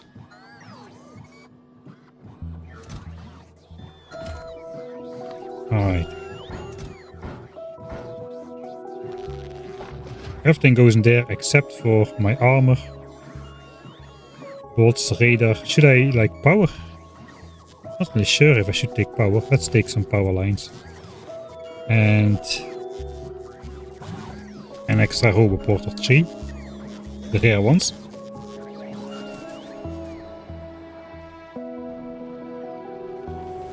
Alright. These actually can just be done. I think I picked empty these chests once. So we might be able to just plop down the chest if we keep an eye on it. So let's go. Active provider chest time.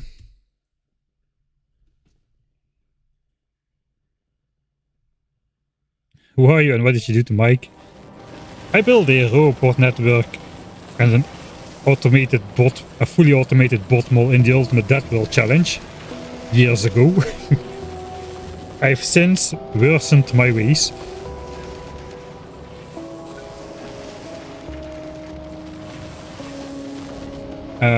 We calculated we should be able to charge 3000 bots continuously on 80 roboports. So hopefully that's gonna be okay. It's easier to just place 50% more roboports than to just make quality roboports. Especially since these are gonna be temporary. The entire setup here is temporary. It's all gotta go once we've got enough signs for artillery. Still saving up. Okay, why is that not connected? Do we have more signs than I think? Might have more signs than I think. It looks like.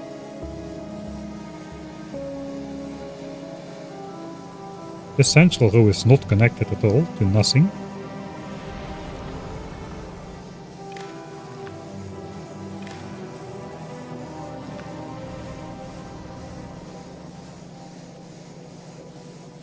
Now it is, I think. Alright, 578k. Okay, we're not that much further. These chests have just begun to fill up.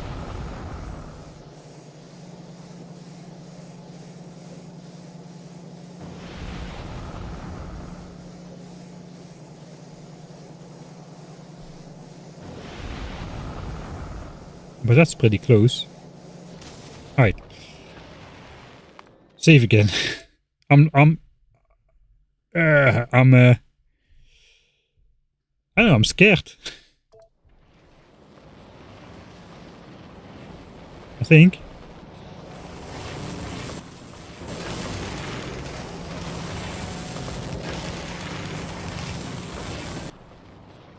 There comes the army.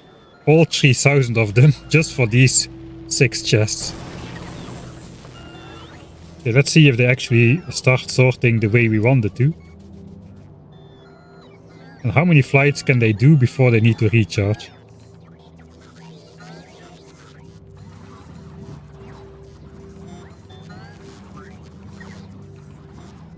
Looks like this is the second flight. They didn't automatically get reassigned. Let's also those in there. Ooh. Dangerous. Those are full.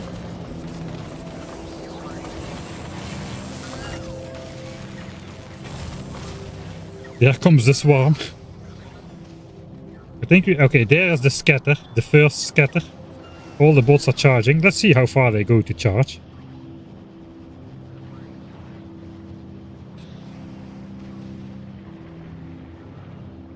They are going pretty far.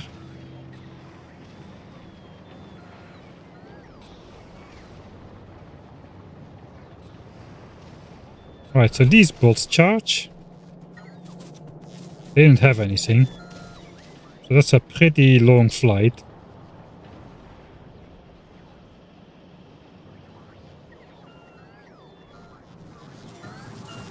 It does appear they are doing it in order so far. I guess we'll just continue. Oh, the spaceship arrived.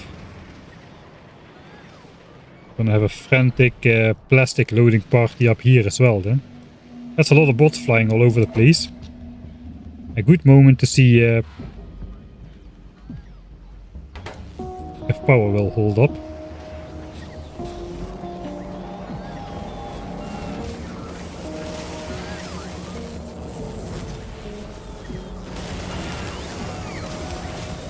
Okay, I think I can do groups and then just put one extra with the rest of the chips.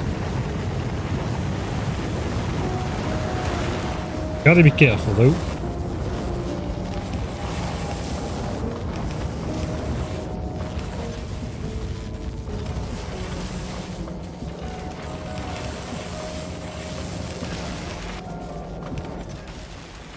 That could easily backfire.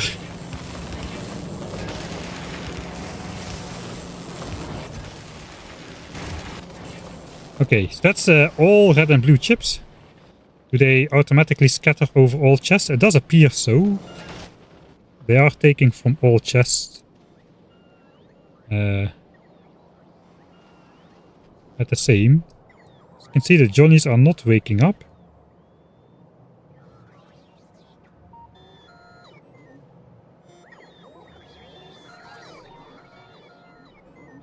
We're definitely in range for the Johnnies to shoot. They can shoot the rocket silo, so they definitely can shoot the bots over here.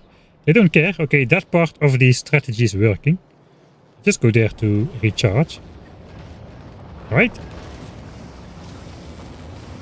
So the question is, do I let the bots rip on that for a while? I think no. We're just gonna accept the madness.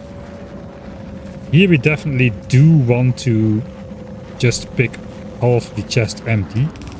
Can do this. And match this one-on-one. I guess that is the end.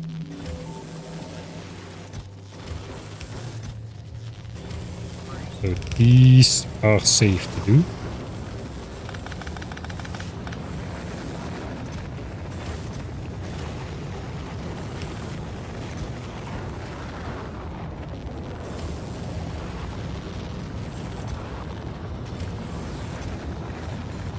All right.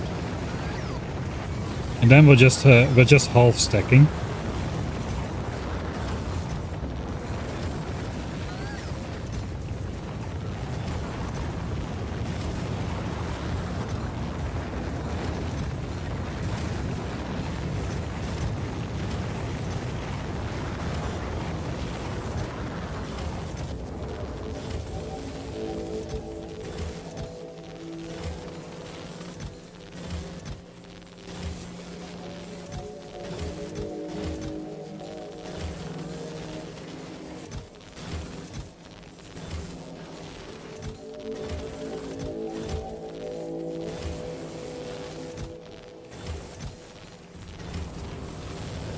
Bit tedious, but nowhere near as tedious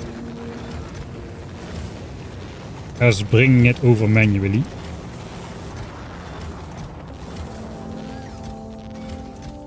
We picked out the good chips from here once, so we don't have many high quality ones in here. Alright, now we should be able to do this. Yikes! And not make a giant mess. Okay, that worked. Good. There. That is what I mean. 645,000 red chips of uncommon quality. That is 760. That's like 800,000 items or so already in the network. We've got 1 million items over there. We haven't even started the green chips yet, man. Holy macaroni.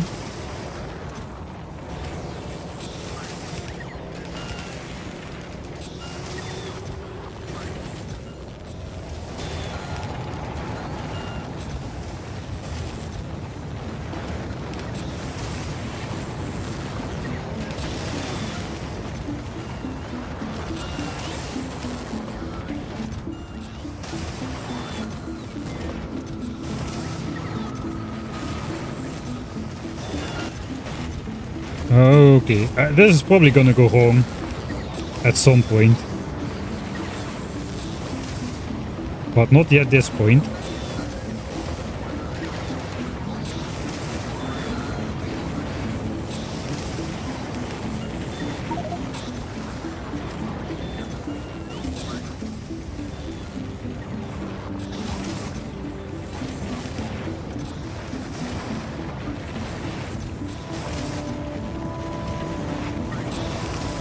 Okay, so far so good. No explosions yet.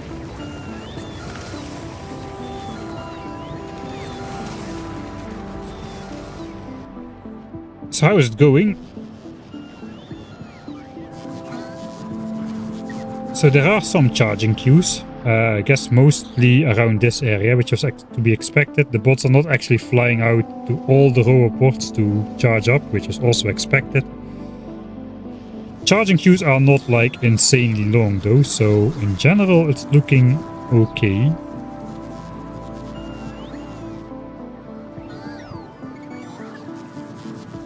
But we don't want to put many more bots on the network, I'm pretty sure.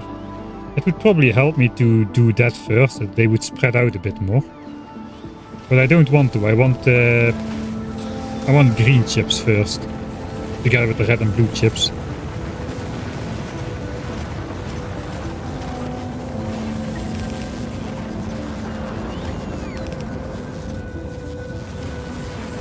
But those are regular quality chips. Is that area just for quality or is it for everything?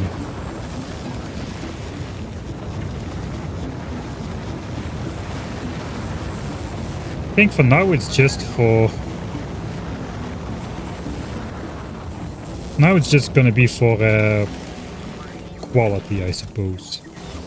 Alright.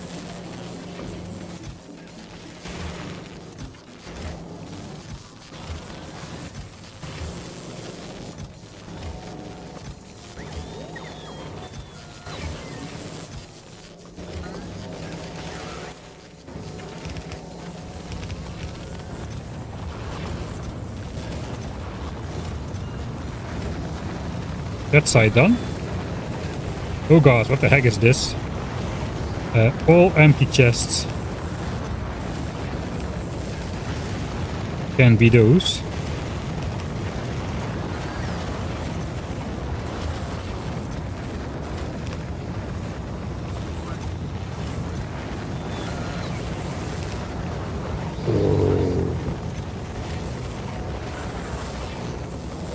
It's not pretty, this.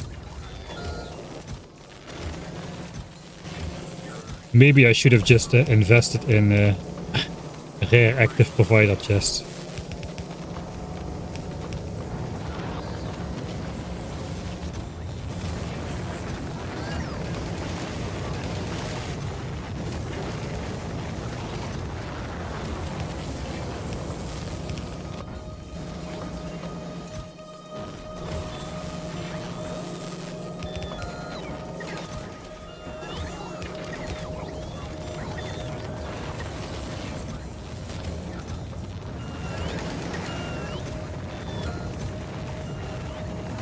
Yeah, it's gonna take the bots a while to sort this mess out.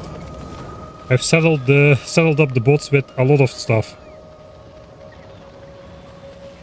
over the course of my career, but nothing as crazy as this.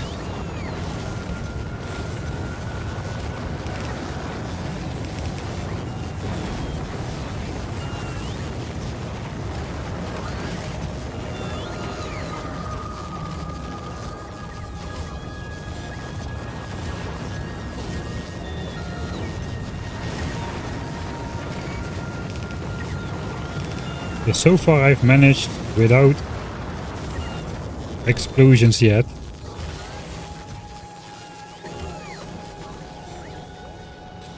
That was only half of green chips. I'm about to cry. Alright. Sure. These rows were fine. These need to be divided.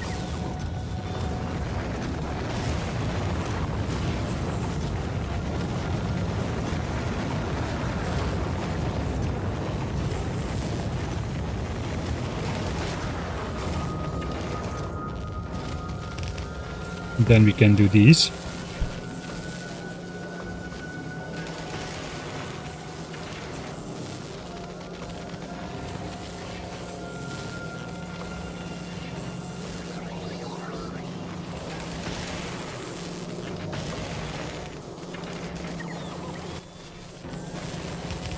One, two, three, 4, 5, 6, 7, 8, 9, 10.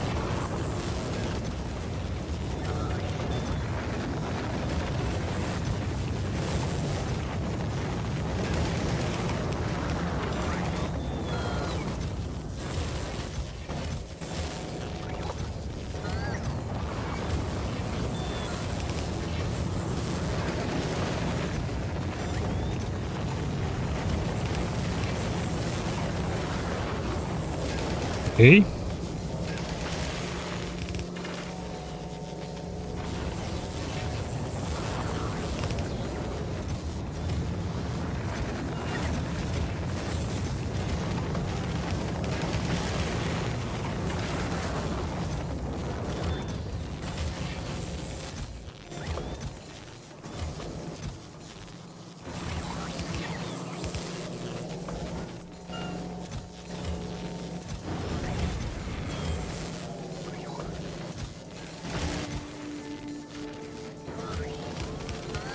Right. Center blob, and this was fairly easy.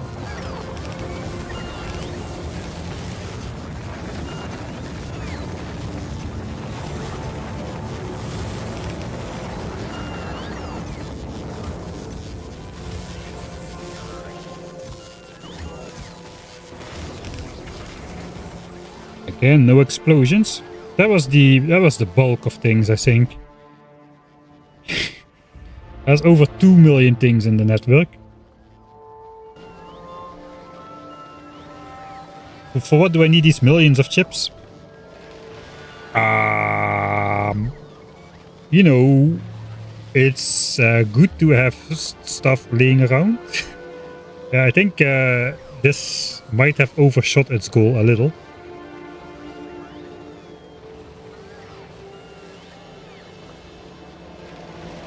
In general, I've been pretty much on point the entire playthrough with how much stuff I would need to save up where and at what times and stuff. I think we've overdid it a bit. The thing is, I couldn't really micromanage it that well because we were on Vulcanus for like 40 hours. And this produced a lot of stuff. Depending on how this goes. I mean, we don't have stuff for infinite Mark III modules yet though. We have like 7,000 rare processing units, which is not insanely a lot. It's definitely not enough for an entire megabase worth of modules. I suppose we've got a bit more up here, which is not part of the network yet. It's another 7,000 or so, but it's not an infinite amount for sure. Right, so that was the annoying part. And now we can start with the less annoying part. And we gotta still get rid of some of these. If we still have some space. Oh, we should make sure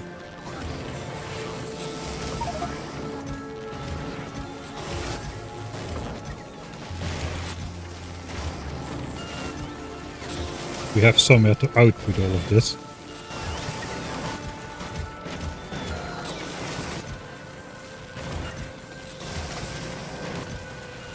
We're probably not producing faster than the bots can transport it. I hope.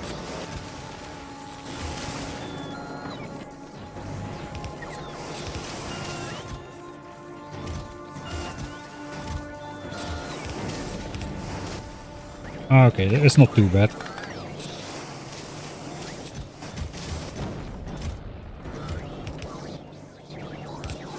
There is space in the inventory for some of it. We'll just have a cluster of chests here for all the remainders.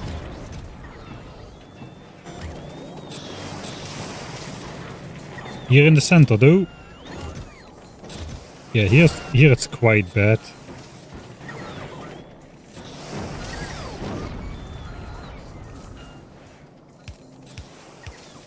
Okay, I can do 4 chests without overloading my inventory, even if they're almost full.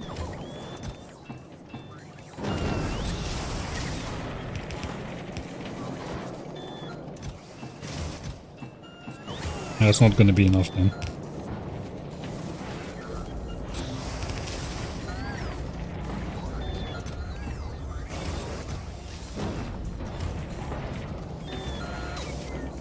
We already emptied out gears at one point.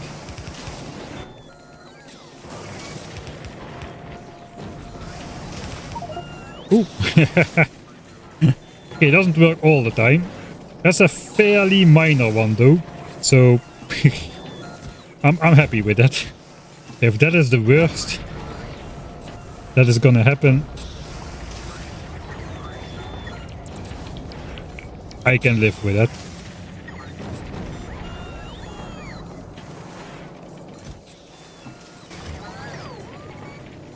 Could have been much worse. That was just 300 steel. If that's regular quality batteries, we don't care about those.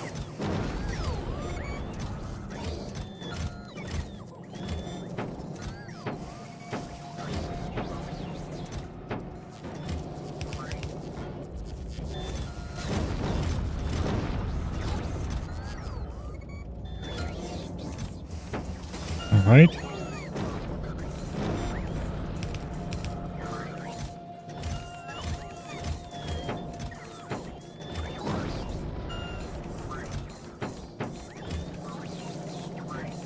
Right. No bot frames at all. I guess we've been picking up bot frames a lot, so yeah. Kinda makes sense we don't have those.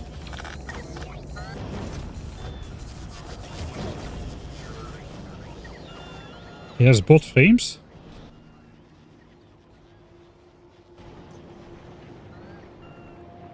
Then we've got engines left to do and these stacks of iron and copper, which we have since the very beginning of the game. Okay, so I cannot do 4 chests. I can maybe do it if I don't have so much stuff on me.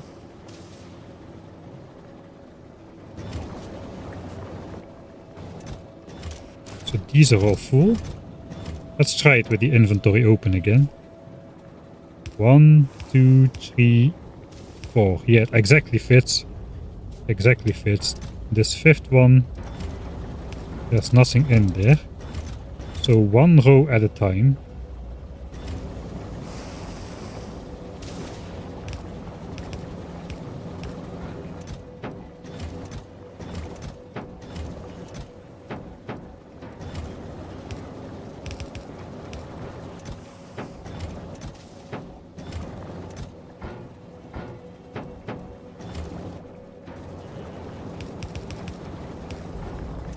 I might get bitten on the front row with this tactic.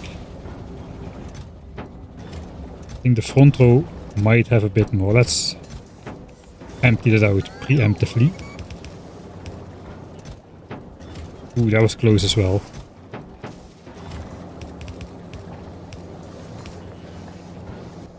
Alright, not too bad. That's gonna get moved as well.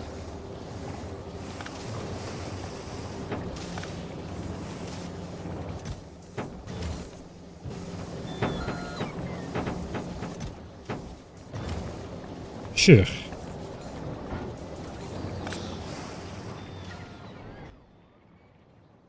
$80,000 engines and 9,000 quality engines added.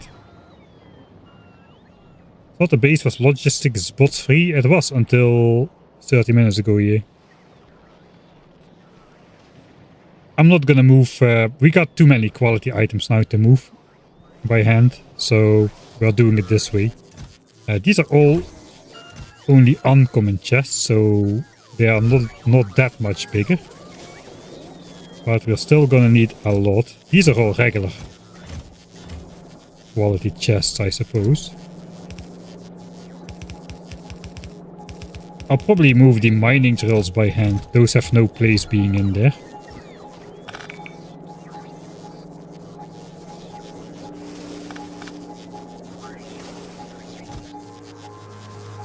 Yeah, here we've got like a million items all in itself.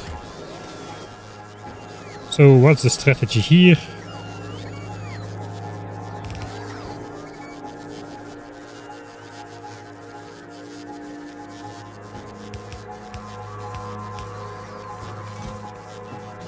Unfortunately, the inventory resets to center all the time.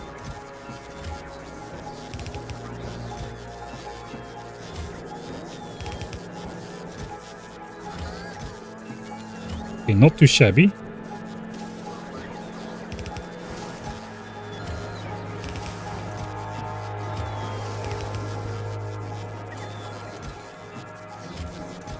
Doesn't really matter what is in which chests.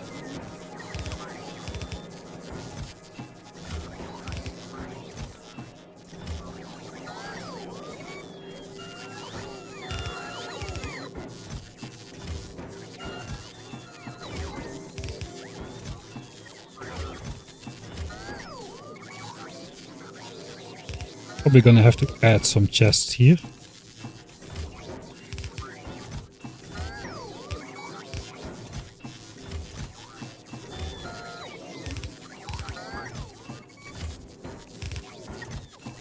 Ah, this is not too bad.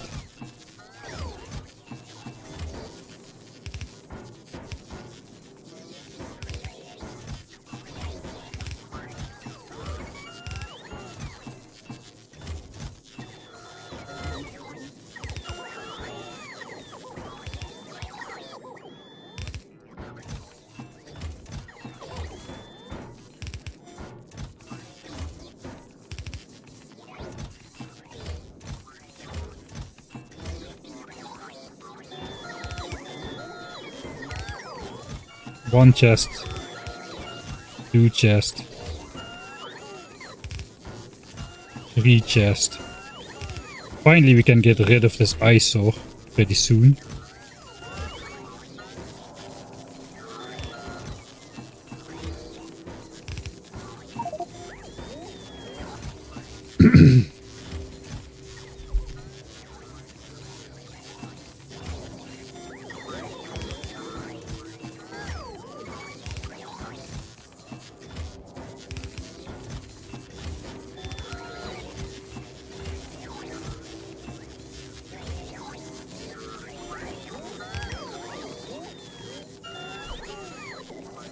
Recyclers. Yeah, we can maybe upcycle.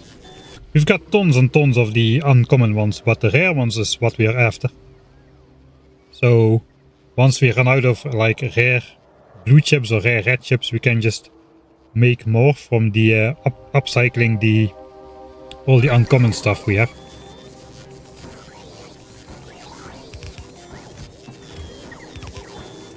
Right, almost done with this million of resources as well. I wonder how long the bots are gonna take to move all of the stuff. Let's say we started moving at 407 hours 15 minutes ago. That's probably fairly accurate.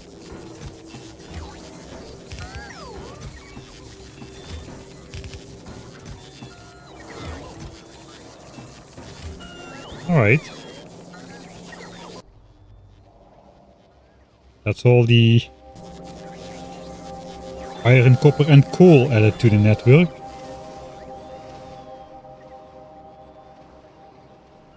Alright, now we can definitely see the Johnnies are ignoring the logistics bots. They don't care.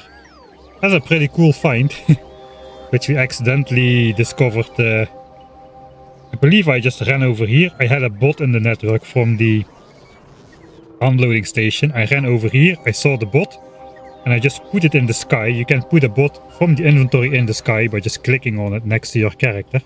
And it will just fly to the nearest roboport network. And I forgot about the Johnnies and I just flew over and the Johnnies didn't react.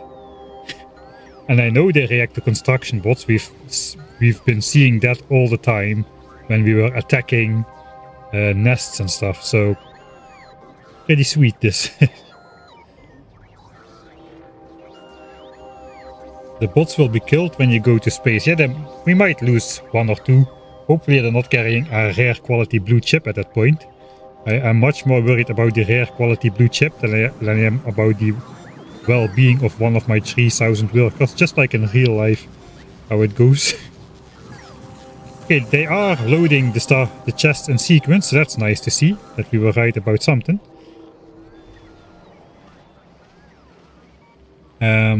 That is most of the chests done. Not all of them. I've had a couple of chests over here. I'm not sure if I can add those. I think I can actually. So let's use another illegal roboport. We can add these chests to the network as well.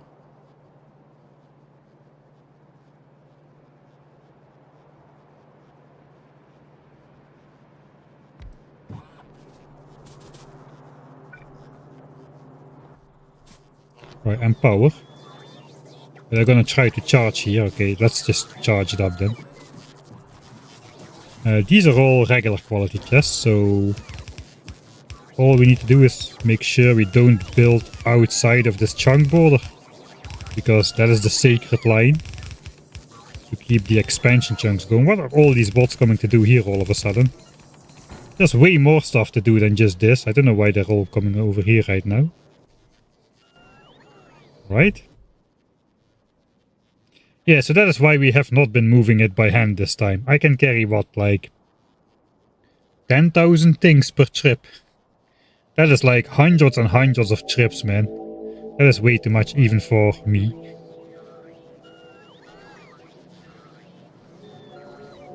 Alright, so that'll keep the bots busy for a while, I suppose.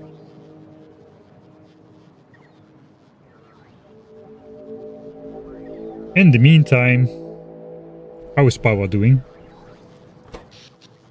Okay, we still see nice big flat tops, usually on top of the accumulators, which is good. The sharper these things are, the more closer you are to your limit. So we are still alright. We did start to use steam power again. If we look only on steam power, this is steam power.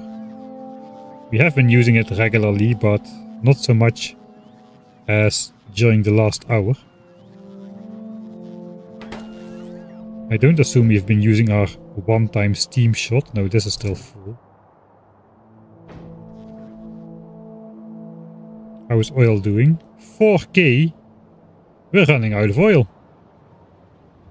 I guess I shouldn't be surprised. I am surprised though. Because this field is kicking in. Finally, we've built this field so long ago, it's finally starting to produce oil. The thing is, it's not enough. It's not enough.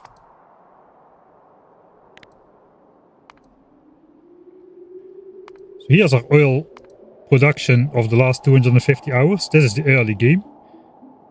Some productivity bonuses and whatnot. Here we flatlined. Production has been flatlined for 50 hours. Infinite minimum production.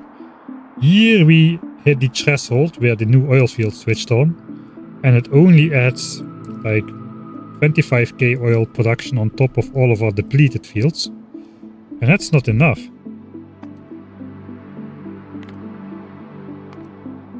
Because we are using 80k oil a minute. And we're producing 63k. So we're at a 16k deficit.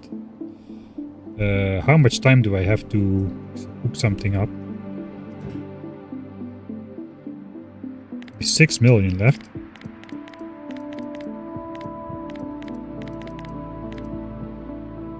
Okay, I have 6 hours left before we run completely out of oil.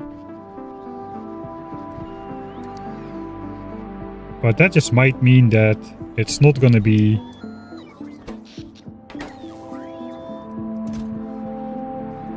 iron and copper, which run out first, but it's gonna be oil.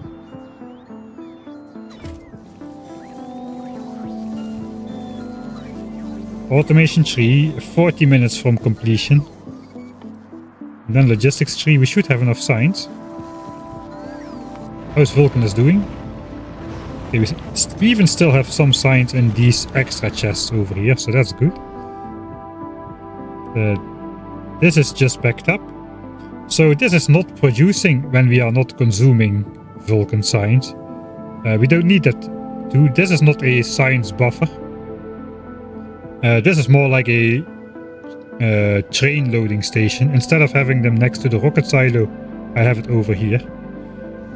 Because science doesn't get transported continuously like on a belt with these rockets, so you do need to get you do need to have some sort of a buffer in terms just to keep science going. But we are producing 1800 SPM live whenever we need it, and if we are not needing it, we are not producing. That's the way it's going to be for purple science as well, and that's the reason I wanted to have these systems work independently from one another, because it's going to be a major headache to make sure you account for all possible combinations of things running and not running. And it's very hard to test for stuff going wrong with all those separate combinations needing to run for quite a while.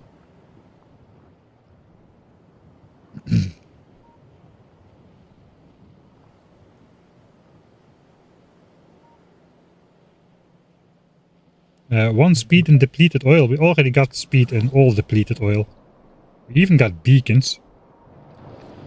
We got a beacon to bring the pollution back to like minimum, minus 77%. So we already have speed modules in there.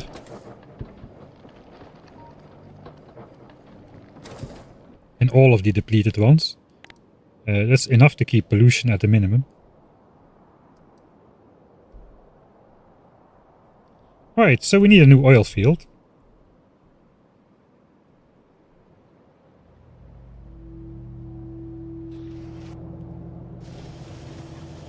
Military science production still going strong.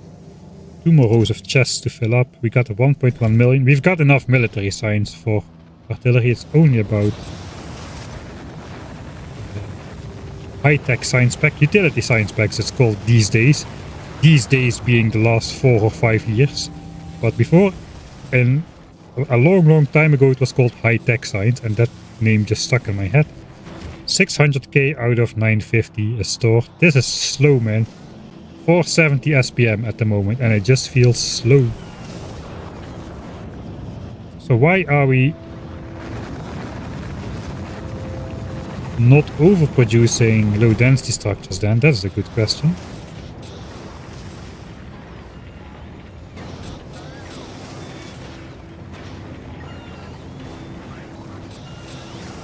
All of these are working.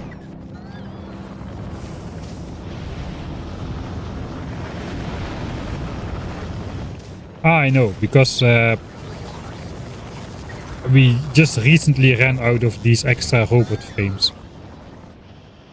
So we stocked up robot frames, which means we can actually produce more science per minute for a while.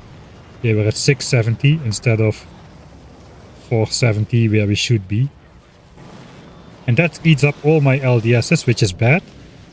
But I think we still have enough LDSs left in here.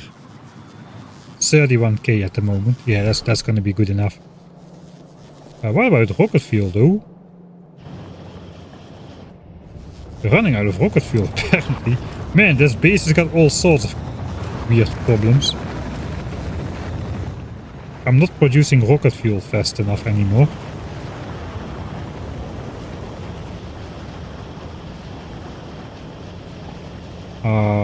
Should be easily fixable with quality upgrade, I suppose. We can produce 60% more by upgrading all of these. It's probably a good thing to do then.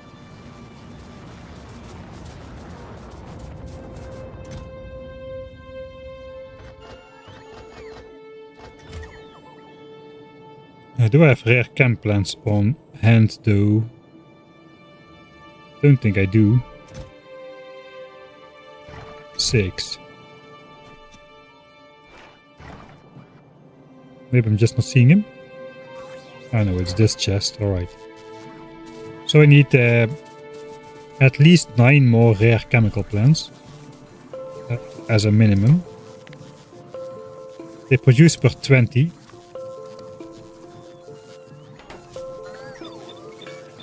Let's just make a bunch.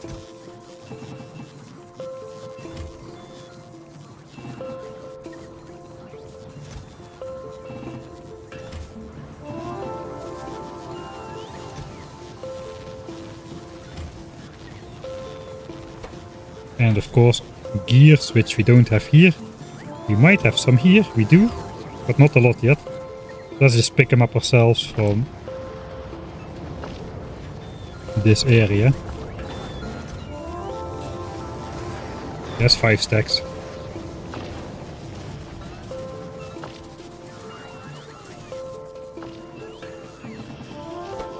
That's gonna be 100. Are you exporting rocket fuel to Vulcanus? Not anymore, no. We finally stopped doing the inefficient thing. But only after we did the things we wanted to do in Vulcanus first, which is set up both science packs. We now have automated, well, we automated rocket fuel slightly before with coal liquefaction over here. And we recently added blue chips and low density structures from plastics.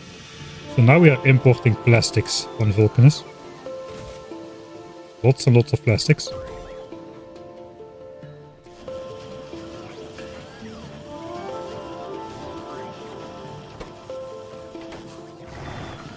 Alright. Let's see if it's a simple upgrade problem. Or if we've got like light oil transporting problems. Doesn't seem so. We're pumping like 100 and less than 200 fluid a second, so should be good enough. We might have inserter problems here. What about those?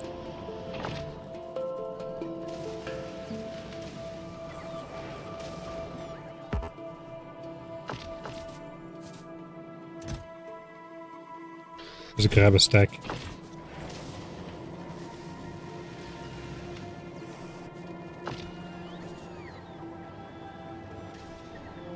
Alright, up here.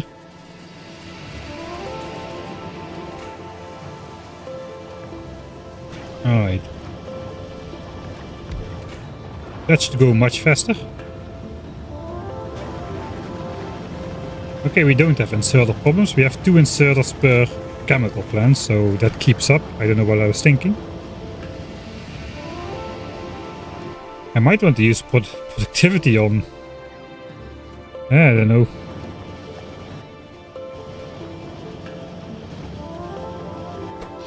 I do have power. I'm going to use up... I'm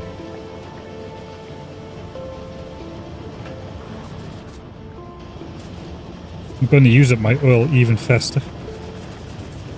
I'm not sure how much oil this is actually costing me. I don't think it's that much. It's light oil.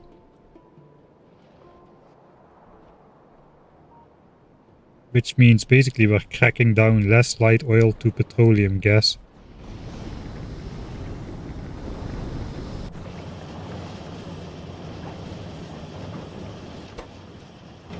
Alright, so now we are gonna be stashing up solid fuel in there.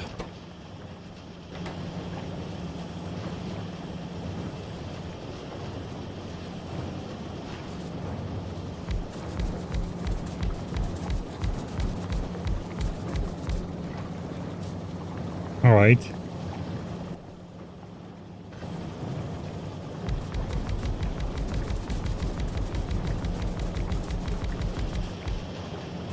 That's all 30 of them.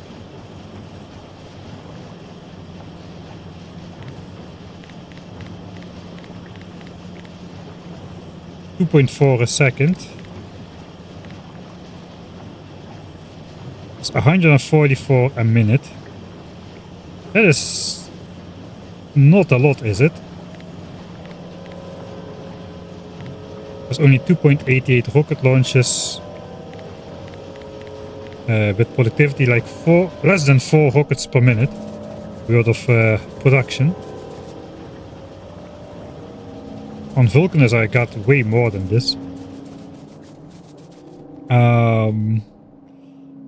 We don't need that many launches though. I don't know where are we spending all of this. Maybe... Where are we spending all of this?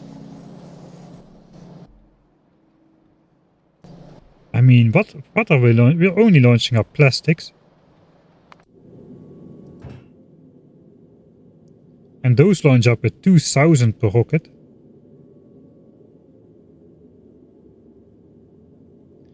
So maybe this is still like a backlog from earlier on. I don't know. We're not launching up so much stuff here. So we'll see if this fills up again, I suppose. Or do I have some other sort of weird conditions set on here? I guess we're having solid fuel as a backup for steam power. That should not influence things that much.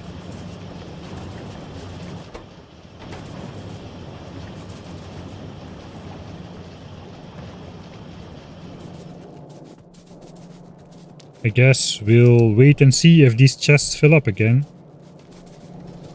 Do we have perfect balancing going on? We might have. Yeah, it does look like it. So these chests are almost full. So if these chests start to have rocket fuel again in a little bit of time, we should be good again.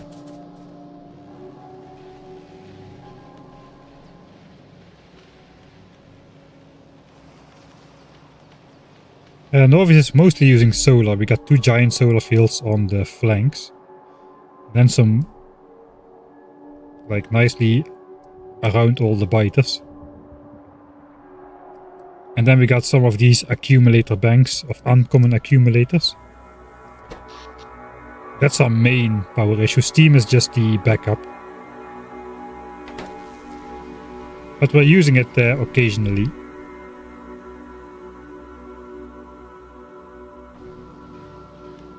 It's more to conserve resources used for fuel for steam power than pollution at this point in time.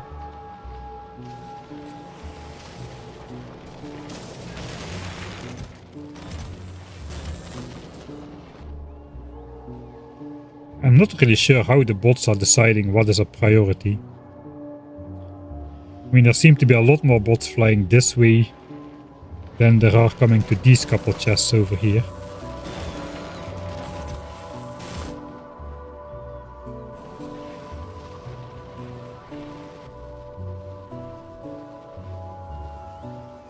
Production graph of rocket fuel, last 10 hours. Ah yeah, I think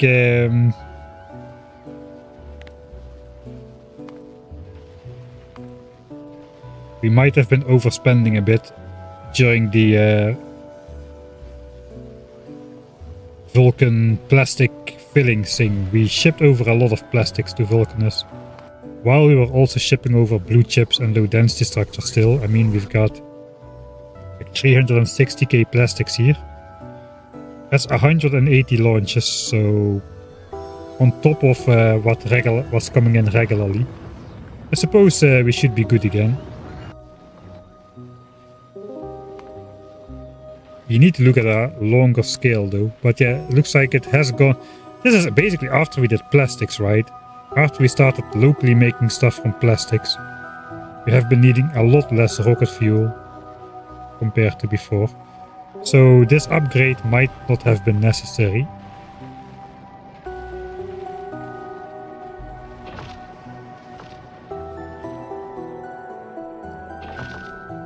Question is, should I put some productivity in there? Maybe some cheap Mark 1s. Those don't slow down rocket fuel production.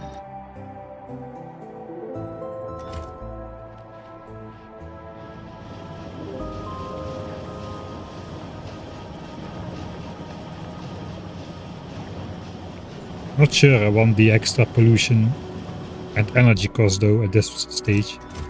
We probably just need to hook up more oil fields. That is what we really need to do. I mean, it's not difficult. I think we've claimed some oil here and there. So this one is ours. That one's ours. I guess that is not really oil.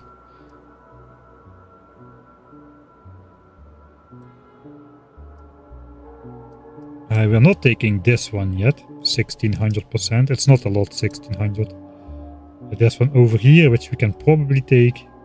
There's one over here, which I bulldozed over like a maniac. We're already taking that. We're already taking that. There might actually not be as much oil as I thought there was. Already taking that. That's the latest oil field. We got one over here. I think we got one way over here as well. 5000%, that's a good one. The one we're taking right now is 3000%.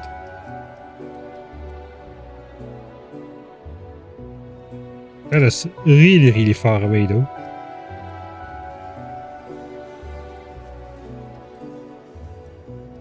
I did put a pipeline in place already. Like a long, long time ago. We got an expansion here though, that was not in the planning. I might not be able to walk through that anymore. Yeah, maybe, this is going to be a tight squeeze. So yeah, I've not really been keeping up with expansion stuff.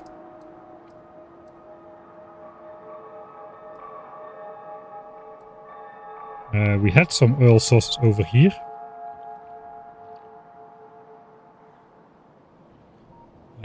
I need to neutralize this expansion. I can take most of that. This one is still free for the taking. And this one is kind of hard to get to as well. We need to get power out there as well.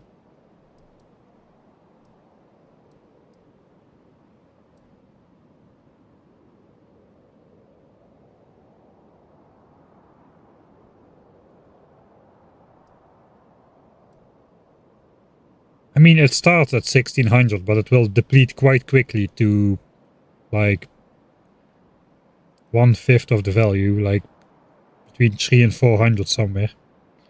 So this one started at 2800%. It's now worth 560. 28 is like almost twice 1600%. That's why I'm saying it's not a lot of oil.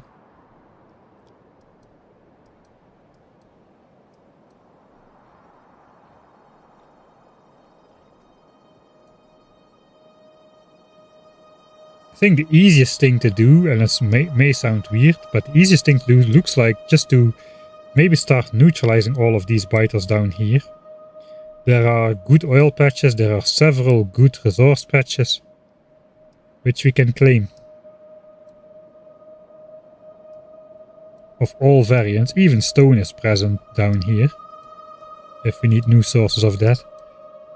I can easily bring in all resources over here later on.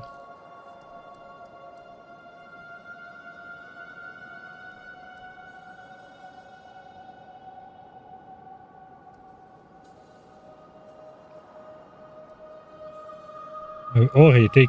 No, I'm not taking this. Oh yeah, I couldn't take that. There is no forest between this biter base and here. There's like one empty chunk and then you're on the biter base. It's exactly located unfavorably. But we could take that. This would be a good test though for our capabilities. We haven't really taken on that large nest just yet. I think this might have been the largest. But it was one with still a lot of medium worms, not big worms.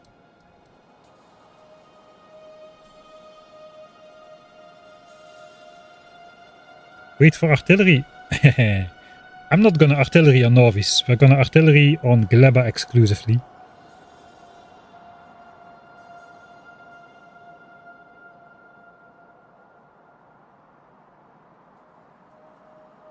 Oh hey, Zoller boy. Missed 4 or 5 streams.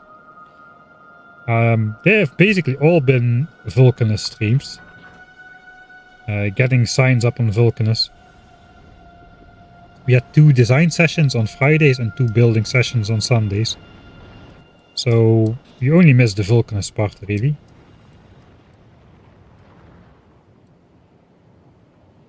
Place some more demolishers like around our science area. We've got some over here. A very nicely placed one over here, which exactly took out 2 of my tanks, or my plant tanks. And this one overshot a bit, so yeah, that one is... It should have been down here, but you know, you cannot plan everything perfectly. And we got a medium demolisher kill as well. In the to-be demolisher graveyard. A big one and a behemoth one are still to be added. Once I got the correct size of testicles to take those on those guys. I kind of like the laser strategy we've been doing. I want to try it out.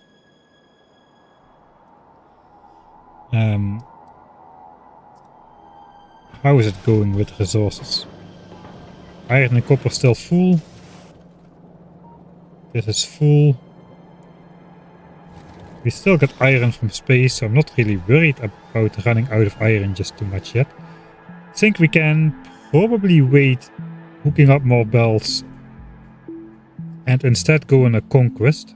We do need oil at some point. 3.6k per tank. Of course, we've also still got these fairly full of petroleum gas, but it's definitely not infinite.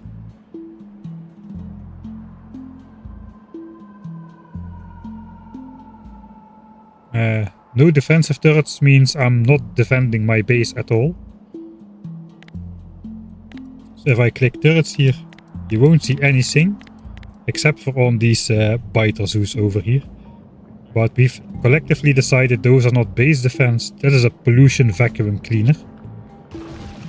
All of these nests absorb pollution and they need to spawn enemies in order to be able to keep absorbing pollution. The only turrets I've got are decorative on the military science cliffs. And it has been like that the entire game. If you want to know how I did it, I've got a YouTube series. I know you just followed on Twitch over here, so maybe you don't know. I've got a YouTube series documenting the first 100 and something hours, I suppose, of this journey in like 13 episodes or so. The biter zoos aren't defense, they're war crimes. That's a way to put it. I would prefer the term pollution vacuum cleaners. But sure.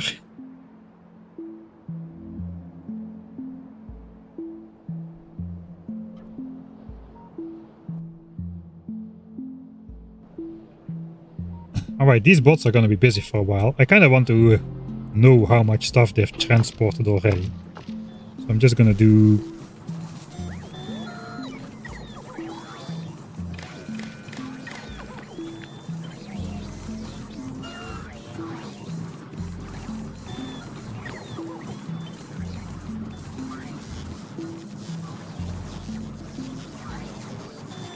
Alright.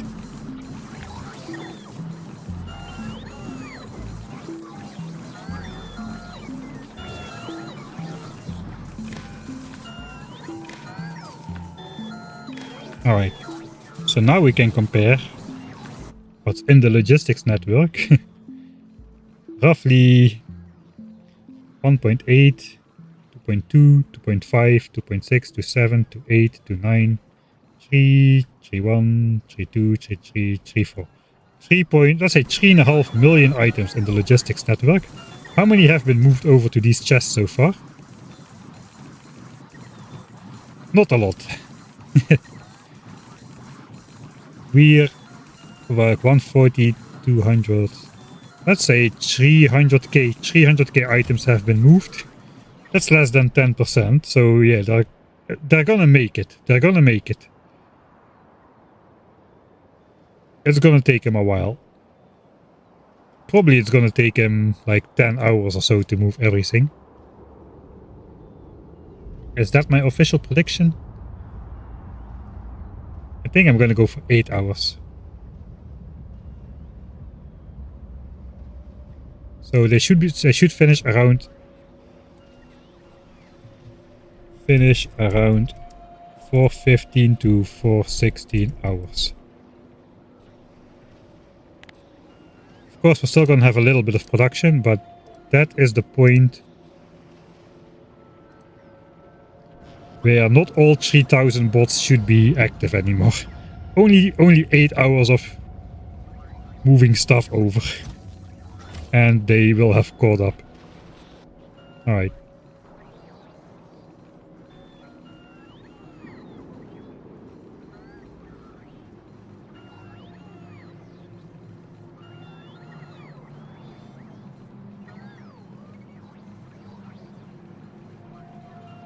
I think we are gonna go on a little bit of conquesting now. While this all waits, we can monitor science stuff in the background, see what's going on. Automation 3 is about to complete. I don't have much to upgrade here. I mean, there's also like power. We could do a nuclear plant now. I mean, we've got everything we need for that. And nuclear is a lot easier compared to solar and steam.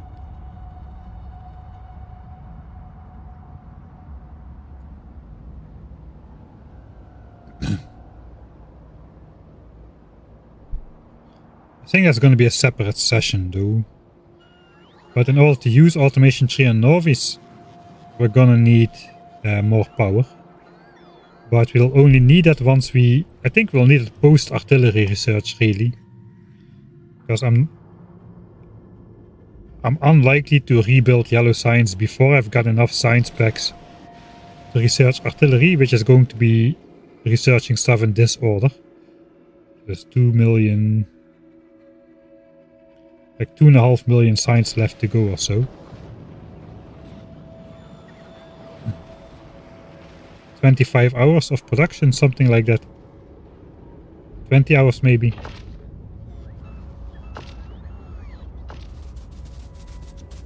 Alright. Those chests. Finally we're getting back a bunch of these.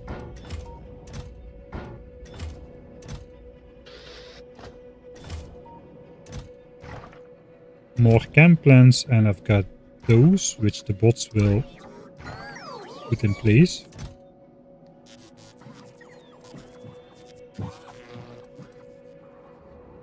Alright, it's been a while since I went on Conquest, so I'm not sure if I remember how to do it. I do remember we need laser turrets.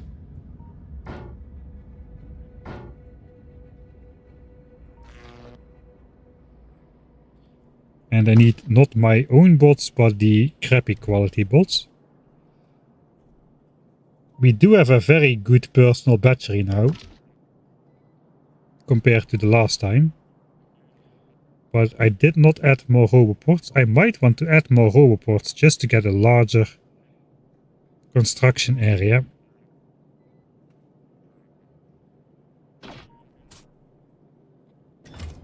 Probably not gonna do that. We could like try an editor mode to see if it helps and then make him in the real. For now though, I'm gonna go as is. Grab the laser turrets. I should probably keep those. No, we'll take him. And the repair packs as well. Alright.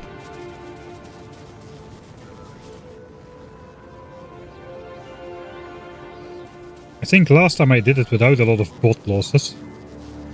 We don't really need the rare bots. I no longer care about the free energy usage, I think.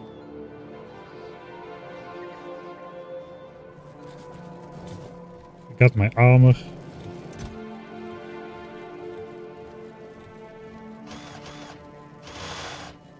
Uh, 1k repair packs. The bots. Probably want some replacement bots actually. That's all my laser turrets. And those things. Oh, we don't need that many.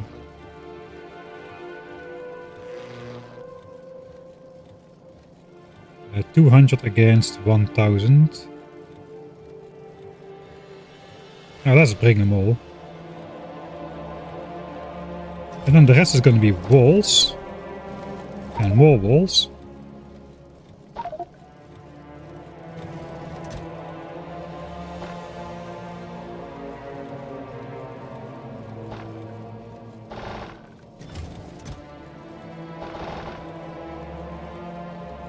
Keep a little bit of inventory.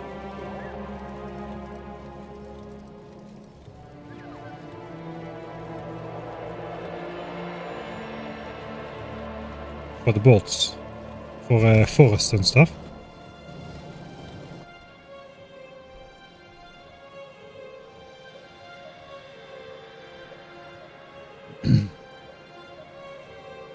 Energy shields, no, we haven't got any.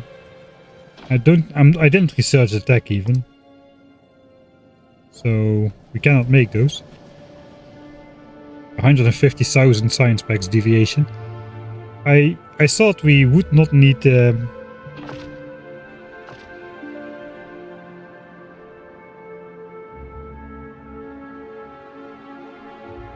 military science at all. I was not accustomed yet to the new space age tech tree. So yeah, we'll see though if the power armor Mark II gives us a bit better resistance. They don't seem to. 70% acid resistance against 60. But yeah, I think the behemoth spitters do like 600 damage a second or something, and I have 250 hit points. So how much do these guys do? 360 a second. I think the behemoth worms are much worse. 691 a second, yes. So we're still gonna instantly die if we make a mistake.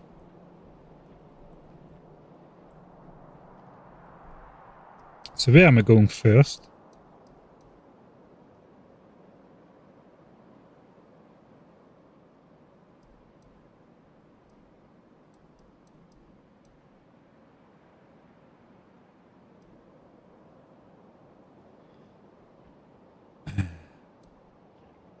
If I want some fast oil, I should just claim this over here. It's a bit fragmented, but 360, 8, 60, 11. It's about 13, 14. It's not a lot, but we can just hook it up into this pipeline and call it good. There's also this one's 27, which is decent, but requires a little bit more clearing.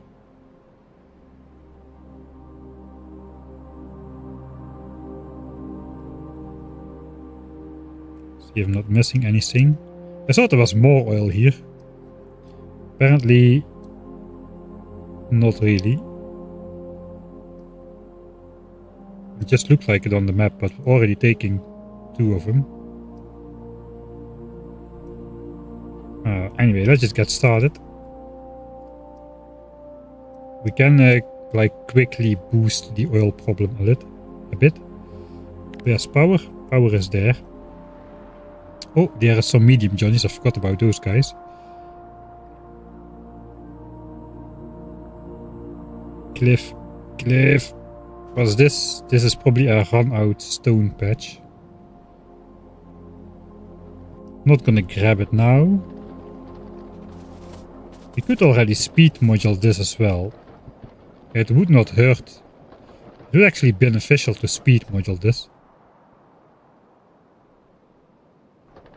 But now we're geared up for war. I could have speed moduled this already.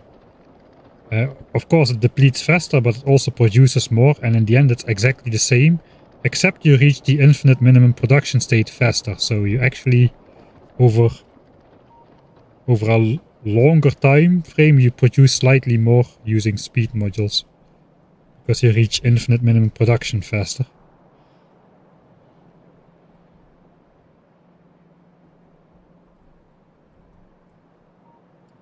We are using rare pump jacks for the sources which are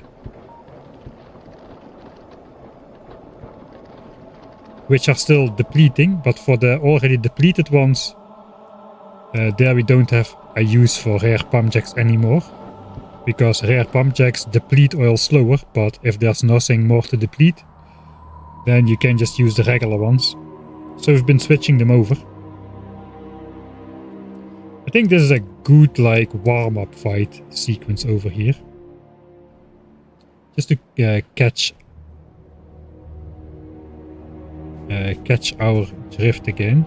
Okay, so how does it work again? Let's check. I have this armor. I run this fast. I got this area, which is quite large, but not infinitely so. So I just have this tileable blueprint. Let's at least place one rare power pole. I'm using these like miniature substations because I hadn't had substations researched yet when I did this the first time. I can basically just do this and the bots will fly out. Placing the turrets are preset to ignore nests. Some prioritize worms while others prioritize biters. Mostly spitters because they do the most damage. No. And then I've got this blueprint to deconstruct the turrets and power lines only, while ignoring everything else. That is how it worked. We've got this thing to wall off all the biter bases. I'm gonna be a little bit careful here. And put down a back line, which hopefully won't trigger the biters just yet. Alright, I used to also do... I didn't bring raiders. I should have brought raiders. So I can place one.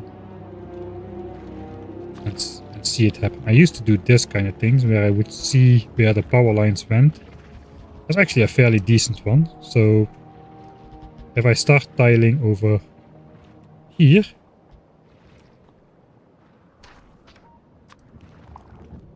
we are gonna end up somewhere not horrible. So let's try that. I'm gonna save here. I didn't save for quite a while. Whoops. A fighter.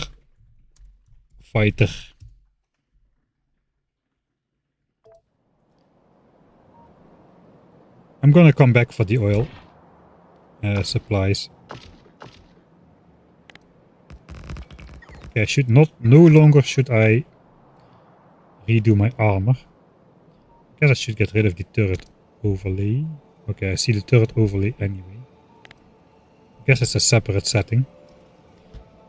Alright, fine then. So now it's just the art of this method is keeping your bot safe. That is the biggest issue. There are big worms in here, which are dangerous, but no behemoth worms. Let's try luring the biters off to the north side.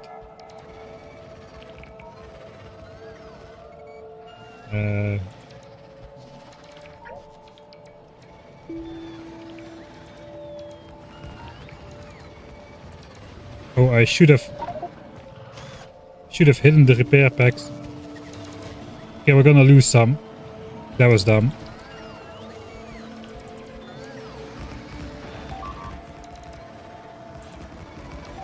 Forgot about that part. Okay, so now we just try to go in as fast as we can.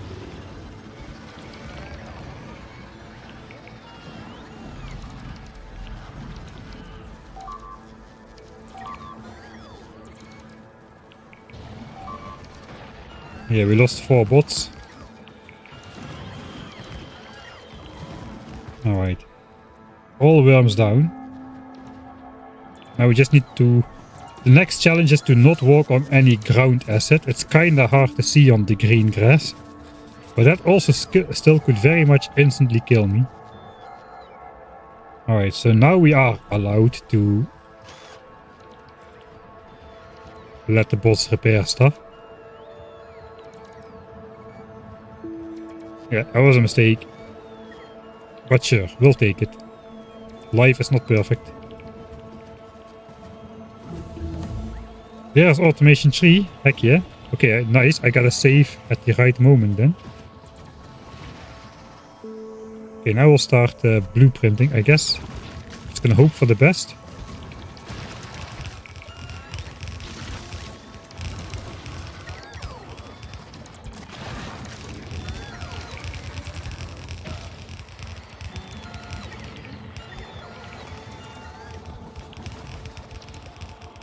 Hopefully I'm not disconnecting mass areas of my power grid here. Alright, and then this nest over here.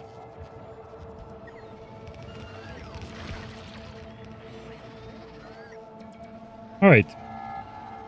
That's how it goes.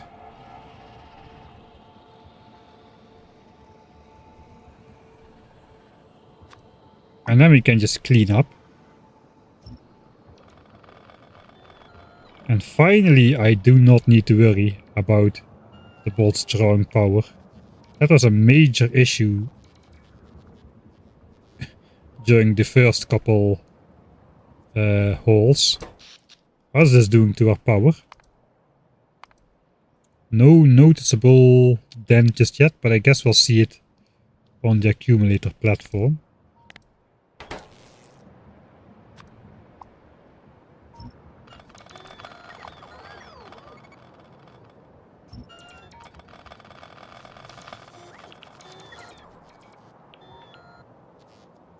Yeah, that's fairly easy. Also nice, fairly fast to build the walls.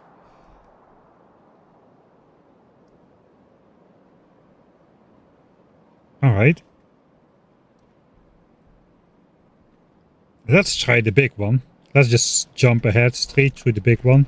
This time I will hide my repair packs ahead of time. That's the biggest mistake you can make with a strategy, really. That and accidentally not connecting power when you're going in. That's also not a great idea.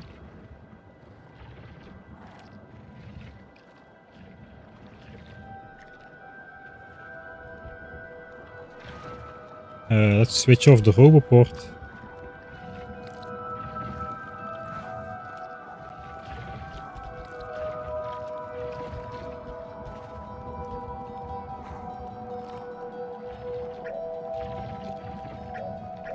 Okay, this is slightly problematic.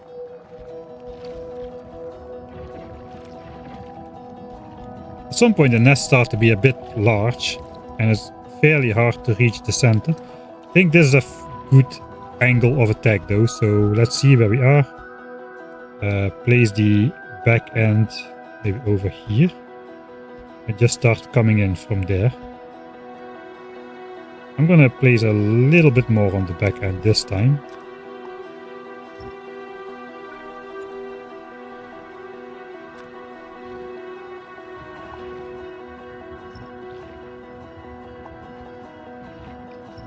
Okay, we had some temporary radar vision. I guess we got rainbow laser spots, so let's go.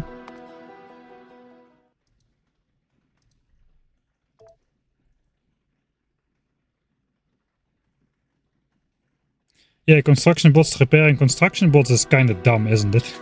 Since they automatically repair when they go back in your armor.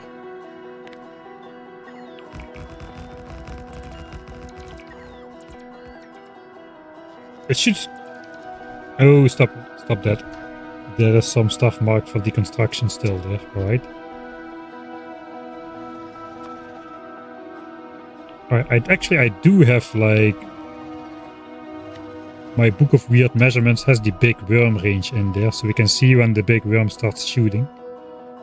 Might be a good one to have on the bar.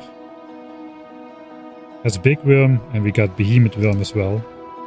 Behemoth worm already could potentially shoot my turrets almost. Okay, let's go in.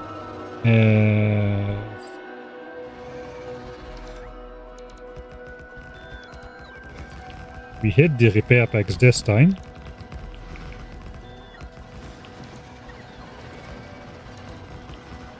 Alright, we're gonna lose a bunch of laser turrets every time now because the worms outrange me so much. And it takes me a while. That one was shooting me. It takes me a while to get around.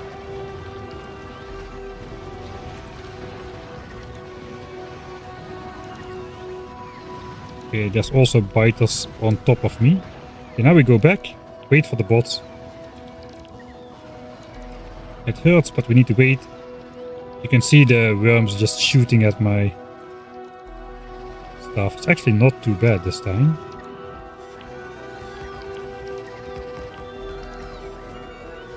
Okay, sometimes we get this BS. So many power lines to choose from and still we're not connecting. I guess we're just gonna plop down some random ones.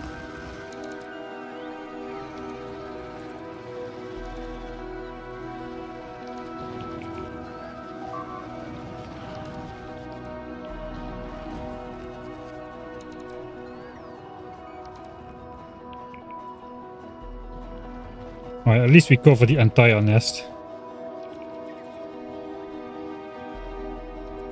Almost. I'm not close by enough.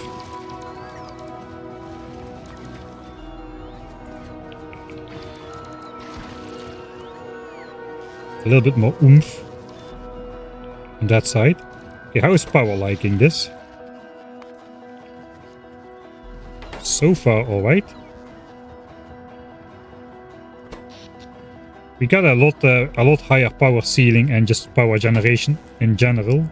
And we're still doing the same kind of attacks, so even though this nest is fairly large, still should be okay. I think I should be okay if I stay over here.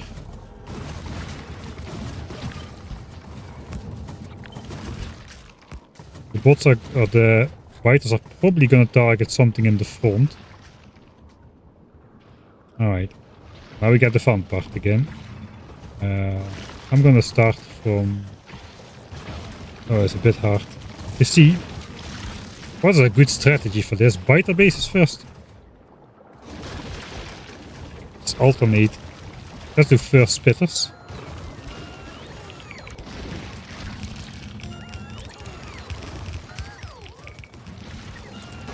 Makes it a bit easier to track which ones I've already did. Maybe. Hopefully I'm not deconstructing power in fatal locations again. It's kind of a weakness. I mean, you don't need to super force build, but then you need to do it in 2 stages.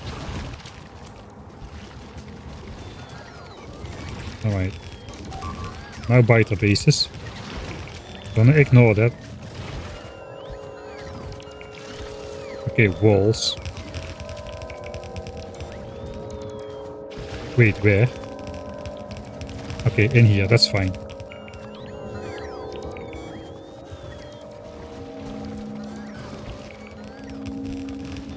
So we might benefit from a larger roboport area still, because the nests are getting larger as well. I think I'm no longer reaching the biters in the center. That's what's going on.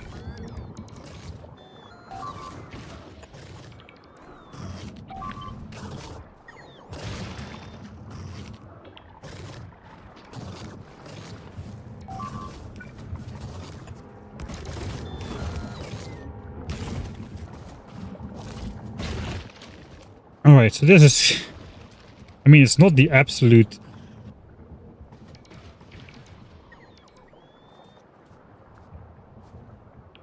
limit of what we can take on, but that is fairly tiny still compared to some of the larger nests we will need to take on. Looks like I also forgot at least one nest.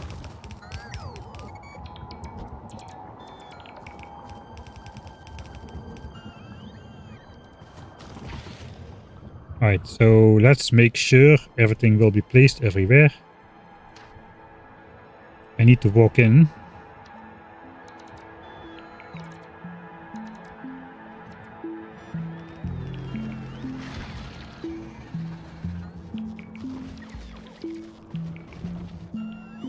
Oi. Alright. I forgot a fair few nests, apparently.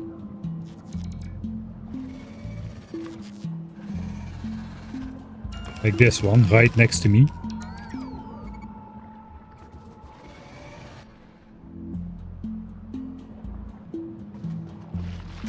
A spitter nest over here. Was another something over there. Maybe I just purposely skipped those. I forgot about that. Right. Let's circle back. Another spitter which was somewhere else. This one. Oh yeah, this is gonna take a while, isn't it? I think that's everything. Takes half a minute or so after a behemoth. Okay, it's not everything. Takes half a minute.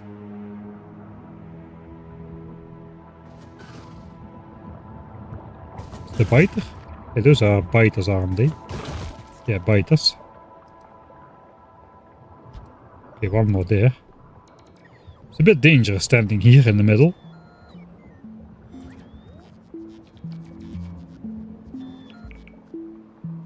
Alright, that was a smaller one. I think we're good. Unleash the repair packs.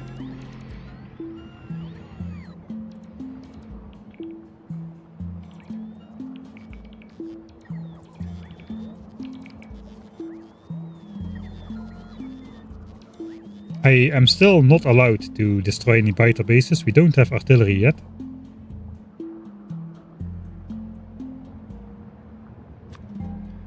I can probably get away with doing this.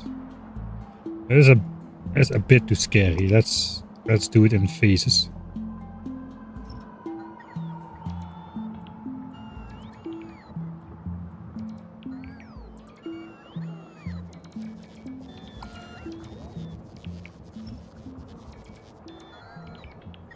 I'm just gonna get out here already, in case I messed up.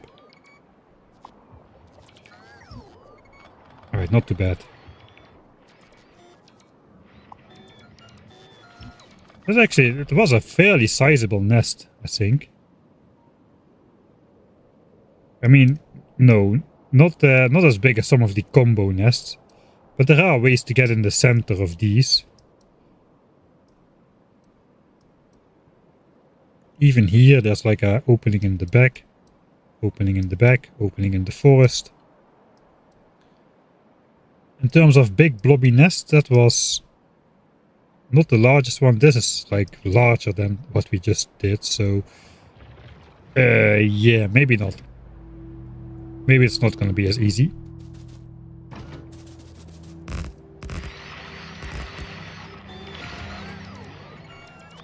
Alright.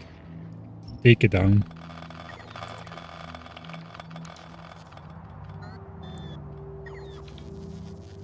If I just put a 50-50 glob, I think it would cost me a lot more time just to walk back and front. To pick up more walls. And to have the bots place them, it would take a lot more time. I would probably run out of energy if I would place down like a massive blob of walls everywhere.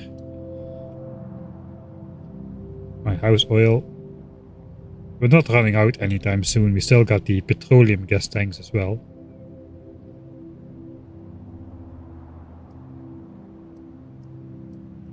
So what do we do next? Another bigger one.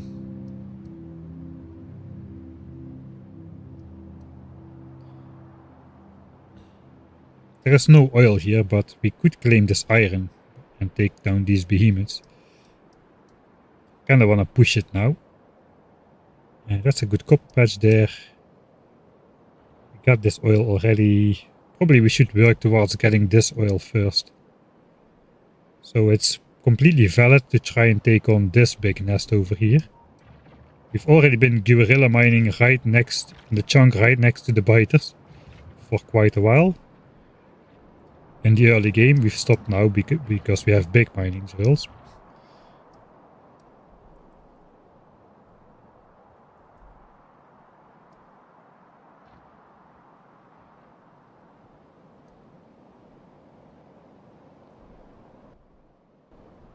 Sure, let's take on the bigger one. Go up, go up, go up.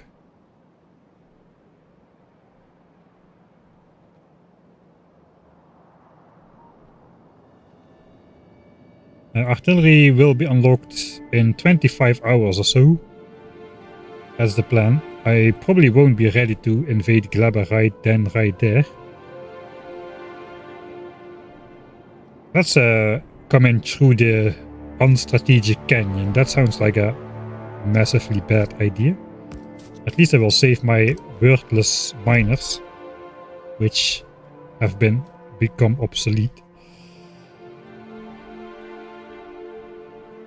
Alright, planning time.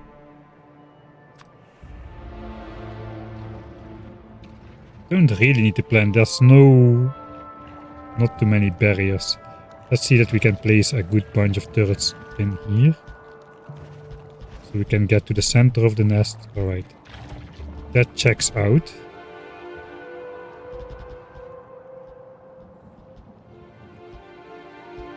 So that's gonna be our front.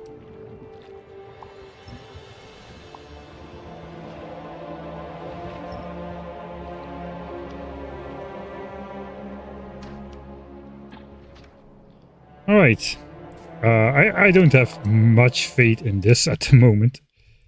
It's gonna get night, so let's switch the rainbow lasers on at least.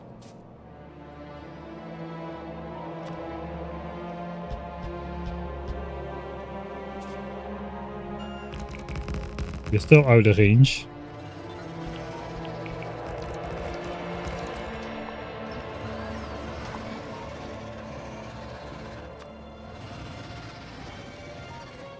Okay, bots, go in.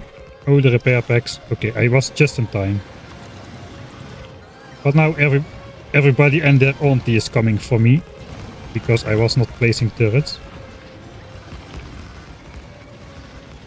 Alright, decent. Try to see if I can go around without getting my behind acidified.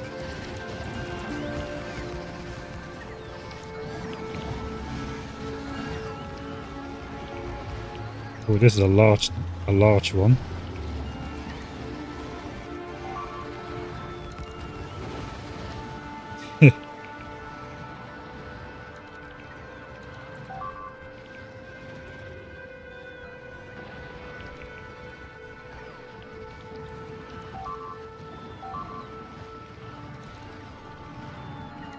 Alright, that takes care of all the worms back there. I think we're losing turrets. Yeah, we're losing turrets, that's fine. Turrets are replaceable. I mean, bots are replaceable as well. Everything is replaceable at this point. I want to go back. We gotta get those back worms now. I want to go around the south side. But yeah, these are basically like sitting ducks over here.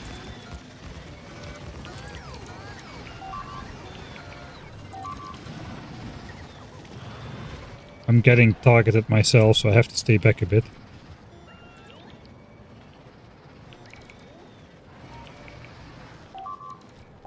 Guess I'll stay on the other side of the cliff.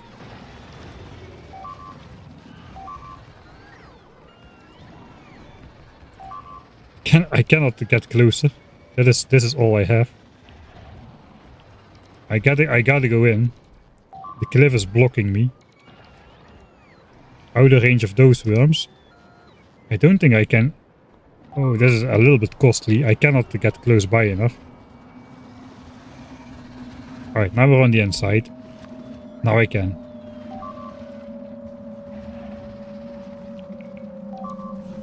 Oh yeah. I do expect to lose way more laser turrets.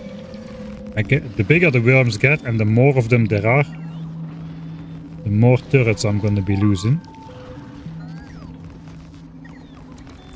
Now place a nice cushion around the nest. Hopefully I have enough laser turrets. Okay, we still have some.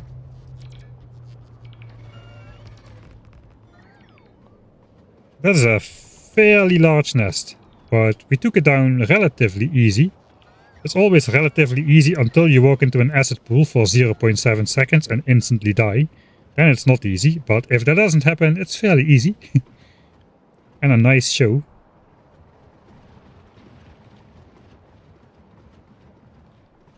So how is power?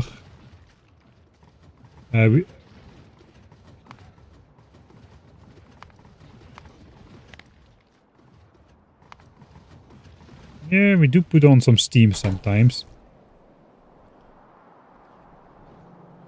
The one-shot tank is still full though.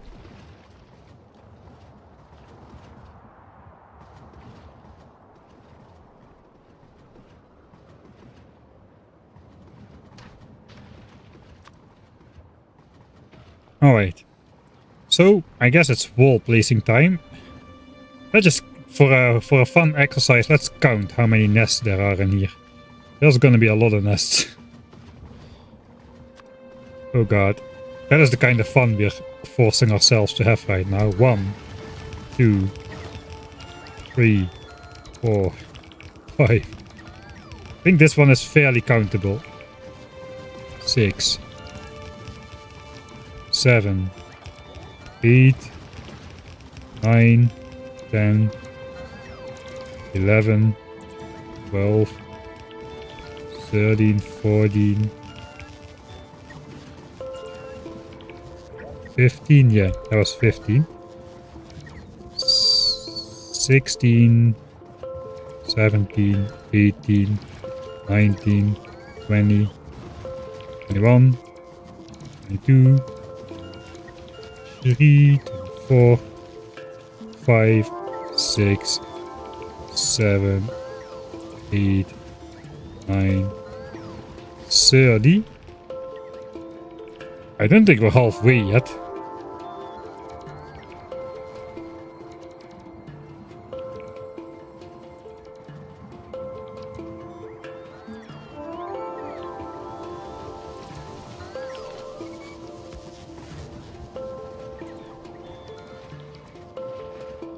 Barely a dent in my battery though, so that's excellent news.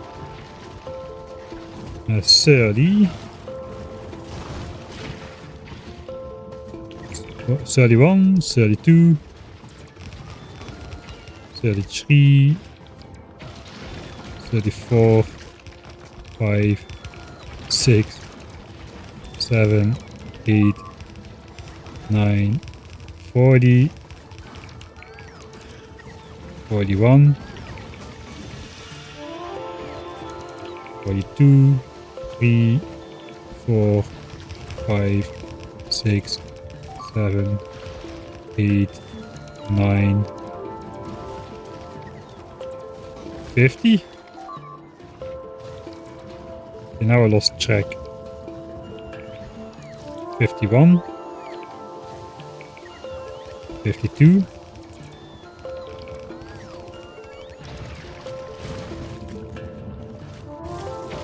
3, 4, 5, 6, 7, 8, 9, 60. These are large. 61, 2, 3, 4, 5, 6, 7, 8, 9, 70, 1, 2, 3, 4, 75, 6, 77, 78, 79.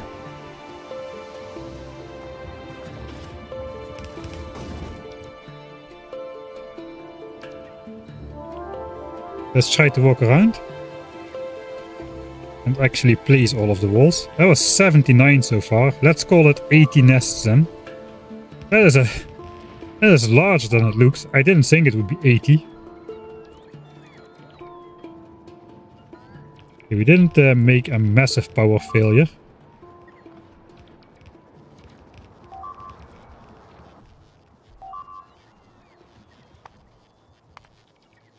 We lost 26 laser turrets in the initial stage. Now we're just losing some walls. Oh, that's bad. We are once again not reaching the center.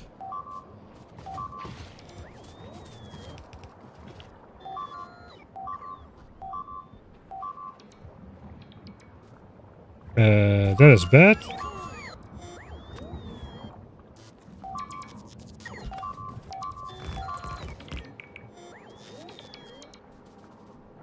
I'm just gonna try to build and control Z and hope that it does the job. That might be the way to go about this. I mean, the walls leave ghosts behind.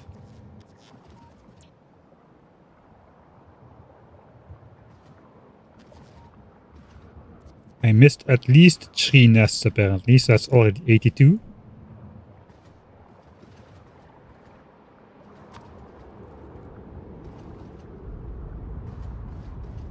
Probably missed more than that.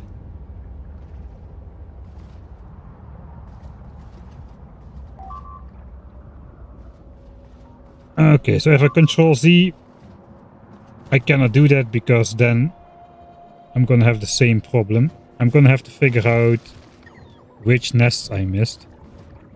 And here this is a bit dangerous. Let's at least activate some of the laser turrets.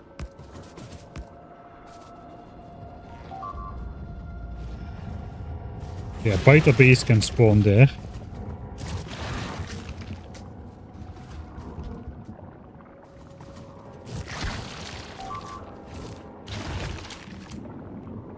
Spitter base as well. Got something up here. There's 2 walls which haven't been placed. Like this biter base has been forgotten completely. It looks like we're gonna want a bigger roboport area to do this.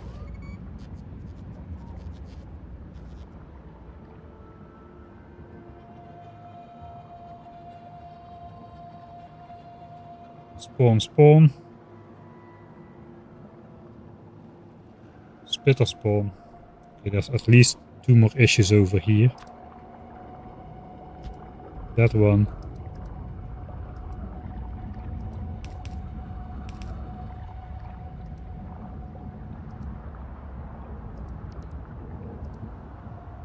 Don't see a biter issue. How is that? Spitter, alright.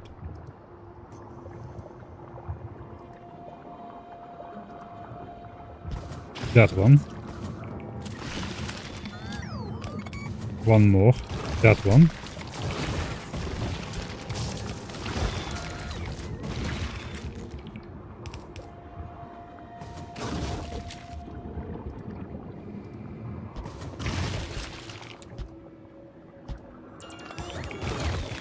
Now we gotta do the entire structure around those laser turrets again. This is a bit more difficult to micromanage. I don't know what I'm doing.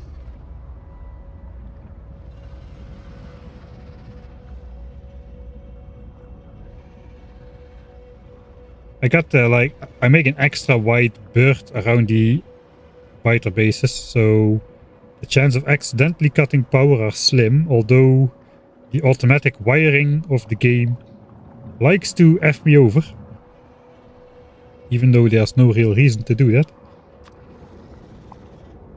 I'm gonna slowly retract without repairing.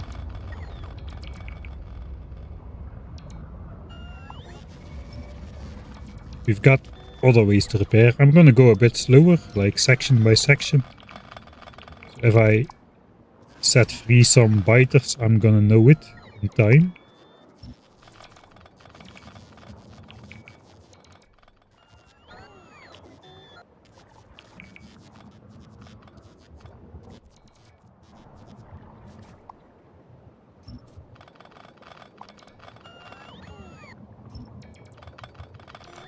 Especially here, it could be tricky.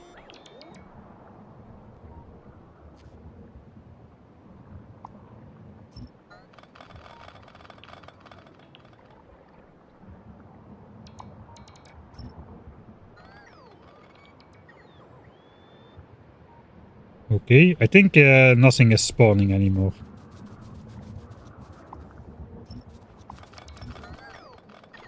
Let's try going over to this side. Okay, that went well. We haven't really fought our ultimate enemy though, and that is the behemoth biter. The behemoth worm. Those guys have 5 times the effective hit points of big worms thanks to their insane laser resistance.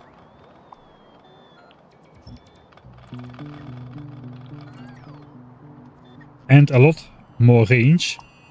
I think it's 48 instead of like 38. And a lot more damage, so they're a lot more deadly for me as well, and they'll be targeting me from much further away, so it's gonna be a bit harder to keep that under control. But man, this is a big base. 2.2000 walls, and that is with putting everything like tile perfect.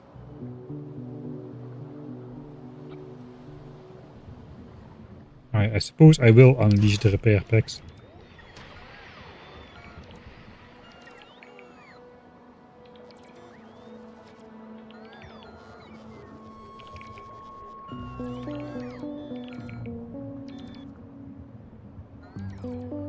Alright, that should repair everything. Except for 153 turrets, but those get repaired on the next block. Is this the next biggest dude?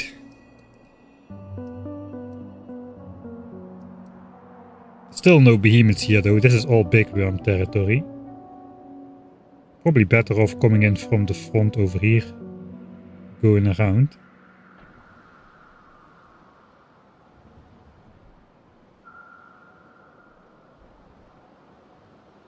Yeah, rainbow lasers is a mod indeed.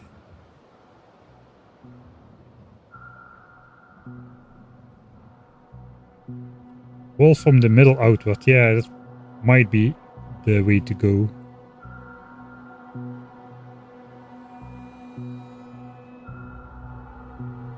I've been just walling from whatever side so far, because it worked.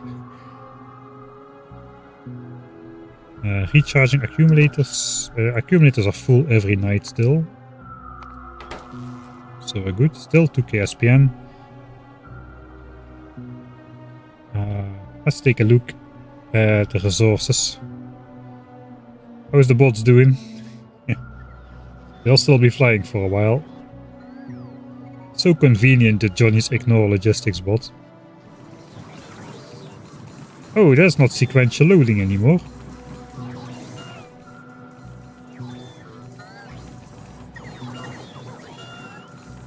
That's weird. Why did these chests get selected out of order? All of the other ones have been selected in order, except this one as well, apparently.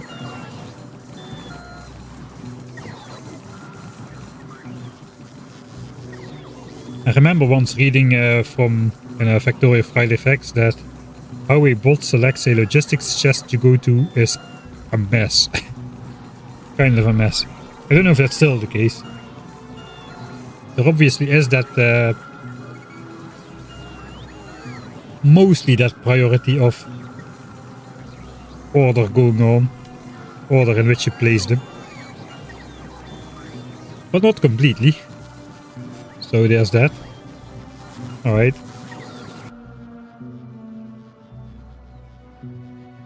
Yeah, we got three. That's not gonna change. 3.5 million. Alright. 400 to 500k items inside now. That's still gonna be a while.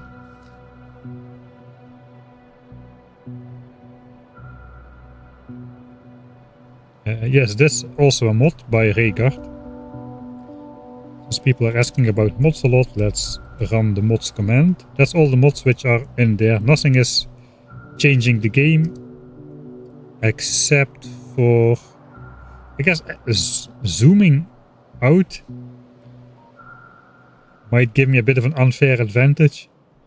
Then again, it's a stream. You want to see what's going on, don't you? You want to see the lasers shoot the stuff instead of me staying over here and the lasers being off screen.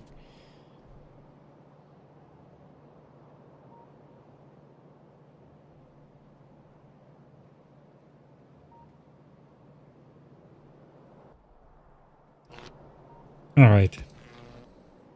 One more big boy. I think then we'll call it. I do have the lasers for it. I don't think I'm gonna plan this out. We're just gonna go by feel. That means just doing whatever.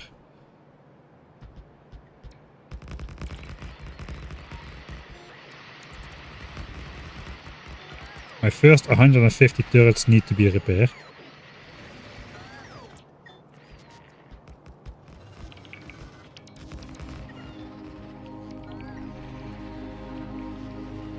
Still have 9.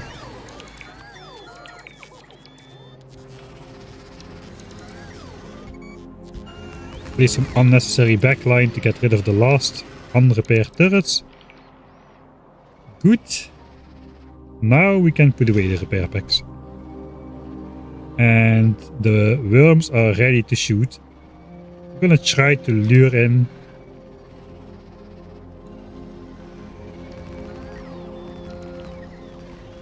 oh, there's a bad pattern which I'm doing there. Ooh, that is bad as well. I just gotta stay behind my bot swarm.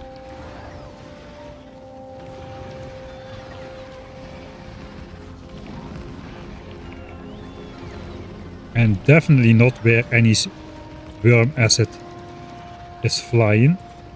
We're gonna lose a lot of turrets on this one as well, that's for sure. I'm gonna need to make some more. I am being targeted. Either me or some random bots. Ooh, this nest is large.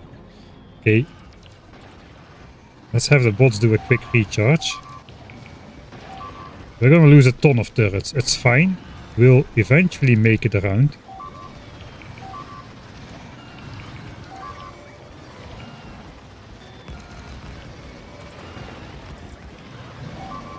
I'm limited by bot flight speed though.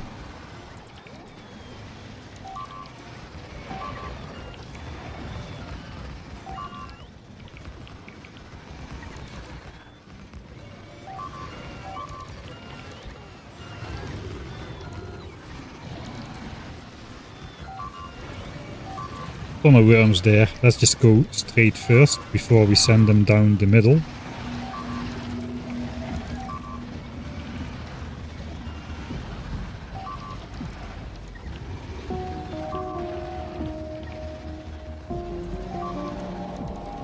Trying to establish a little presence in the center there. 4,000 behemoth spitters, heck yeah. We're at it again.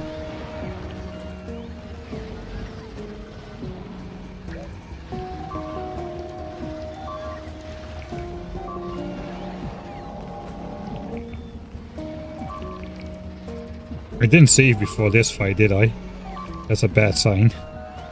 Man, this is a large nest.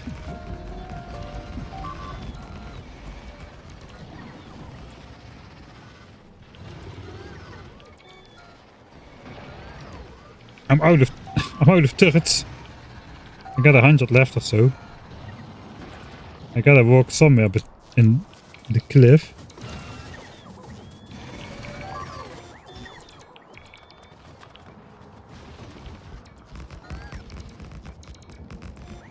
Okay, we did meet up exactly there. I have 47 turrets left, man. Not great.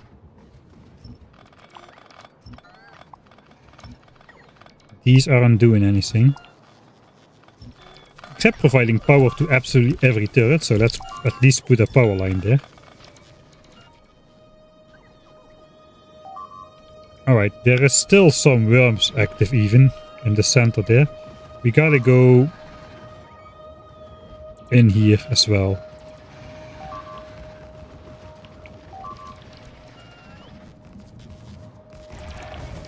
Okay, we powered that. Still worms active there as well. Oh, that is bad. Can I even get there?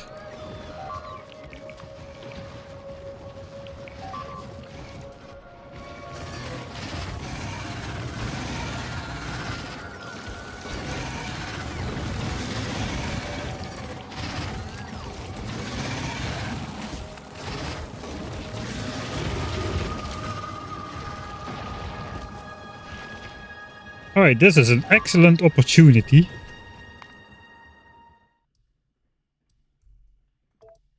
to try out walling from the middle outwards.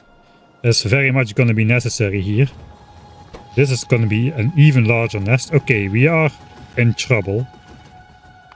This is too large for our power network to be able to sustain. We might have spent our steam shot here.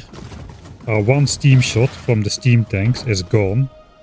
I'm gonna reload the last save just to have a look around. It's not gone, but we have shot some of it to sustain power.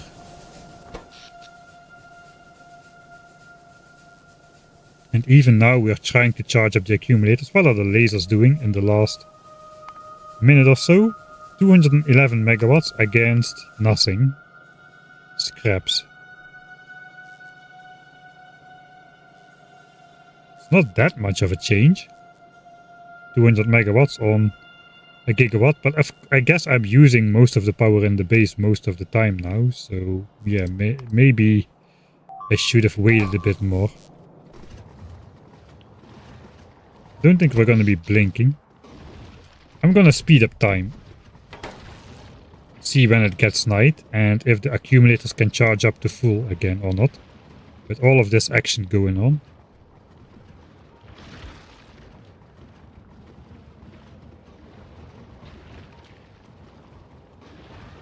Because that's a lot of spawns. I don't think we're gonna make it to 100%. Or are we? We might. We might actually.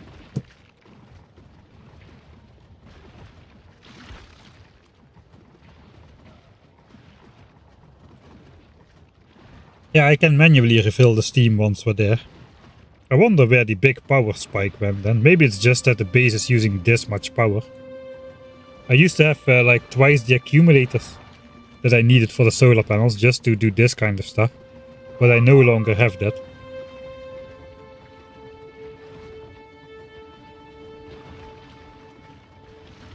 Alright, it doesn't look like we're gonna get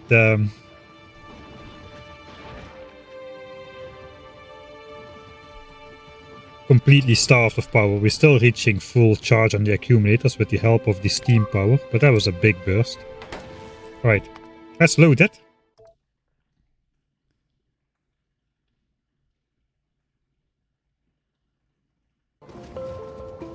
And we'll try walling from the center out.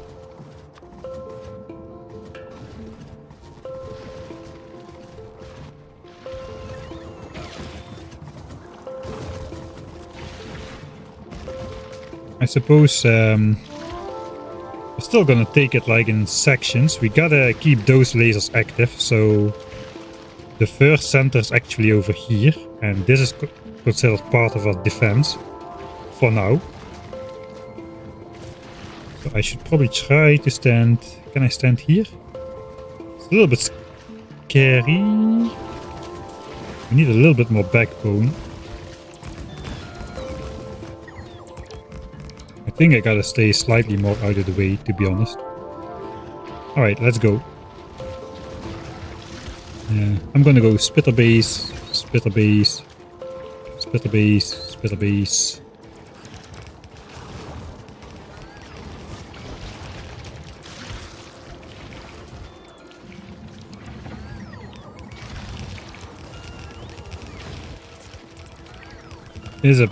I'm not going inside. I'm not going from the inside out like this, am I? Yeah, I'm gonna just skip some bases accidentally.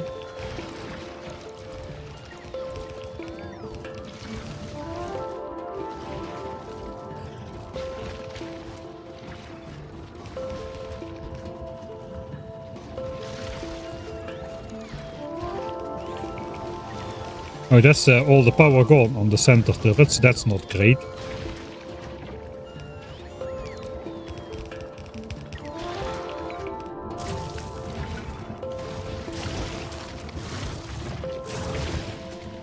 I can restore it.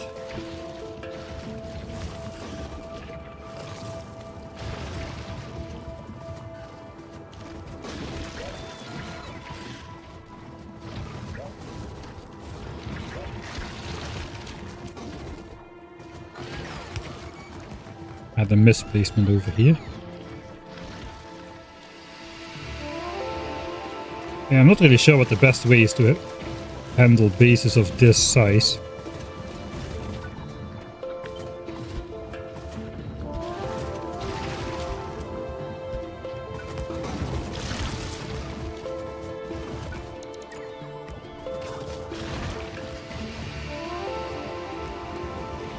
Probably the best way to go forward is just keep placing stuff. Maybe.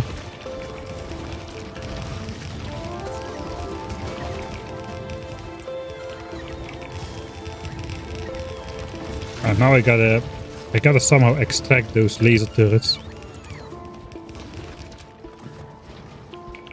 Yeah, that's not gonna be easy either way.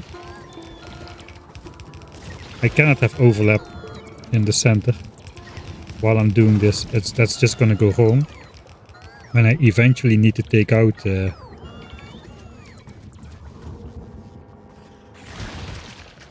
all the turrets and whatnot. I can maybe find some spaces to place in a couple.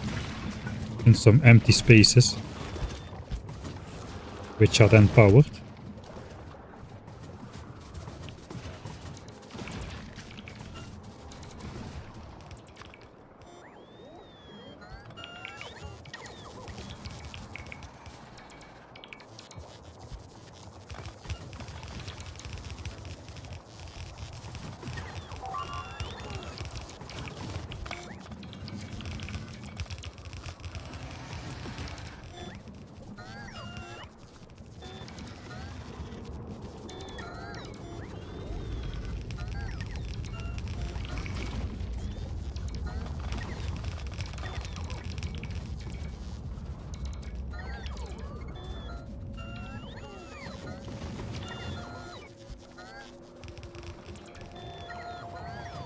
I don't hear walls breaking. For the moment.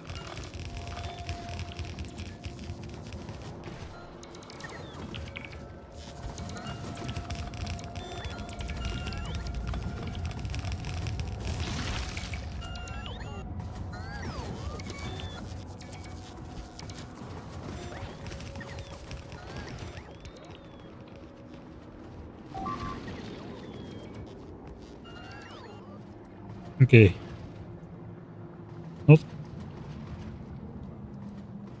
Not everything is watertight up there. Let's go around again this way. We'll power these turrets again.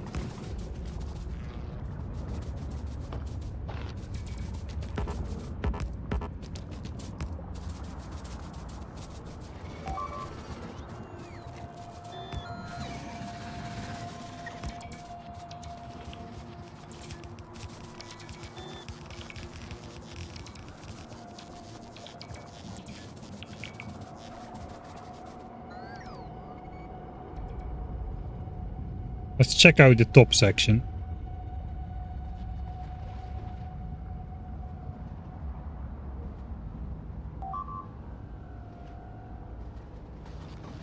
There is still some stuff going on here.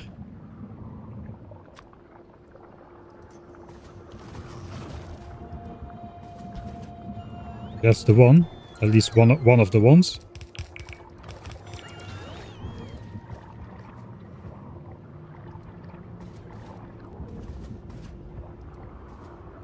And here in the corner I probably left one or two out for safety because those are the turrets closest.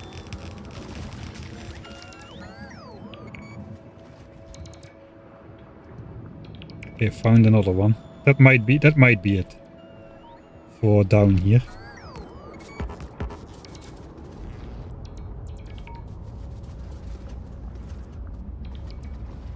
We'll actually go in the forest. I think now it's just like a half moon. Should be trivial.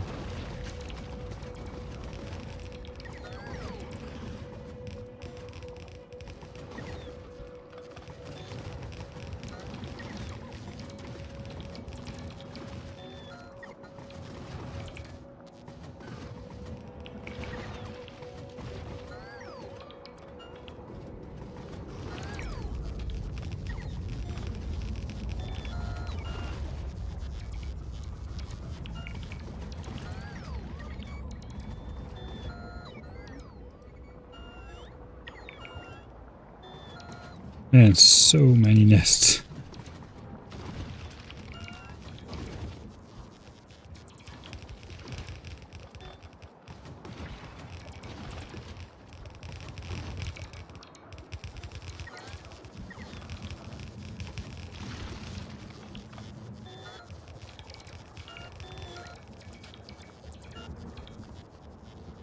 I think I got everything. Let's see how many I missed.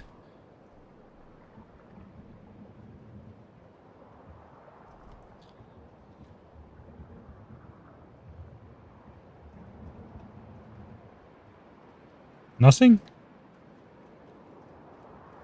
We've got 30 seconds before a behemoth could spawn. There's a 30-second cooldown timer after a behemoth. It's looking alright. Did we shoot steam on the second night? No, we stayed at 288. 288 is good, that is regular steam. The 468 shot is when we use the steam buffer tank. That only triggers when accumulators are like under 10% or something like that. I didn't pay attention now if we needed more. If all the biters are gone or not. Let's take out the center here first. See if something spawns. Nothing yet. Just gonna go from this way out. Counterclockwise back, I suppose.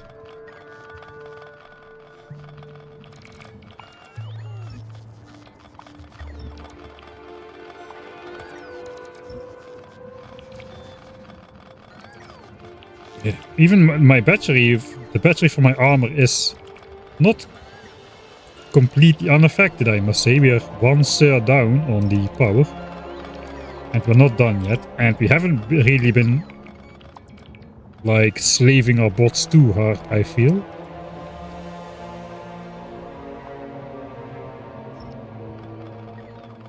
Yeah, we basically have only big miners on Nauvis going. So no suboptimal mining is going on anymore.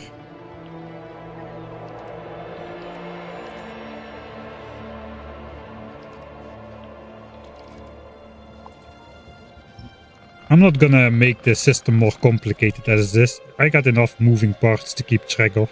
Man, I placed all but like 40 turrets and all but 200 walls. I guess I got those still, so we still have some. This is where all power is connected, so let's not risk that. Okay, I've already disconnected this entire lot. So yeah, this is the problem often. There's just like there is definitely space for this to connect, isn't there? But it's just not done. Those are just a couple turrets which don't have power lines, so that's fine.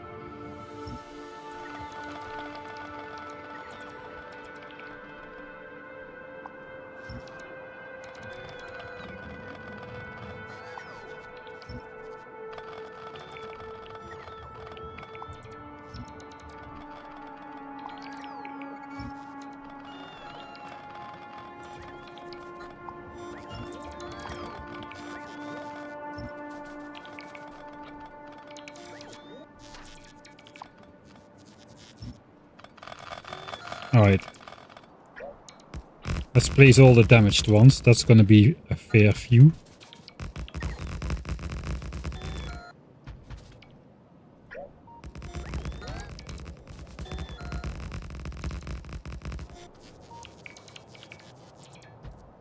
That's all the damaged ones. Here we go again. Mass repair.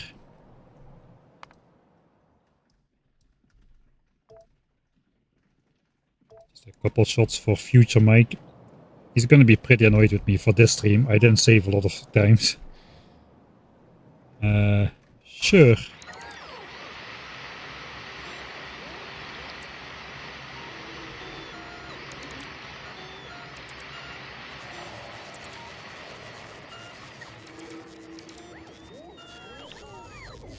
That was a lot of repairing.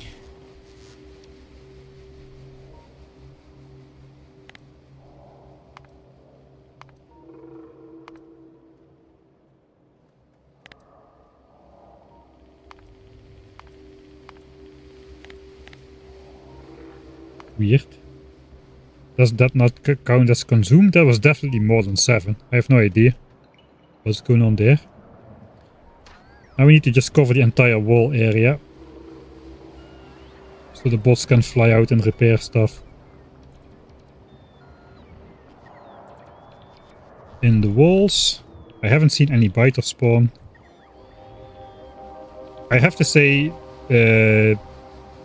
these biter nests are definitely feeling like they start to outgrow my roboport area a bit. And my roboport area is not small. Look at this. This is like over 3 by 3 chunks. That's a sizable roboport area, especially for Mark 1 personal bots.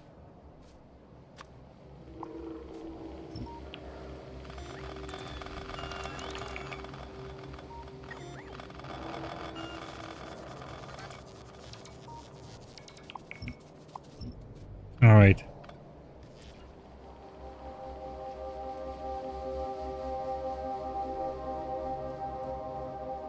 It always looks like the next one is even bigger, but I think that's also because here are still a lot of worms and biters which are red on the map, and this is only the nests. That's probably not that bad. We are surrounding the 2700 oil patch. We probably have already claimed this fragmented one. We are rapidly depleting that one. Oil tanks are at 2.5k. is already not fast enough to keep this full. Too low to keep that full, so the pump speed is kind of decided by how full the reservoir is, and we're now at 10% full. So these are pumping out less oil than that the refineries can process at the moment.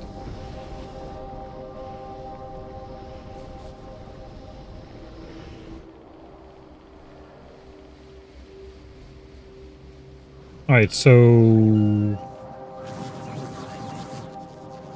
let's see how much power the robots have been using here.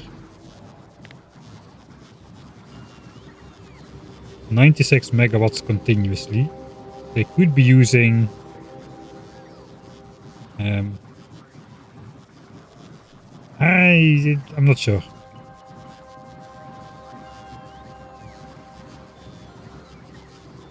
Yeah, we could be using at least 180 megawatts continuously for charging our bots, but the bots of course are not spreading optimally over all robots on the entire field.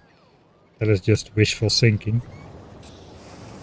Are all chests getting emptied out a bit, or are we filling up chests as well? I think we are emptying everywhere.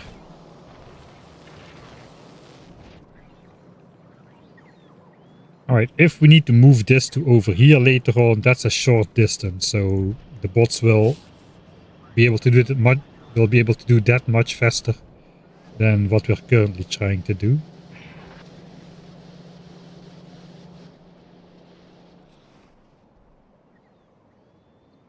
Alright, we are an hour and a half away from Logistics 3, and that means we actually are not that far away from being able to return to Vulcanus and bump up purple signs to 2k SPM.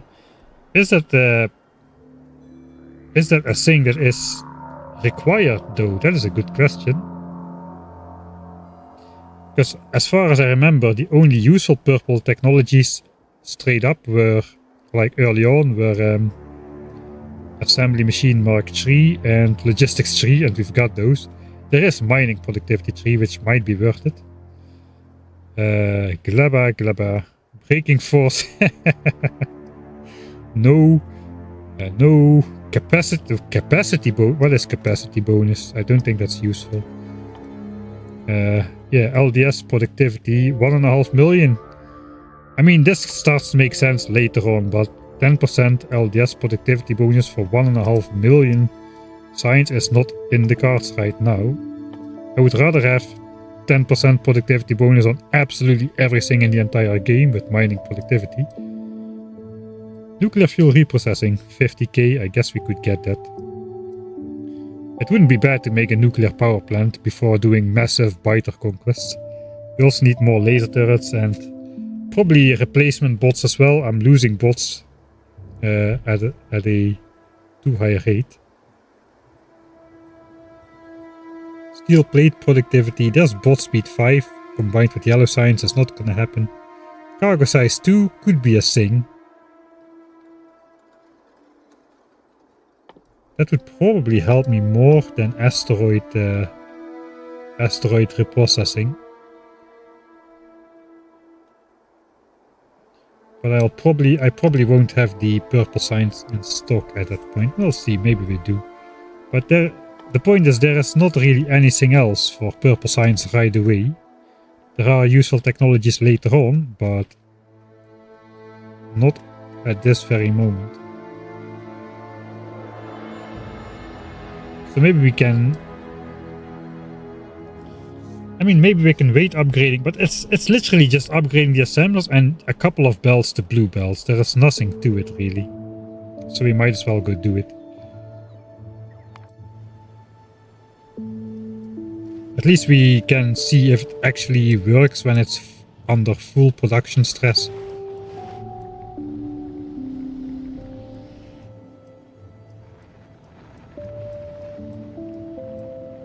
Alright, I did it. I did it. I have completely mined up my starter calcite patch. Have any of you ever done that in any of your own games? It's completely gone. 742k. Heck yeah.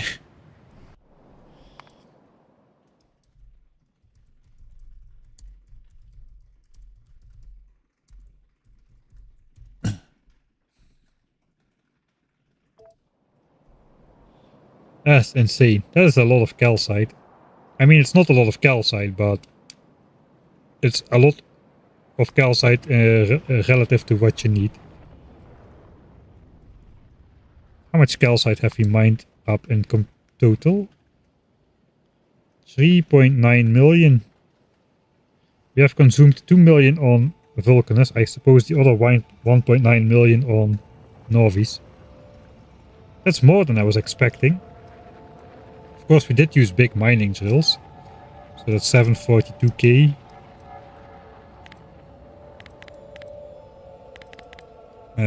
Is multiplied by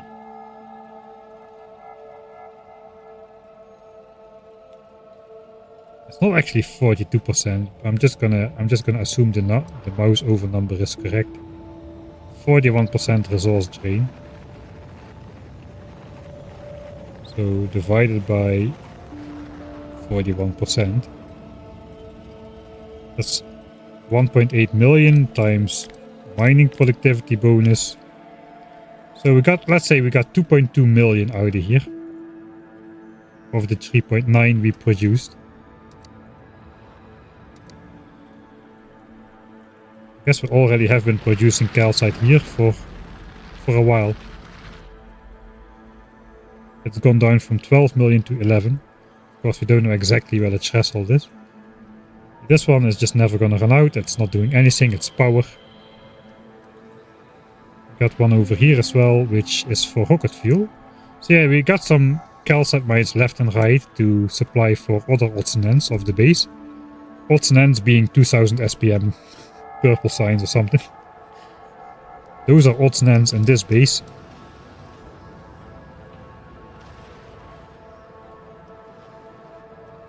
I'm surprised everything is still going so well. Keep waiting for something major to go wrong. Even if it's just like a spaceship or something.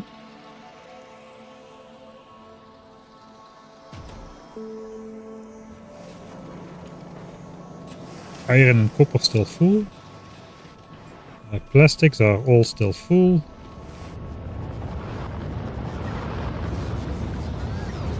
Rocket fuel is filling up again, so that is good. I guess we didn't need the rare quality upgrade, but I mean we've got the stuff anyway, so we might as well.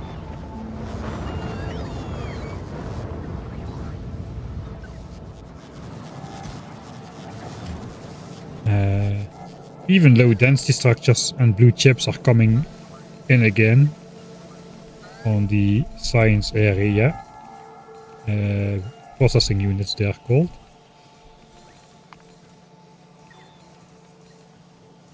We are producing 390 a minute. And we're consuming 312 a minute, so that's good. Should probably look over a larger time frame. Yeah, 320 a minute consumption, 400 production or so. How about low density structures? Yeah, a little bit less overproduction, but overproduction nonetheless. This looks like the regular rate. Every time we launch plastics, we get a spike. It looks like we're good on all ends for now, except for oil. Oil is out, but we've got time to fix that problem. But we're gonna fix that problem in the next stream. I think I already just made my end of stream save right there. Alright. So I'm not gonna save this, but let's just quickly run over to some behemoth worm nest. Just see if we can run in like a maniac and just get away with it. As a sort of a test, I suppose. I mean, this is not a terribly large nest, but there are Why does this one have only big worms? This one has some behemoths, but not a lot.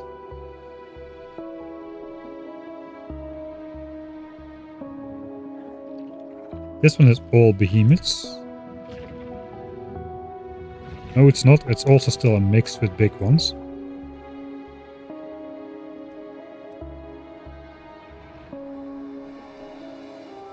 That is really like, that is like slightly closer to spawn.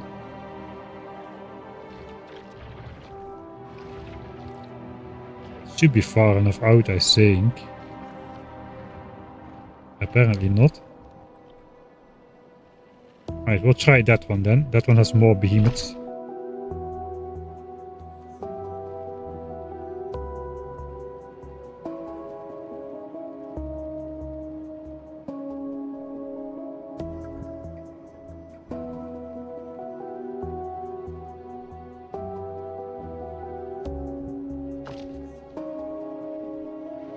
Alright.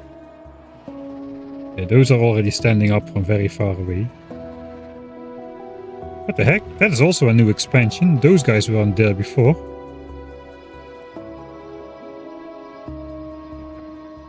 This guy still hasn't spawned any biters, so that's fun.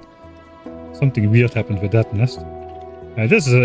These guys are very new. This mine definitely cannot run with these guys over here. This was running with those guys and those guys in mind, so the anti-biter expansion system is starting to show its cracks left and right. We don't have an infinite amount of time left here. Anyway.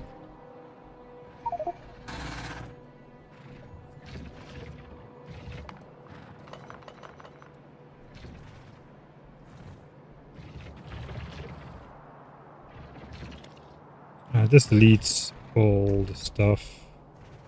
Kill all units, alright.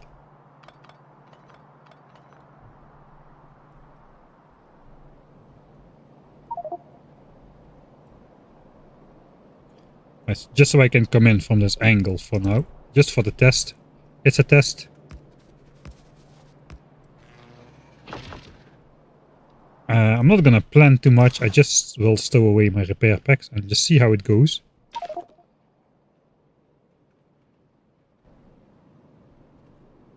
It's not all behemoths, but there is an amount of behemoth worms in there. I'm just gonna try to play a bit more zoomed out.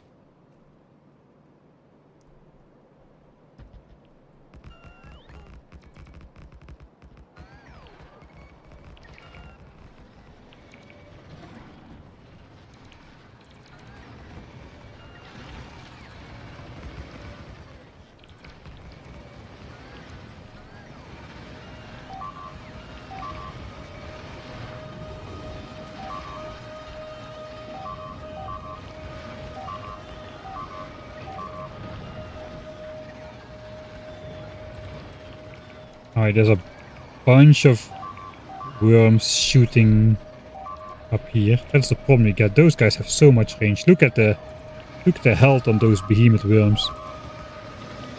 That guy is just not dying. Alright, he died. But it took him a good amount of time.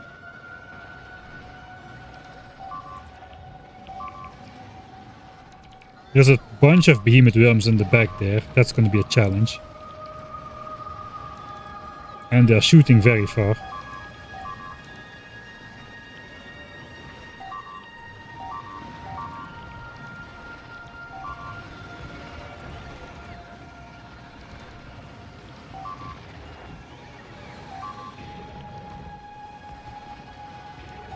I cannot come more close by than this for the moment. Again, stuck behind the cliff.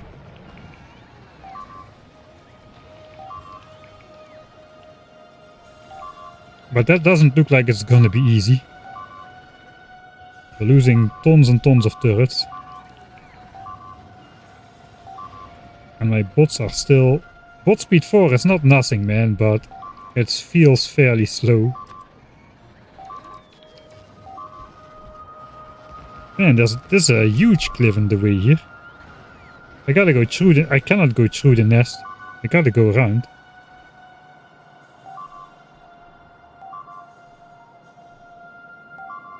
We'll start a new sequence here.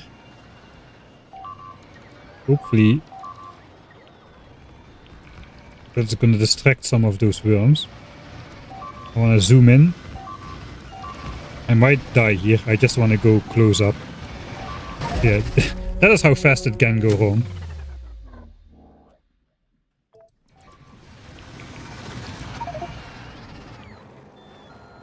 I want to stay here, not respawn.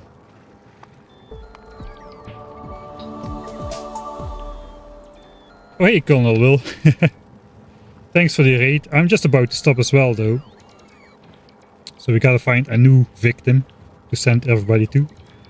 We're just testing our laser turrets against the behemoth worms, which have 3000 hit points and 80% laser resistance, so 15,000 effective hit points against my medium to early game damage upgrade, and it's not going well. I just wanted to get a good shot, so I got a bit close and died. But it's already editor mode, we are just testing.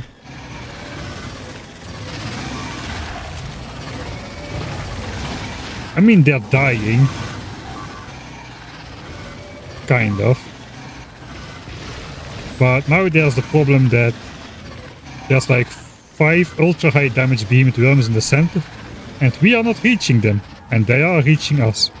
In fact, this guy has enough range basically take out this entire area over here. So yeah, behemoth worms are gonna be a whole different ball game. So far we've been doing a bunch of pretty large fights here.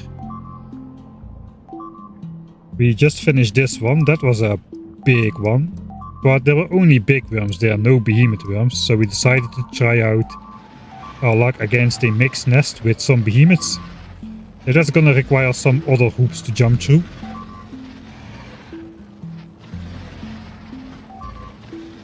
Yeah, maybe poison capsules. I have kind of a hard time like surviving getting close though. I would rather keep laser turrets and bots between me and the worms at all times, but I might need to brave up and just try to go in with poison capsules. Let's just, can I throw one from here? I think I can. So let's say I make uncommon poison capsules. Those are not too expensive. Just a single one. I cannot throw them from editor mode. Alright, fine then. Fine.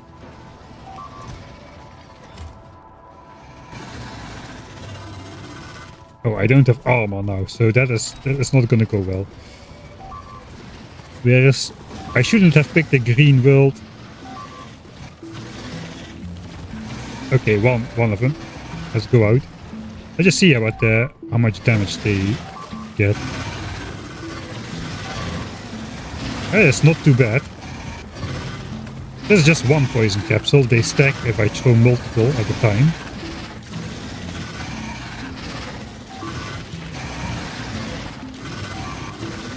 Alright. 400 health, so technically if I throw 8 of them, if I manage, takes 4 seconds to do. Let's hope all of those guys are busy.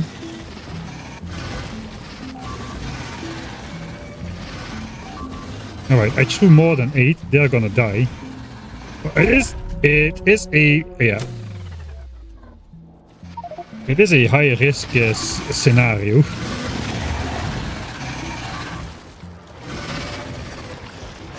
But they did die, so there is that.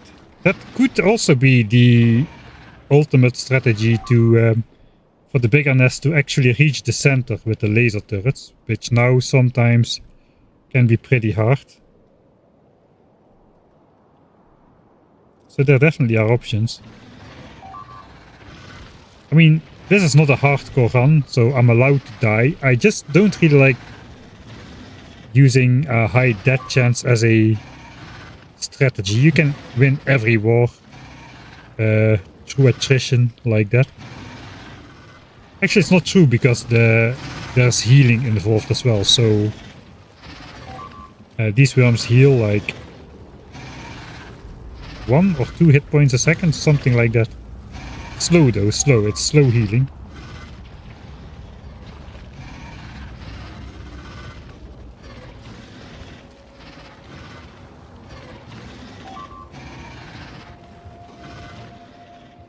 Alright.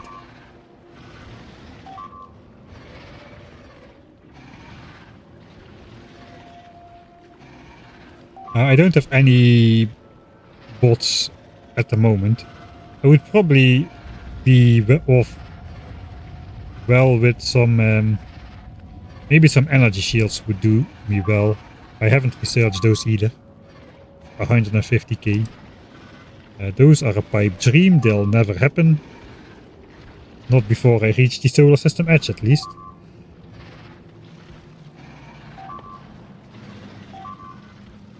I think defender bots pretty much get one shot.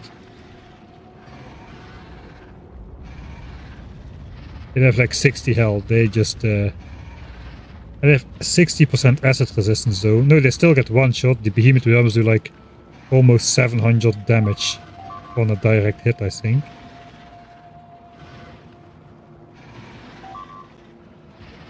So this tech is researchable, distractors. They should have a lot of hit points. They are supposed to distract, not kill.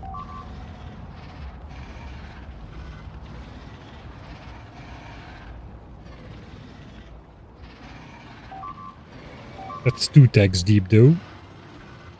And we're trying to save up our military science for artillery. I think this is might be extra. Oh, it's only yellow tag. Those have 60 health again.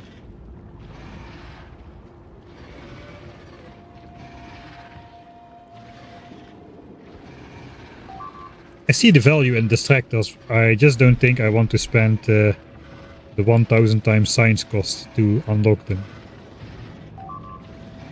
Especially not because military science I only have 720 SPM and I'm not planning to improve that.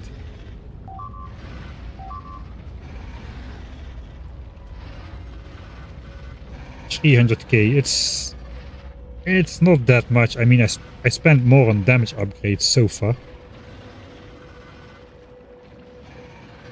We'll see. But I think we can get away with it. I mean, it was just a wild experiment, just for fun. With semi-depleted resources and whatnot, and no plan. I think I could do it.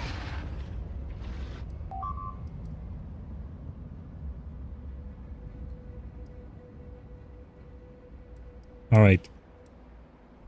We need to find a different target to raid. We can actually let's have a test.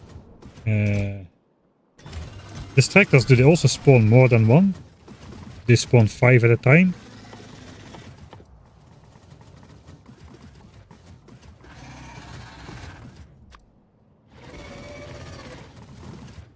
I guess I'll be making uncommons at least. Let's also choose. I don't need poison capsules now. Just seeing what will happen. I don't think we're in danger of destroying the nest. Oh, actually, we might be in danger of destroying the nest.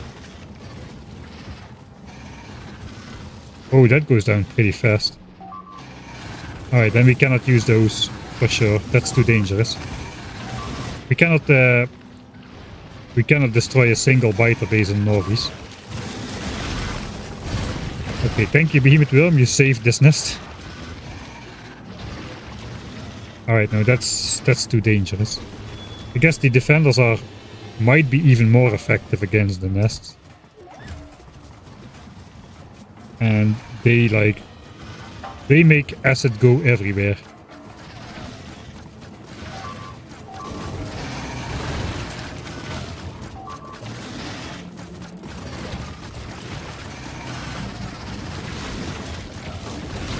Okay, I don't have any shooting speed. I thought defenders got nerfed or something. I just haven't researched any shooting speed. I'm about to die again.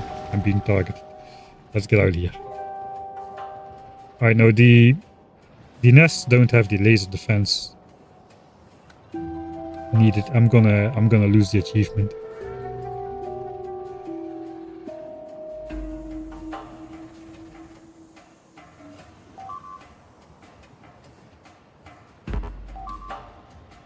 Alright. We'll go auto screen. This is actually not working at the moment. So let's just switch to one of those. It's gonna take too long to switch on. We'll watch the power plant instead. The power plant is also nice. That one is not on there, hasn't been on there for a while. Or, you know, the base is finished. Let's invite our new friend.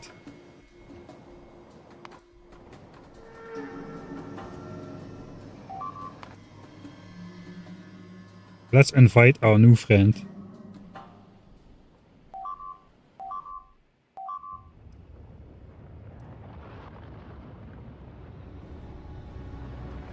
Where is he?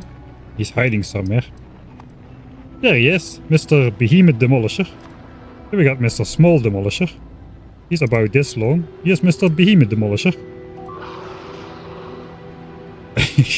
He's about that long. So yeah. Enjoy the outro. This is gonna be my factory demolished by a Behemoth Demolisher. Look at the size of that guy. Oh, we're gonna have to fight him at some point.